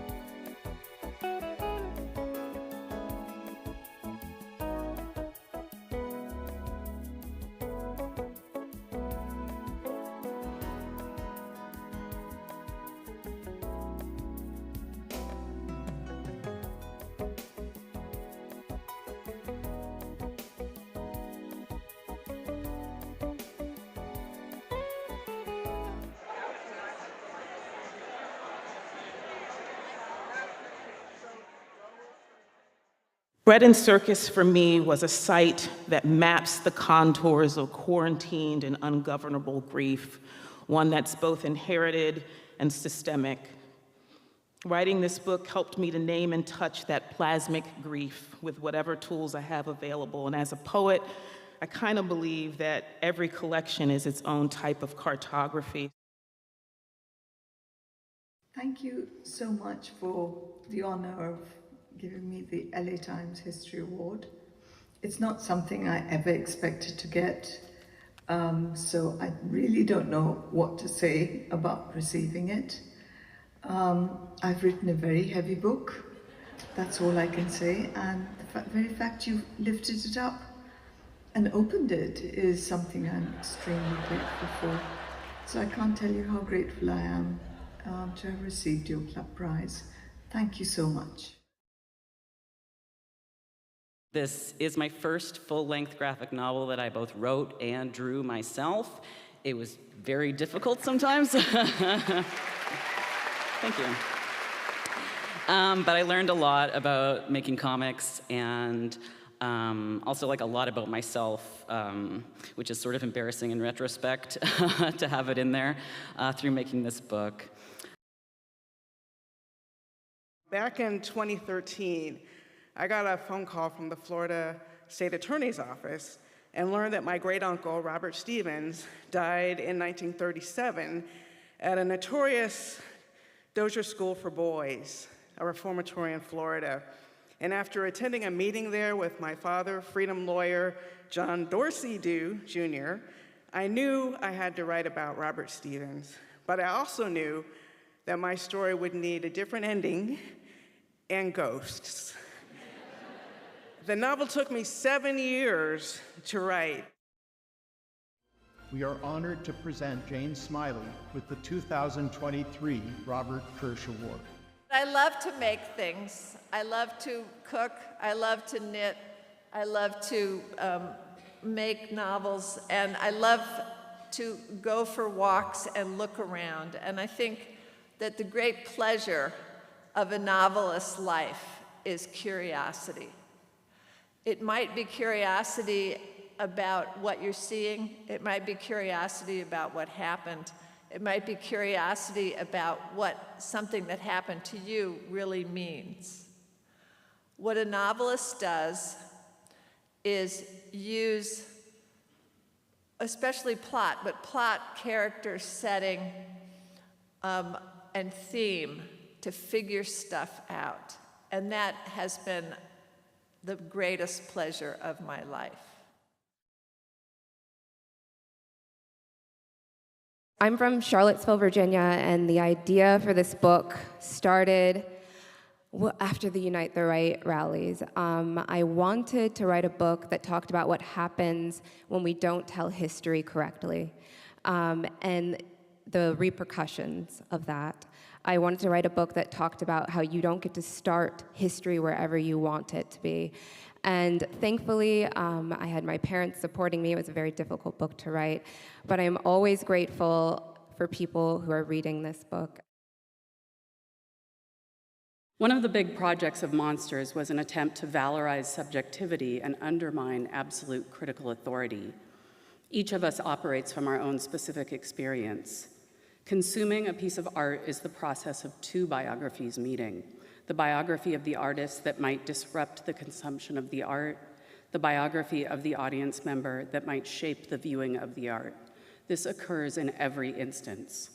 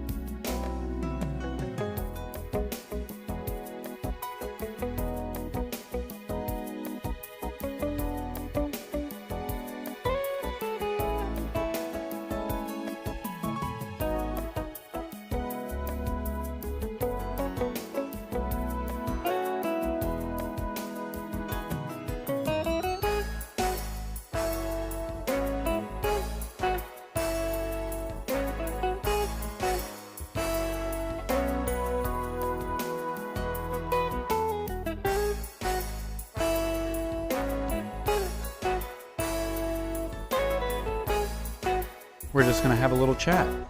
Who are you? I'm Tim Blake Nelson.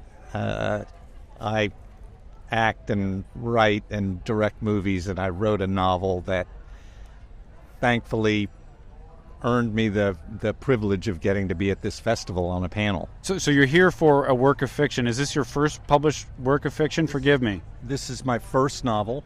It's called City of Blows, and it's actually about Los Angeles. Why write a work of fiction after having accomplished so many other things? I love books. I love novels. I've always read since I was 10 years old, I think, perhaps even younger. I've always been reading a novel.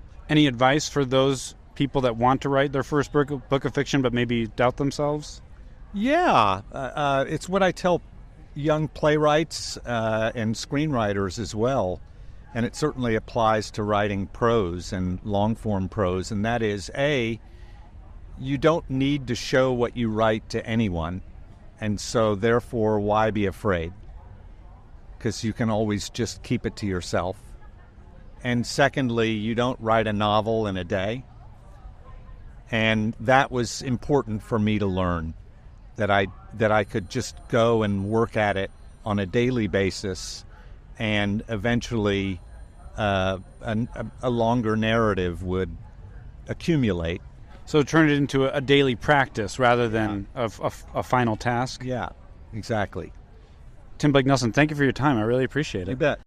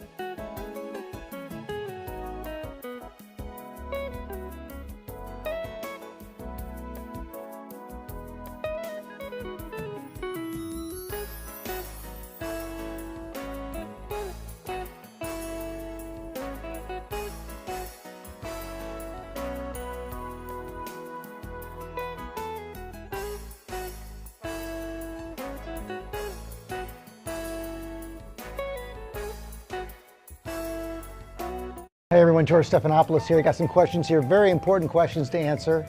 Best smell and why? Old book or new car? Old book, Smell of Wisdom. How many cups of coffee did it take to finish your book? Because of my day job on Good Morning America, I drink about 3 cups between 4 and 6 every morning, but then I can't have any coffee the rest of the day after that. Otherwise I won't be able to get to sleep at night. I won't be able to do my job in the morning. So 3 cups a day by a year and a half. What's the strangest thing you get recognized for? Oh, far and away, it is the one with George Stephanopoulos, which was an episode of Friends back in 1994 that I did not appear in, but I was talked about in, and it's how all the kids know me. What book have you read the most? I don't know. I can't. I doubt it's right. My guess is it probably would be the Bible. I guess would be the book that I've read the most, but I'm not positive.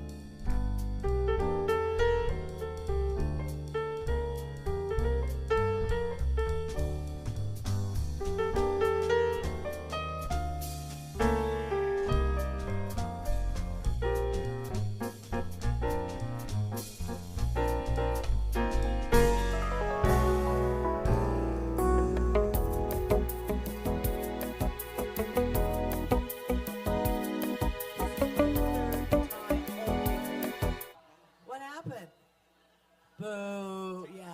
Take the knives away. Really? I didn't realize that. Well, we're third happy time. you're here, Nancy. Yes.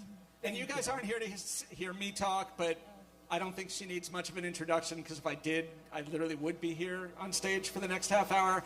Just know this. Julia Child, the late great Julia Child, said that her dessert was the best dessert she ever had and wept. There is no more information that needs to be known about the talent that this woman has and what she's meant to cooking in Los Angeles. So part of a new podcast trio, which they're going to talk about, and she'll introduce Ruth and Lori, but you all know them anyway. So a big round of applause for Nancy Silverton. Yes.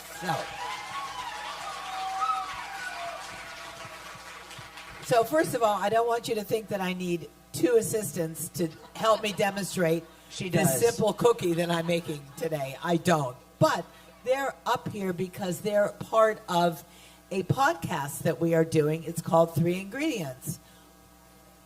If you can count, that's what it counts. Because we always love the idea that sometimes I shouldn't say sometimes, lots of times, you don't need more than 3 ingredients to make something delicious, right? Absolutely. And so has anyone heard our podcast? Somebody. If you haven't heard, a few of you lie out there, so it looks better. Okay. Good. Because we have a lot of fun doing it, but I have to warn you that probably what I'm going to be talking about is something you already heard, because I think, have I talked about this cookie on the podcast? You have. Yes, you have. Yeah. So, laugh at the same jokes, and, because there's only so much you can say about a peanut butter Nancy, cookie. Your book partly came out of walks we used to do during the pandemic. You would talk about your obsession with different things like a peanut butter cookie, but always trying to figure out the best way to do something in that book, right? No, that's true. And when Lori said about your walks, that's how our podcast kind of came about. And I'll sort of put the blame on Ruth for dragging Lori and I into it. Ruth, you can correct me if the story's wrong, and then we'll get into the cooking, by the way. But Ruth was in the midst of trying to put together another podcast, correct? I was, yes. And by the way, Ruth comes to Los Angeles, or tries to come during the harsh months back in New York, meaning January, February, and March. During those months, Ruth and Lori and I try to walk together as often as possible and talk about a lot of nothing, right? And so on one of these walks, Ruth said to us, look, I got to talk to you guys about something. I'm in the midst of putting together a podcast, and I'm not feeling 100% behind it.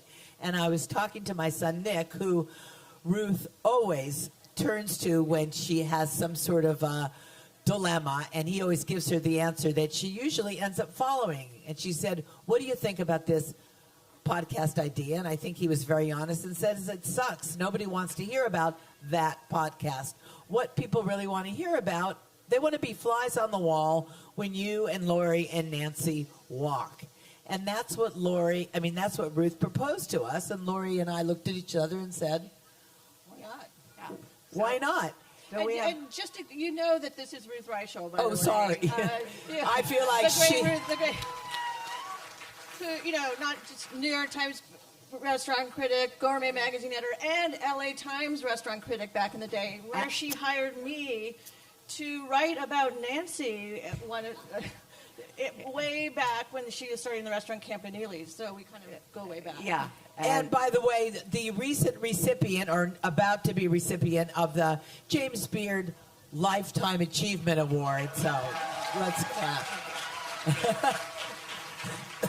But I have such fond feelings for the LA Times, because I really started my career here. And I love coming back to LA and being with these guys. And all of you. And you have a new novel out to start this coming week, but at 4 o'clock you're going to sign book plates over there at the Now Serving booth, the LA Times Now Serving booth, where we're also selling these lovely Hedley and Bennett aprons, by the way. So Ruth has a new book out, a novel. No recipes, correct, Ruth? No recipes. And we're doing a dinner at Key Spaka to celebrate her book in May. On May 15th. And May 15th, and we're cooking inspired by some of the characters' inspiration in the Paris novel. Yes. And that's It's the full book of food. plate she's signing later, because when's the book come out? On Tuesday. On Tuesday. Yes. So be the first to have that signature. And my mean publisher wouldn't let me sell books here. Because it's 2 days before pub day. Boo, and they were another very boo, strict about yeah. it. Will Yeah. you hand me my book? Oh, yeah, let's look at that book. After you look at my book right there, by the way. That's on the left. But then let's look at Ruth's book. Yeah. And it's got lots of great restaurant scenes in it. Yeah, there's lots of food in it. Okay, Nancy. you're going to Okay. make cookies. So I'm going to make cookies. So you've only heard about them, but you've never seen me make them. And I will let you will see how utterly simple it is. But back to, this is my latest cookbook. And all of my cookbooks, I think, except for my first one, had the same sort of, I had the same sort of relationship with when I had my 3 kids. Was after they were born, I thought, never again. And I did have 3 kids. So cookbooks, same thing. So painful. So, I mean, it's so tiring. And yet, after a few weeks, you forget about it and you're ready to do another one. And I'm actually going to start working on another one. But back to this one, which I think would not happen. And that's kind of why the title, tongue-in-cheek, The Cookie That Changed My Life. Now, I have to say, in today's world, I wish it only took a cookie to change my life, other people's lives, and the world. But unfortunately, it does take more than that. But at a very short time, it was that cookie that kind of got me through the few years where everybody else in the world was baking sourdough bread. And for obvious reasons, I didn't need to. But starting this book really kind of gave me something to do and to be distracted by when everything else around me was so awful. But the other thing it did was it made me rethink about what I thought about some of the baking things that I would like. So a little backstory on this book and the recipe was that I wasn't looking for something to do, by the way. Something to do fell in my lap, and that was this. Came home one day, and Michael, who I live with, he's sitting over there grinning because he loves to be brought into the story. So there you are, Michael, you're in the story. Brought home a peanut butter cookie, and it was on the counter, and I looked at that cookie, and I'm like, all right, that's a beautiful thing. And it was a beautiful thing because it looked exactly like a peanut butter cookie was supposed to look like.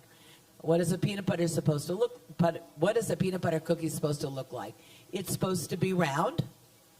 It's supposed to have rounded edges. It shouldn't be thin and crisp, and it should crack. And if you pick it up, it should be chewy. It was perfect. And it made me mad. And it made me mad because I had never made a perfect peanut butter cookie before like that. They were always too dry, too hard. They weeped a little. They didn't quite taste like peanut butter, and they just weren't right. Now, that peanut butter cookie happened to be baked, or Michael had actually bought that peanut butter cookie from Friends and Family. Does everyone know that fantastic bakery in Hollywood? That our former Campanile baker, who was there for a number of years before she went off to work at a few restaurants and open her Friends and Family event later on, Roxana, and it was her cookie. And I just looked at that cookie, and I just was angry, like I said. And then I remembered that her book, Good to the Grain, had just kind of come out a little bit before that, and I didn't own the book, but I had written a blurb for the back, and she had sent me a PDF. So I immediately got on my phone, looked at that recipe, and I attempted to not only make it, but, and this is in quotes, make it better. Because I'm not saying that my version of her cookie is better, but it's just a better story to say I made it better. So I made it better. She's very competitive. I am. I like to say I'm not, but I am. And I came up with what I thought was a better version of that cookie. And after I made it, I thought about what a great process that was to take something that everybody knows and loves, a peanut butter cookie, but have either the time or the knowledge or being possessed as I am and focused to be able to look at that classic recipe and say, how could I tweak it so it's still recognizable, it's still a peanut butter cookie, but it's the perfect version of itself. And I thought, then I went on one step further and thought about all of the millions of baking books I have on my shelf. And then I also thought about the idea of just Googling peanut butter cookie where 5,000 versions come up, and you're always left with the same issue, which is, which one should I make, right? So I thought, I want, between the cover, pages filled with all of those recipes that people really want to make at home. And I say, and I said in our podcast, everyone that says they love making Queen Amands at home or croissants or puff pastry, they're lying. Nobody wants to make that at home. They want to buy that and make something that's enjoyable, but one that's doable in their kitchen with their own hands, with their lack of equipment, So that's what I attempted to do in this book, is revisit everything from a carrot cake to a banana bread to a corn muffin. And really, I had the time in that year that it took to put it together to make countless versions of every recipe. And sometimes I had to walk away from them for a couple months because I just couldn't get it. It still didn't have that finality of that was the best thing I ate when it came out of the oven. Nancy, why is that particular cookie better than Roxana's? Well, it's better because it's mine, because I made it. No, I'll tell you what it is. It's a little bit different looking. There's no mirror, right? But can everyone see the cookie or no? And now I got to pick the best ones. Okay, I know it's. Just buy the book. It's on the cover. Okay. So what it is it's a decorated version of that cookie, right? But also, what it is that it's even more peanutty. And I think in certain things, like whether it's something that's lemon or something coffee or chocolate, I think I kind of like it. If people like peanut butter, they love peanut butter, and therefore they really want to eat peanut butter. If you kind of like peanut butter, you're not going to make a peanut butter cookie. And so this is kind of like really, really peanut-y. And I think what's important with the classics, and you'll find that in the book, is this. When you eat it, you really want a peanut butter cookie. So you don't want to eat it and think, well, I wish it was. I mean, I like it. It's a good cookie, but what I really want to eat is a peanut butter cookie. That you will get no matter what. Did that answer your question? Yeah. Okay, so what are you going to do? Okay, so now I'm going to make it. I'm not going to bake it because, well, it's too complicated up here to do the baking. The making is easy, but you don't have to see it come out of the oven. Now, I'm using a Breville. Are we sponsored by Breville or no? Do I have to say anything nice? Oh, just, no, I have such a hard time when it comes to, how does it open? I don't even know how to open it. I only know how to use a kitchen. Okay, what did you do? Press that? Okay, and on Michael's recommendation, I'm using an added. Have you ever used this before? But Ruth likes that one. So why? No, I like this one. No, it scrapes it supposedly. Let's see. I like it's a paddle. They're both paddles, right. But one has almost like a rubber spatula on the side of it. So maybe it's great. Well, why does you use this one? Well, maybe I won't have to scrape it down. Yeah. I mean, that's the point. Is that gets all the way to the bottom of the bowl, and these, do you know about the quarter test? The quarter? The quarter test. You put a quarter in the bowl, and if it doesn't go all the way down to the bottom the way you want it to, the quarter will tell you that, and then you have to tighten it. And I didn't know about the quarter test. How would you learn about that? So Mitch told me. Well, what, Mitch? Well, it's a guy. Guys are very good at these technical things, and he looked at my Cuisinart. See, I can tell that KitchenAid and said, it's not it's not going all the way to the bottom. This is wrong. And that's when I bought that one. And then he came back and said, Oh. no, you could have just tightened it.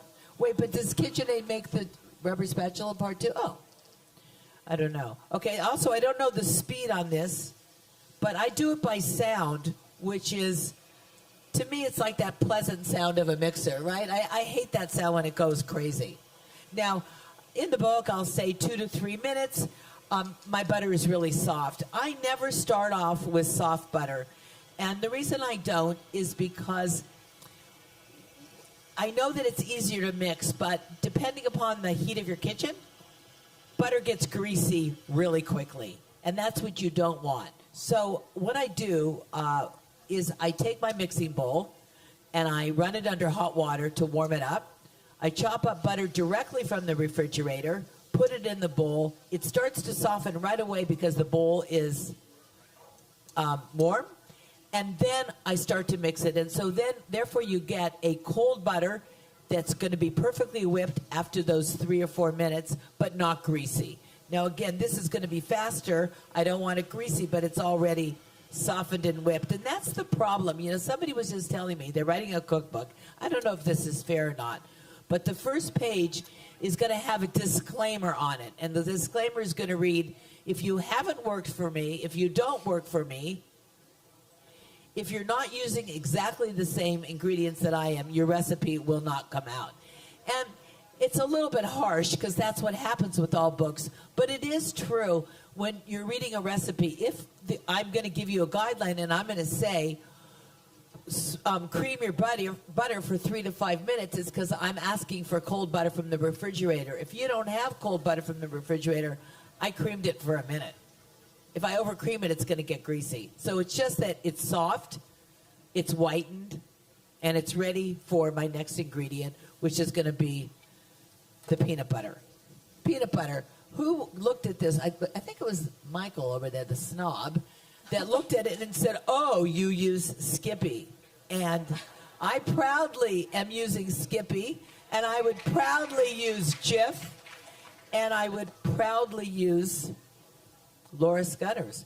There's something that they have in those. You know, don't tell some of our friends, like don't tell Alice Waters that I do. But I'll tell you, the thing is that there's a peanut buttery taste that these peanut butters have that a lot of, say, the fancier versions really don't have that peanut butter taste to it. So I would like you to all see Nancy's hands. Her rings are now covered in butter. You know what I was going to say, by the way? But you stole my line, Ruth.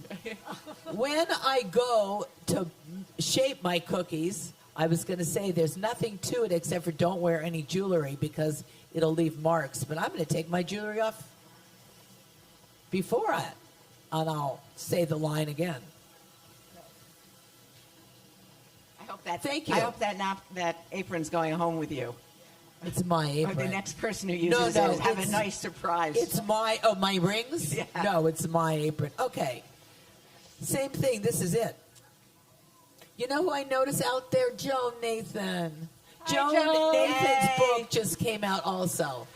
Another walker, by the way. Another walker, another talker. Another walker, another. We were talking about our walks and our talks. And her book is called My Life in Recipes. And it's wonderful. So I'm adding my sugar, or sugars, a dark brown sugar and a white sugar. So as you can see, there are no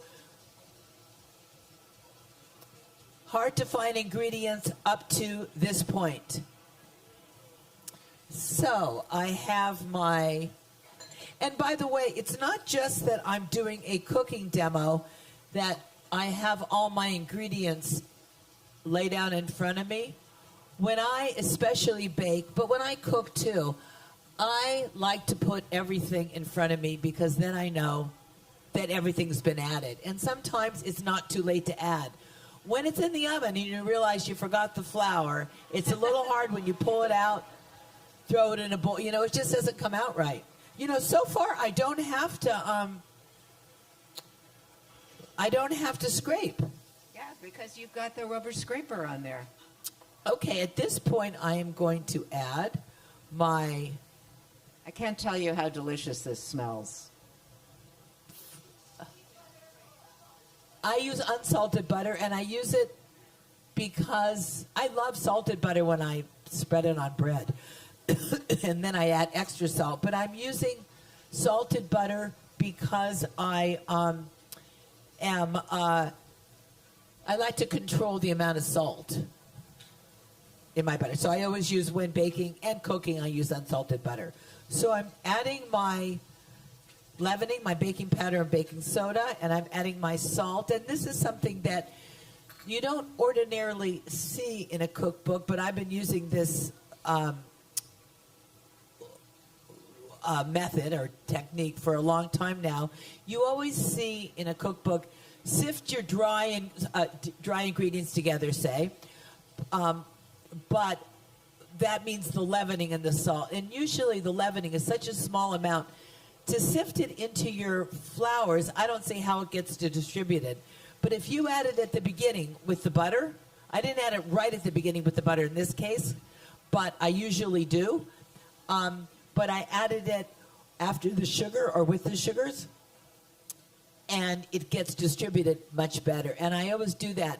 When you think of baking powder and that double-acting baking powder, it gets activated when the liquid's involved or added, and then again in the oven. I have no liquid. I'm not running the risk of not having my full leavening power because I added it too early. So I highly recommend that leavening and salt and spices and zest, all those things with your butter and sugar. Nancy, while you crack eggs, can you tell them about your carrot cake and why what you discovered? Because that's kind of a cool story about the missing ingredient in carrot cake. Yeah, and it's funny. I was just talking about that today. You know who asked me that today was, do you know Andy Harris? He has that cooking radio show on Saturday morning. I don't even know the channel, though. KC, he has, do you know Andy Harris? No? He's been around in the food world forever.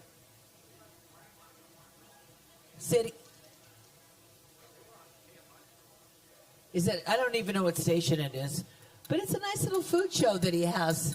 Anyway, he asked me that same question, so I don't mind. Then nobody heard it, so I'm not boring you again with an old story. So carrot cake. By the way, I always add my liquids together. This case, vanilla and egg. And then I'll get back to answering you, though. I'm not ignoring you. But as I pour this, I want you to watch. This is vanilla paste. And this is the point. You know, it used to be when I would demonstrate a food item, and they would see the amount of butter, and they would go, oh, my God, do I have to add all that butter? And will margarine work? And it's like, no, margarine doesn't work, and yes, you do. So you realize I am adding vanilla, and I don't hear anybody gasp because you're probably being shy, but... Have you always used vanilla paste? Well, I love vanilla paste because it includes all the pod, but it's not just the paste that I'm looking at, it's the amount. And when the book just was released, and actually I was doing a book signing, where did I see you? Oh, for Now Serving, an event, and I mean, the book had just come out that day, and already the phone call came in that I think there's a mistake in the book. The peanut butter cookie is asking for 1 tablespoon of vanilla paste. Or 2, I think, 2 tablespoons. That's not possible. And it's like, yeah, it is. And then I went in to tell the story of this, you know, and it's funny because I think things, or I don't want to call them wives' tales, but whatever it is gets passed down from cookbook to cookbook, and nobody has either the courage to change it or not think about it. One being adding that leavening to the butter. Everybody writes it the same way. Sift the flour with the baking soda and baking, you know. Same with vanilla extract. I mean, you look, vanilla extract or vanilla paste. This is vanilla paste. Every recipe you look at, a pound of butter, a half a teaspoon of vanilla extract. Well, I don't care how good your palate is, even Ruth's. Nobody tastes a half a teaspoon of vanilla extract with a pound of butter. You just don't taste it. if you're going to go to the trouble of using something that's expensive like vanilla paste, then it's got to be part of the flavor profile. So that is not a mistake. So double your vanilla in all your recipes. Yeah. Not your almond extract. That's usually correct, but not your vanilla. I'm going to add this in a steady stream.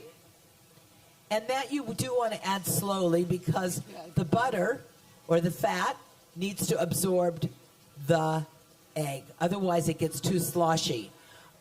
So Lori asked me, like, why is your carrot cake in the book so special? Wait, before you start, I'm sorry. I am now going to have to take Ruth over to the now serving LA Times food booth. But you will tell the rest of the story. You And Lori will come back. And she'll test you on it. But so, carrot cake, go. You know, just so you know also, just while they're here, because I feel like we should celebrate, we're on our way to, after this, to help Michael McCarty celebrate the 45th anniversary of Michael's Restaurant in Santa Monica. 45 years. So I'm just adding this egg and vanilla together slowly. And all I'm looking for, my butter to have the same consistency as it has had all along. That it's not separated and runny and sloppy. It's still firm. So the carrot cake was a great example of something that I looked for in trying to make a better version of a carrot cake, but still be a carrot cake. So in my opinion, a carrot cake has to be moist, and a carrot cake has to have cream cheese frosting. Nobody wants a carrot cake with buttercream. Nobody wants a lavender flavored carrot cake. They want a carrot cake with cream cheese frosting. But I was set with the task of how do I make that carrot cake better? And I thought and thought and thought, and I threw it out to the one person that was in the pastry department at that time because we had no workers. And I said, have you ever heard of anybody doing anything special or different with carrot cake? And she was kind of shy, and she spoke very quietly. And she said, well, there was a chef that I worked with, and he put roasted carrots in his carrot cake. And I thought, wow, that sounds like a genius idea. I eliminated the canned pineapple, because the canned pineapple was there for sweetness and moisture, right? And I added the sweetness of roasted carrots and the moisture and came up with a carrot cake that actually tastes like carrots. Because if you really think about it, you're eating your carrot cake because you know it's healthy, so it's okay if you eat it, right? And you see all those shredded carrots, which I kept because I think the visual shreds are important. But if you really think about it, you're really only tasting the spices. You're not tasting carrots. Well, I came up with a carrot cake that actually has carrot flavor. And then I needed to address the cream cheese, because it had to be cream cheese frosting. And a cream cheese frosting is always butter-based with cream cheese. But I came up with the idea of let's work on that butter. And so I made a brown butter cream cheese frosting. And I have to say, it's really, really delicious. And then I took it one step further, and I took the, for some people, daunting process of cutting a cake in three and trying to spread. Instead, I baked it in a decorative bundt pan, and all I did is I spread that cream cheese frosting only on the outside, so it still had the decoration, but it wasn't cut and layered, and I think that I solved lots of problems. Not world problems, but other kinds of problems.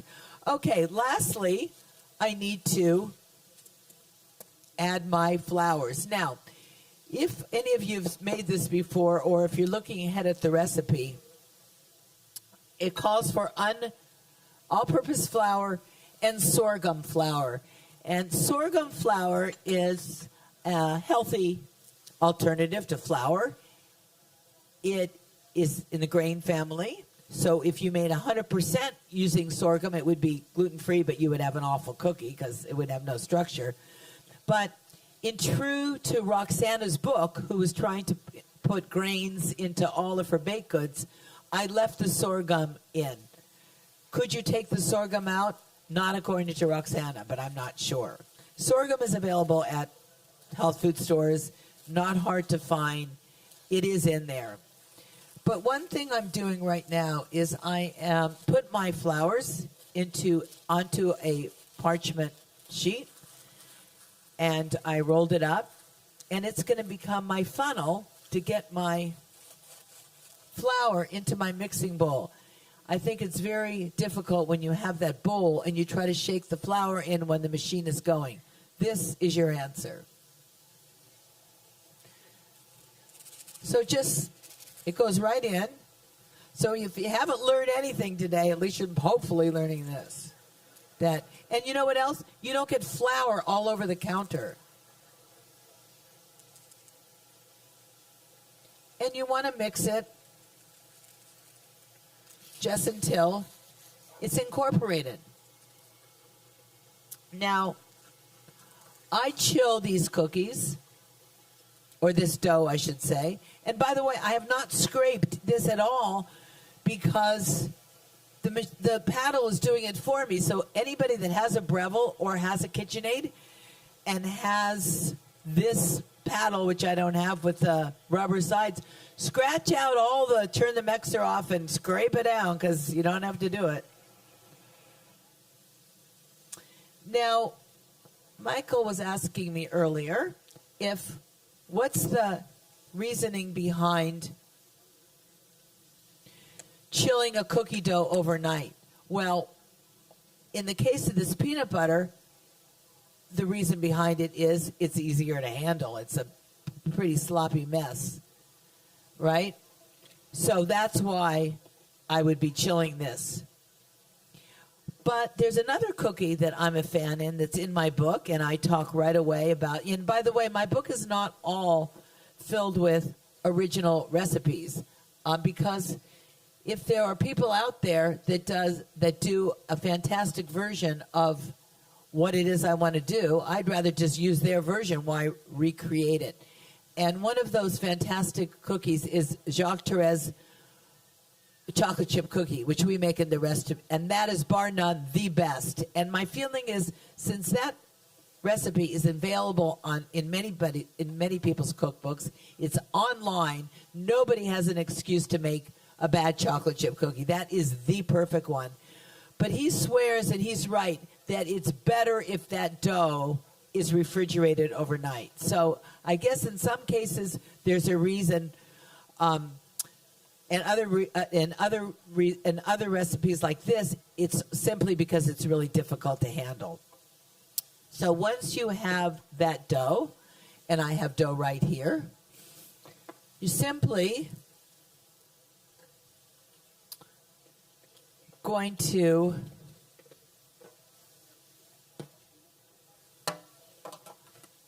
shape it into balls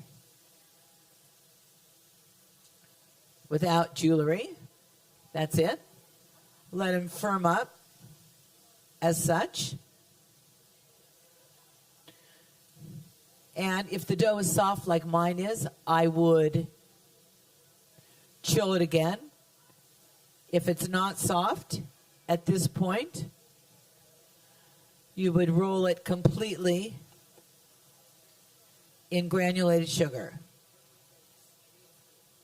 So have a large bowl, coat it completely in the granulated sugar, like that. I'm obviously not going to do them all. Meanwhile, what you would have needed to do was toast your Spanish peanuts with the skins. So untoasted, they're very pale and not very flavorful, but once tossed in a little vegetable oil, seasoned heavily with kosher salt, and toasted, delicious. So have that done and cooled because you're going to need them right away. So once you have those balled cookies, you're going to make an indentation, trying to keep the cookies still round.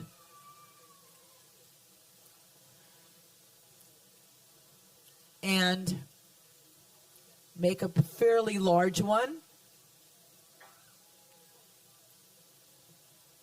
And then we're going to fill that indentation with that prized Skippy, Laura Scudder's, or Jif. You can use a pastry bag or a spoon, doesn't matter. You just want to fill that divot up to the top. And then you're going to put them in a 350-degree oven for about 4 minutes only. All the way to the top.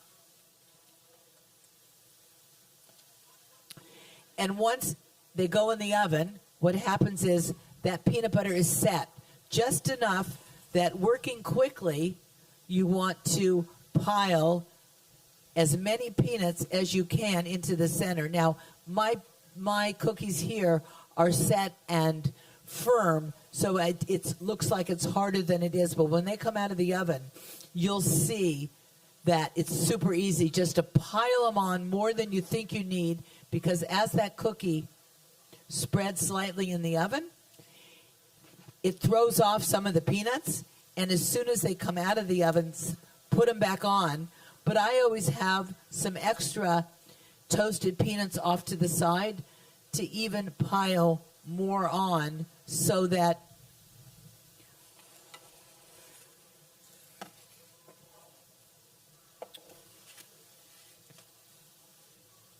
when the cookies are baked and done, they're full of those delicious, delicious peanuts.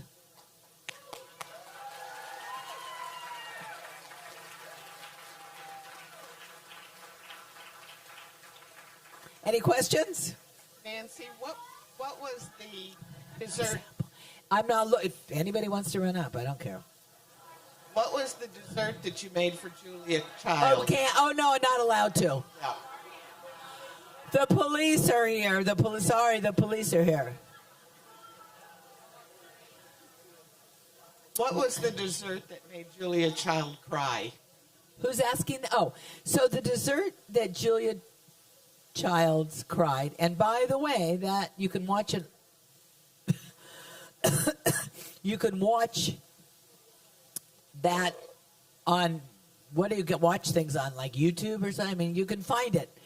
But it was, so Julia Child did a baking series where people were invited into her kitchen back in Massachusetts, and she baked alongside of them. And so what I was baking for her was a brioche tart with sauteed stone fruit and sabayon and some toasted nuts and everything. And everything was, and she had told me before the show, even though the show was edited, it wasn't live, she said that for her, the best shows were the ones that she didn't have to really edit very much. So they need to be shot in real time. So she let me know that when we were 3 minutes out or whatever, she would tap me on the hip, and that meant cut whatever it is and give her a bite. And so I get that tap, and I wasn't done. I had just finished sauteing this fruit, which was really boiling hot. But I quickly finished the dessert, cut it, put it in her mouth, and I look at her, for approval or something, and all these tears are streaming down her face, and I'm thinking, oh my goodness, I burnt Julia Childs. And then she said, this is a dessert to cry over. So it was all worth it.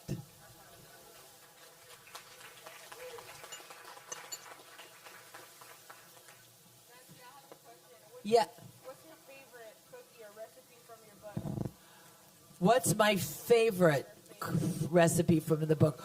Well, you know what I think my favorite is, and it kind of has the same sort of, I'm cleaning as I talk. That's one thing that's really important in the world of cooking and baking, is clean as you go along, right? So, and it's, I just said certain things like that carrot cake. I'm very proud of that little tweak that I made in it. So another thing in the book that I'm really proud of and that is the cornbread. And cornbread suffered from the same problem in my book as carrot cake, is that when you think about it, cornbread never tasted like cornbread. It tastes like honey or herbs that you might put in it, or, I mean, it has cornmeal, but then again, I have to always say that I don't know what cornbread really supposed to taste like because I didn't grow up with it, right? So maybe that's what cornbread is supposed to be, the cornmeal or something. I always had this feeling that isn't cornbread supposed to taste like corn? So my mission was to make it taste like corn. And I have done everything, and I did everything in my last couple books, which was, okay, I'm going to add corn to it. Now, one thing I never liked in cornbread or corn muffins is the actual corn kernel. Every time I bit into it, you felt like you wanted to spit it out, like, oh, that's not supposed to be there. So I thought, okay, I'll grate my corn. I'll use a Japanese corn grater, and I'll grate it. And I would grate it, strain it, put that grated corn back in. And it looked pretty, but it still didn't taste like corn. And then I added brown butter and sage, and I added honey and things like that to previous cookbooks. But in the back of my mind is, this really isn't right. So this time I decided I was going to figure out how to make it taste like corn. So I added more of that, didn't do anything. I got the weird idea to buy, because I didn't know what it was, creamed corn. I thought, wow, if I go to Whole Foods and buy a can of creamed corn, maybe that's going to make it taste like corn. And I opened up that can, and what was inside looked so weird and smelly, and I couldn't do it. And I didn't know what to do, so I thought, well, what if I take that cream corn that I've done for other recipes, and I've always discarded all the liquid that comes from it, because you know when you bake, you can't add too much liquid to a dough or a batter because it's just going to make it too gluey, right? But I thought, I'll just reduce that liquid. Well, if I reduce it by half, it'll be thicker. And so I took all that liquid, which was a substantial amount. I put it in a small pan. As soon as I heated it up and it started to come to temperature, it did what corn liquid is supposed to be, because it's cornstarch. It immediately solidified into a pudding-like substance that looked good, tasted great, and smelled good, as opposed to, sorry, that can of cream corn. So I added that liquid gold to my cornbread, and what I made was a cornbread that actually tastes like corn. So that is like my other favorite recipe.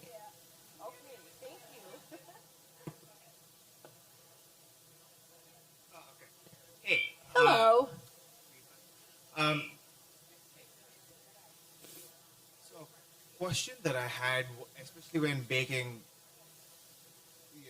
yes, cookies or anything like that, or biscuits, anything like that, was how do we control the sweetness to a certain in a certain recipe? Because the amount of sugar a recipe demands might be too sweet for certain palates, right? So how do you control that without actually suppressing or destroying the structural integrity of the finished good in this case? You know, I think that's true with all cooking, and not just baking, but definitely in baking that is a challenge. And that's a great question, because sugar does play a role, right? A scientific role. You need to have it, or it's going to be, your product is going to be too dry, right? And also, sugar has flavor, just like salt has flavor and savory.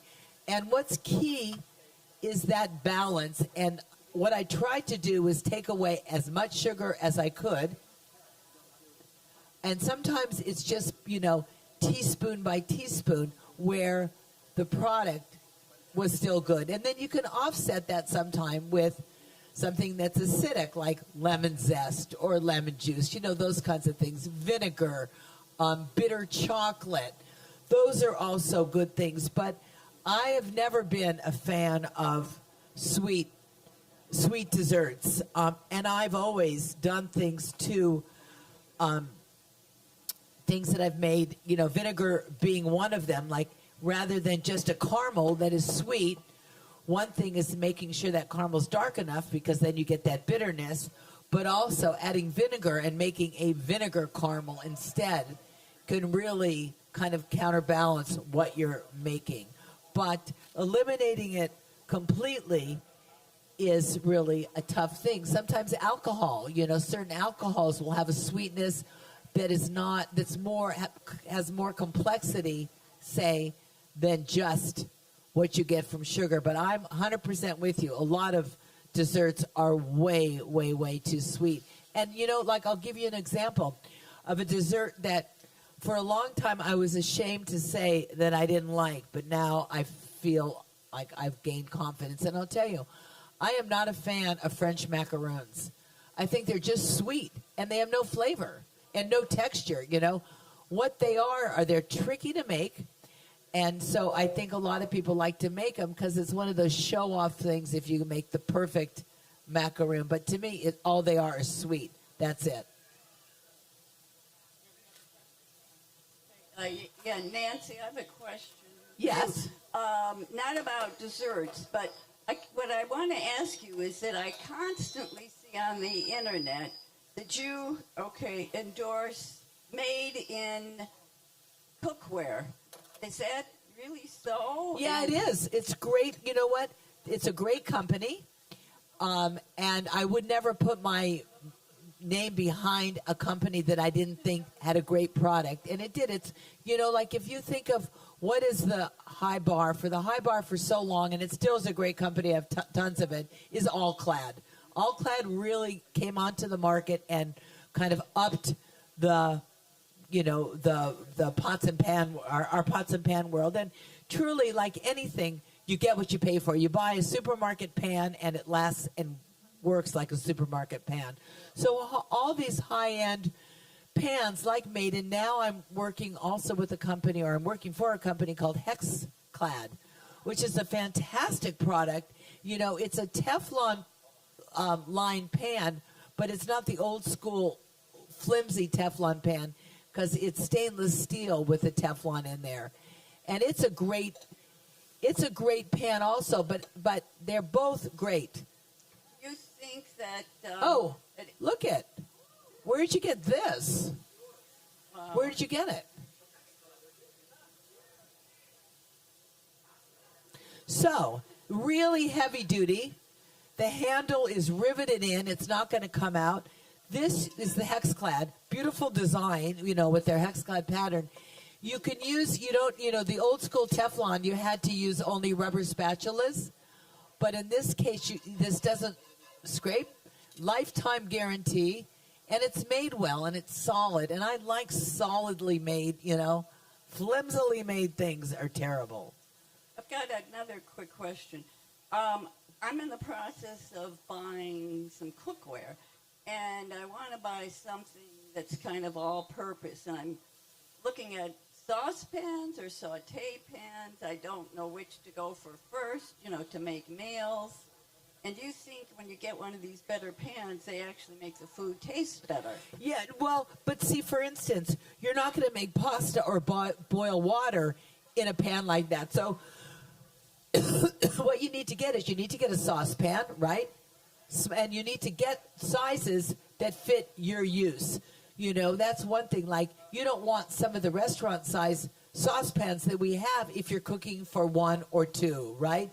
It'll just burn. It'll just disappear too fast. Same with this is a large saute pan. If you're only cooking for yourself, you don't need a 10-inch. You need an 8-inch, things like that. But you should just get those few pans, a saucepan, a saute pan to start, and that's very versatile. And then you start to add different things. But those are the most, essential is 2 sizes, a small, like a 6-inch, a larger, 10-inch, and a saucepan. And then if you're a soup maker or a large pasta cooker, then I would say you need a larger size than just a 4-quart. But start with a 4-quart saucepan and an 8 or 10-inch saute pan. And this is a great brand, by the way, Hexclad. You've judged an awful lot of the cooking competition shows. Have you ever tasted something that was shockingly bad? Yes. And what was it? You know what? I think I put those out of my mind. But, certainly you can't help but, because, but look it's easy to taste them and then to judge them and think, but I wouldn't want to trade positions with you because that is rough, So many of those challenges you're put with such obstacles, right? It's like, I don't know what I would do either, but I think that what happens is the food that tastes the worst is the food that the person making it is trying to be the most ambitious.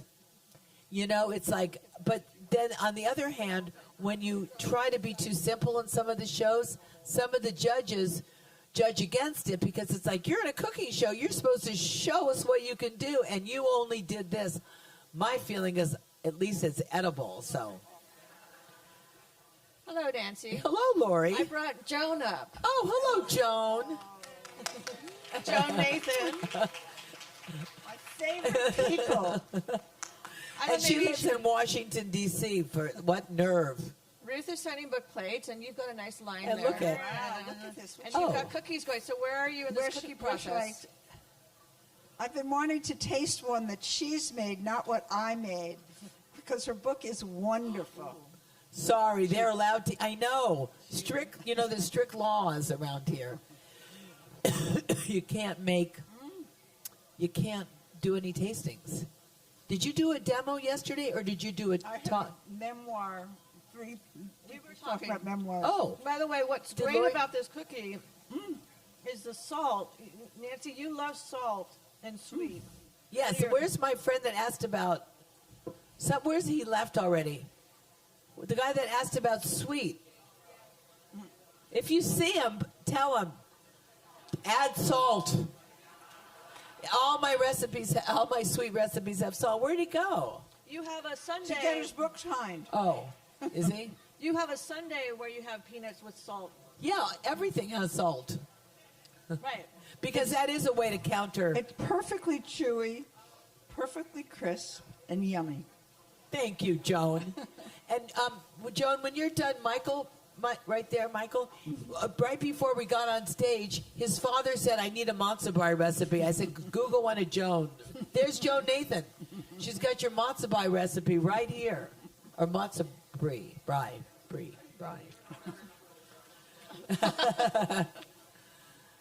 Any more questions? I'm going to sign books. Yeah. All right, well, that wraps up our cooking stage for this year. Thank you guys all for coming out to the 2024 Los Angeles Times Festival of Books. Don't forget, Sunday,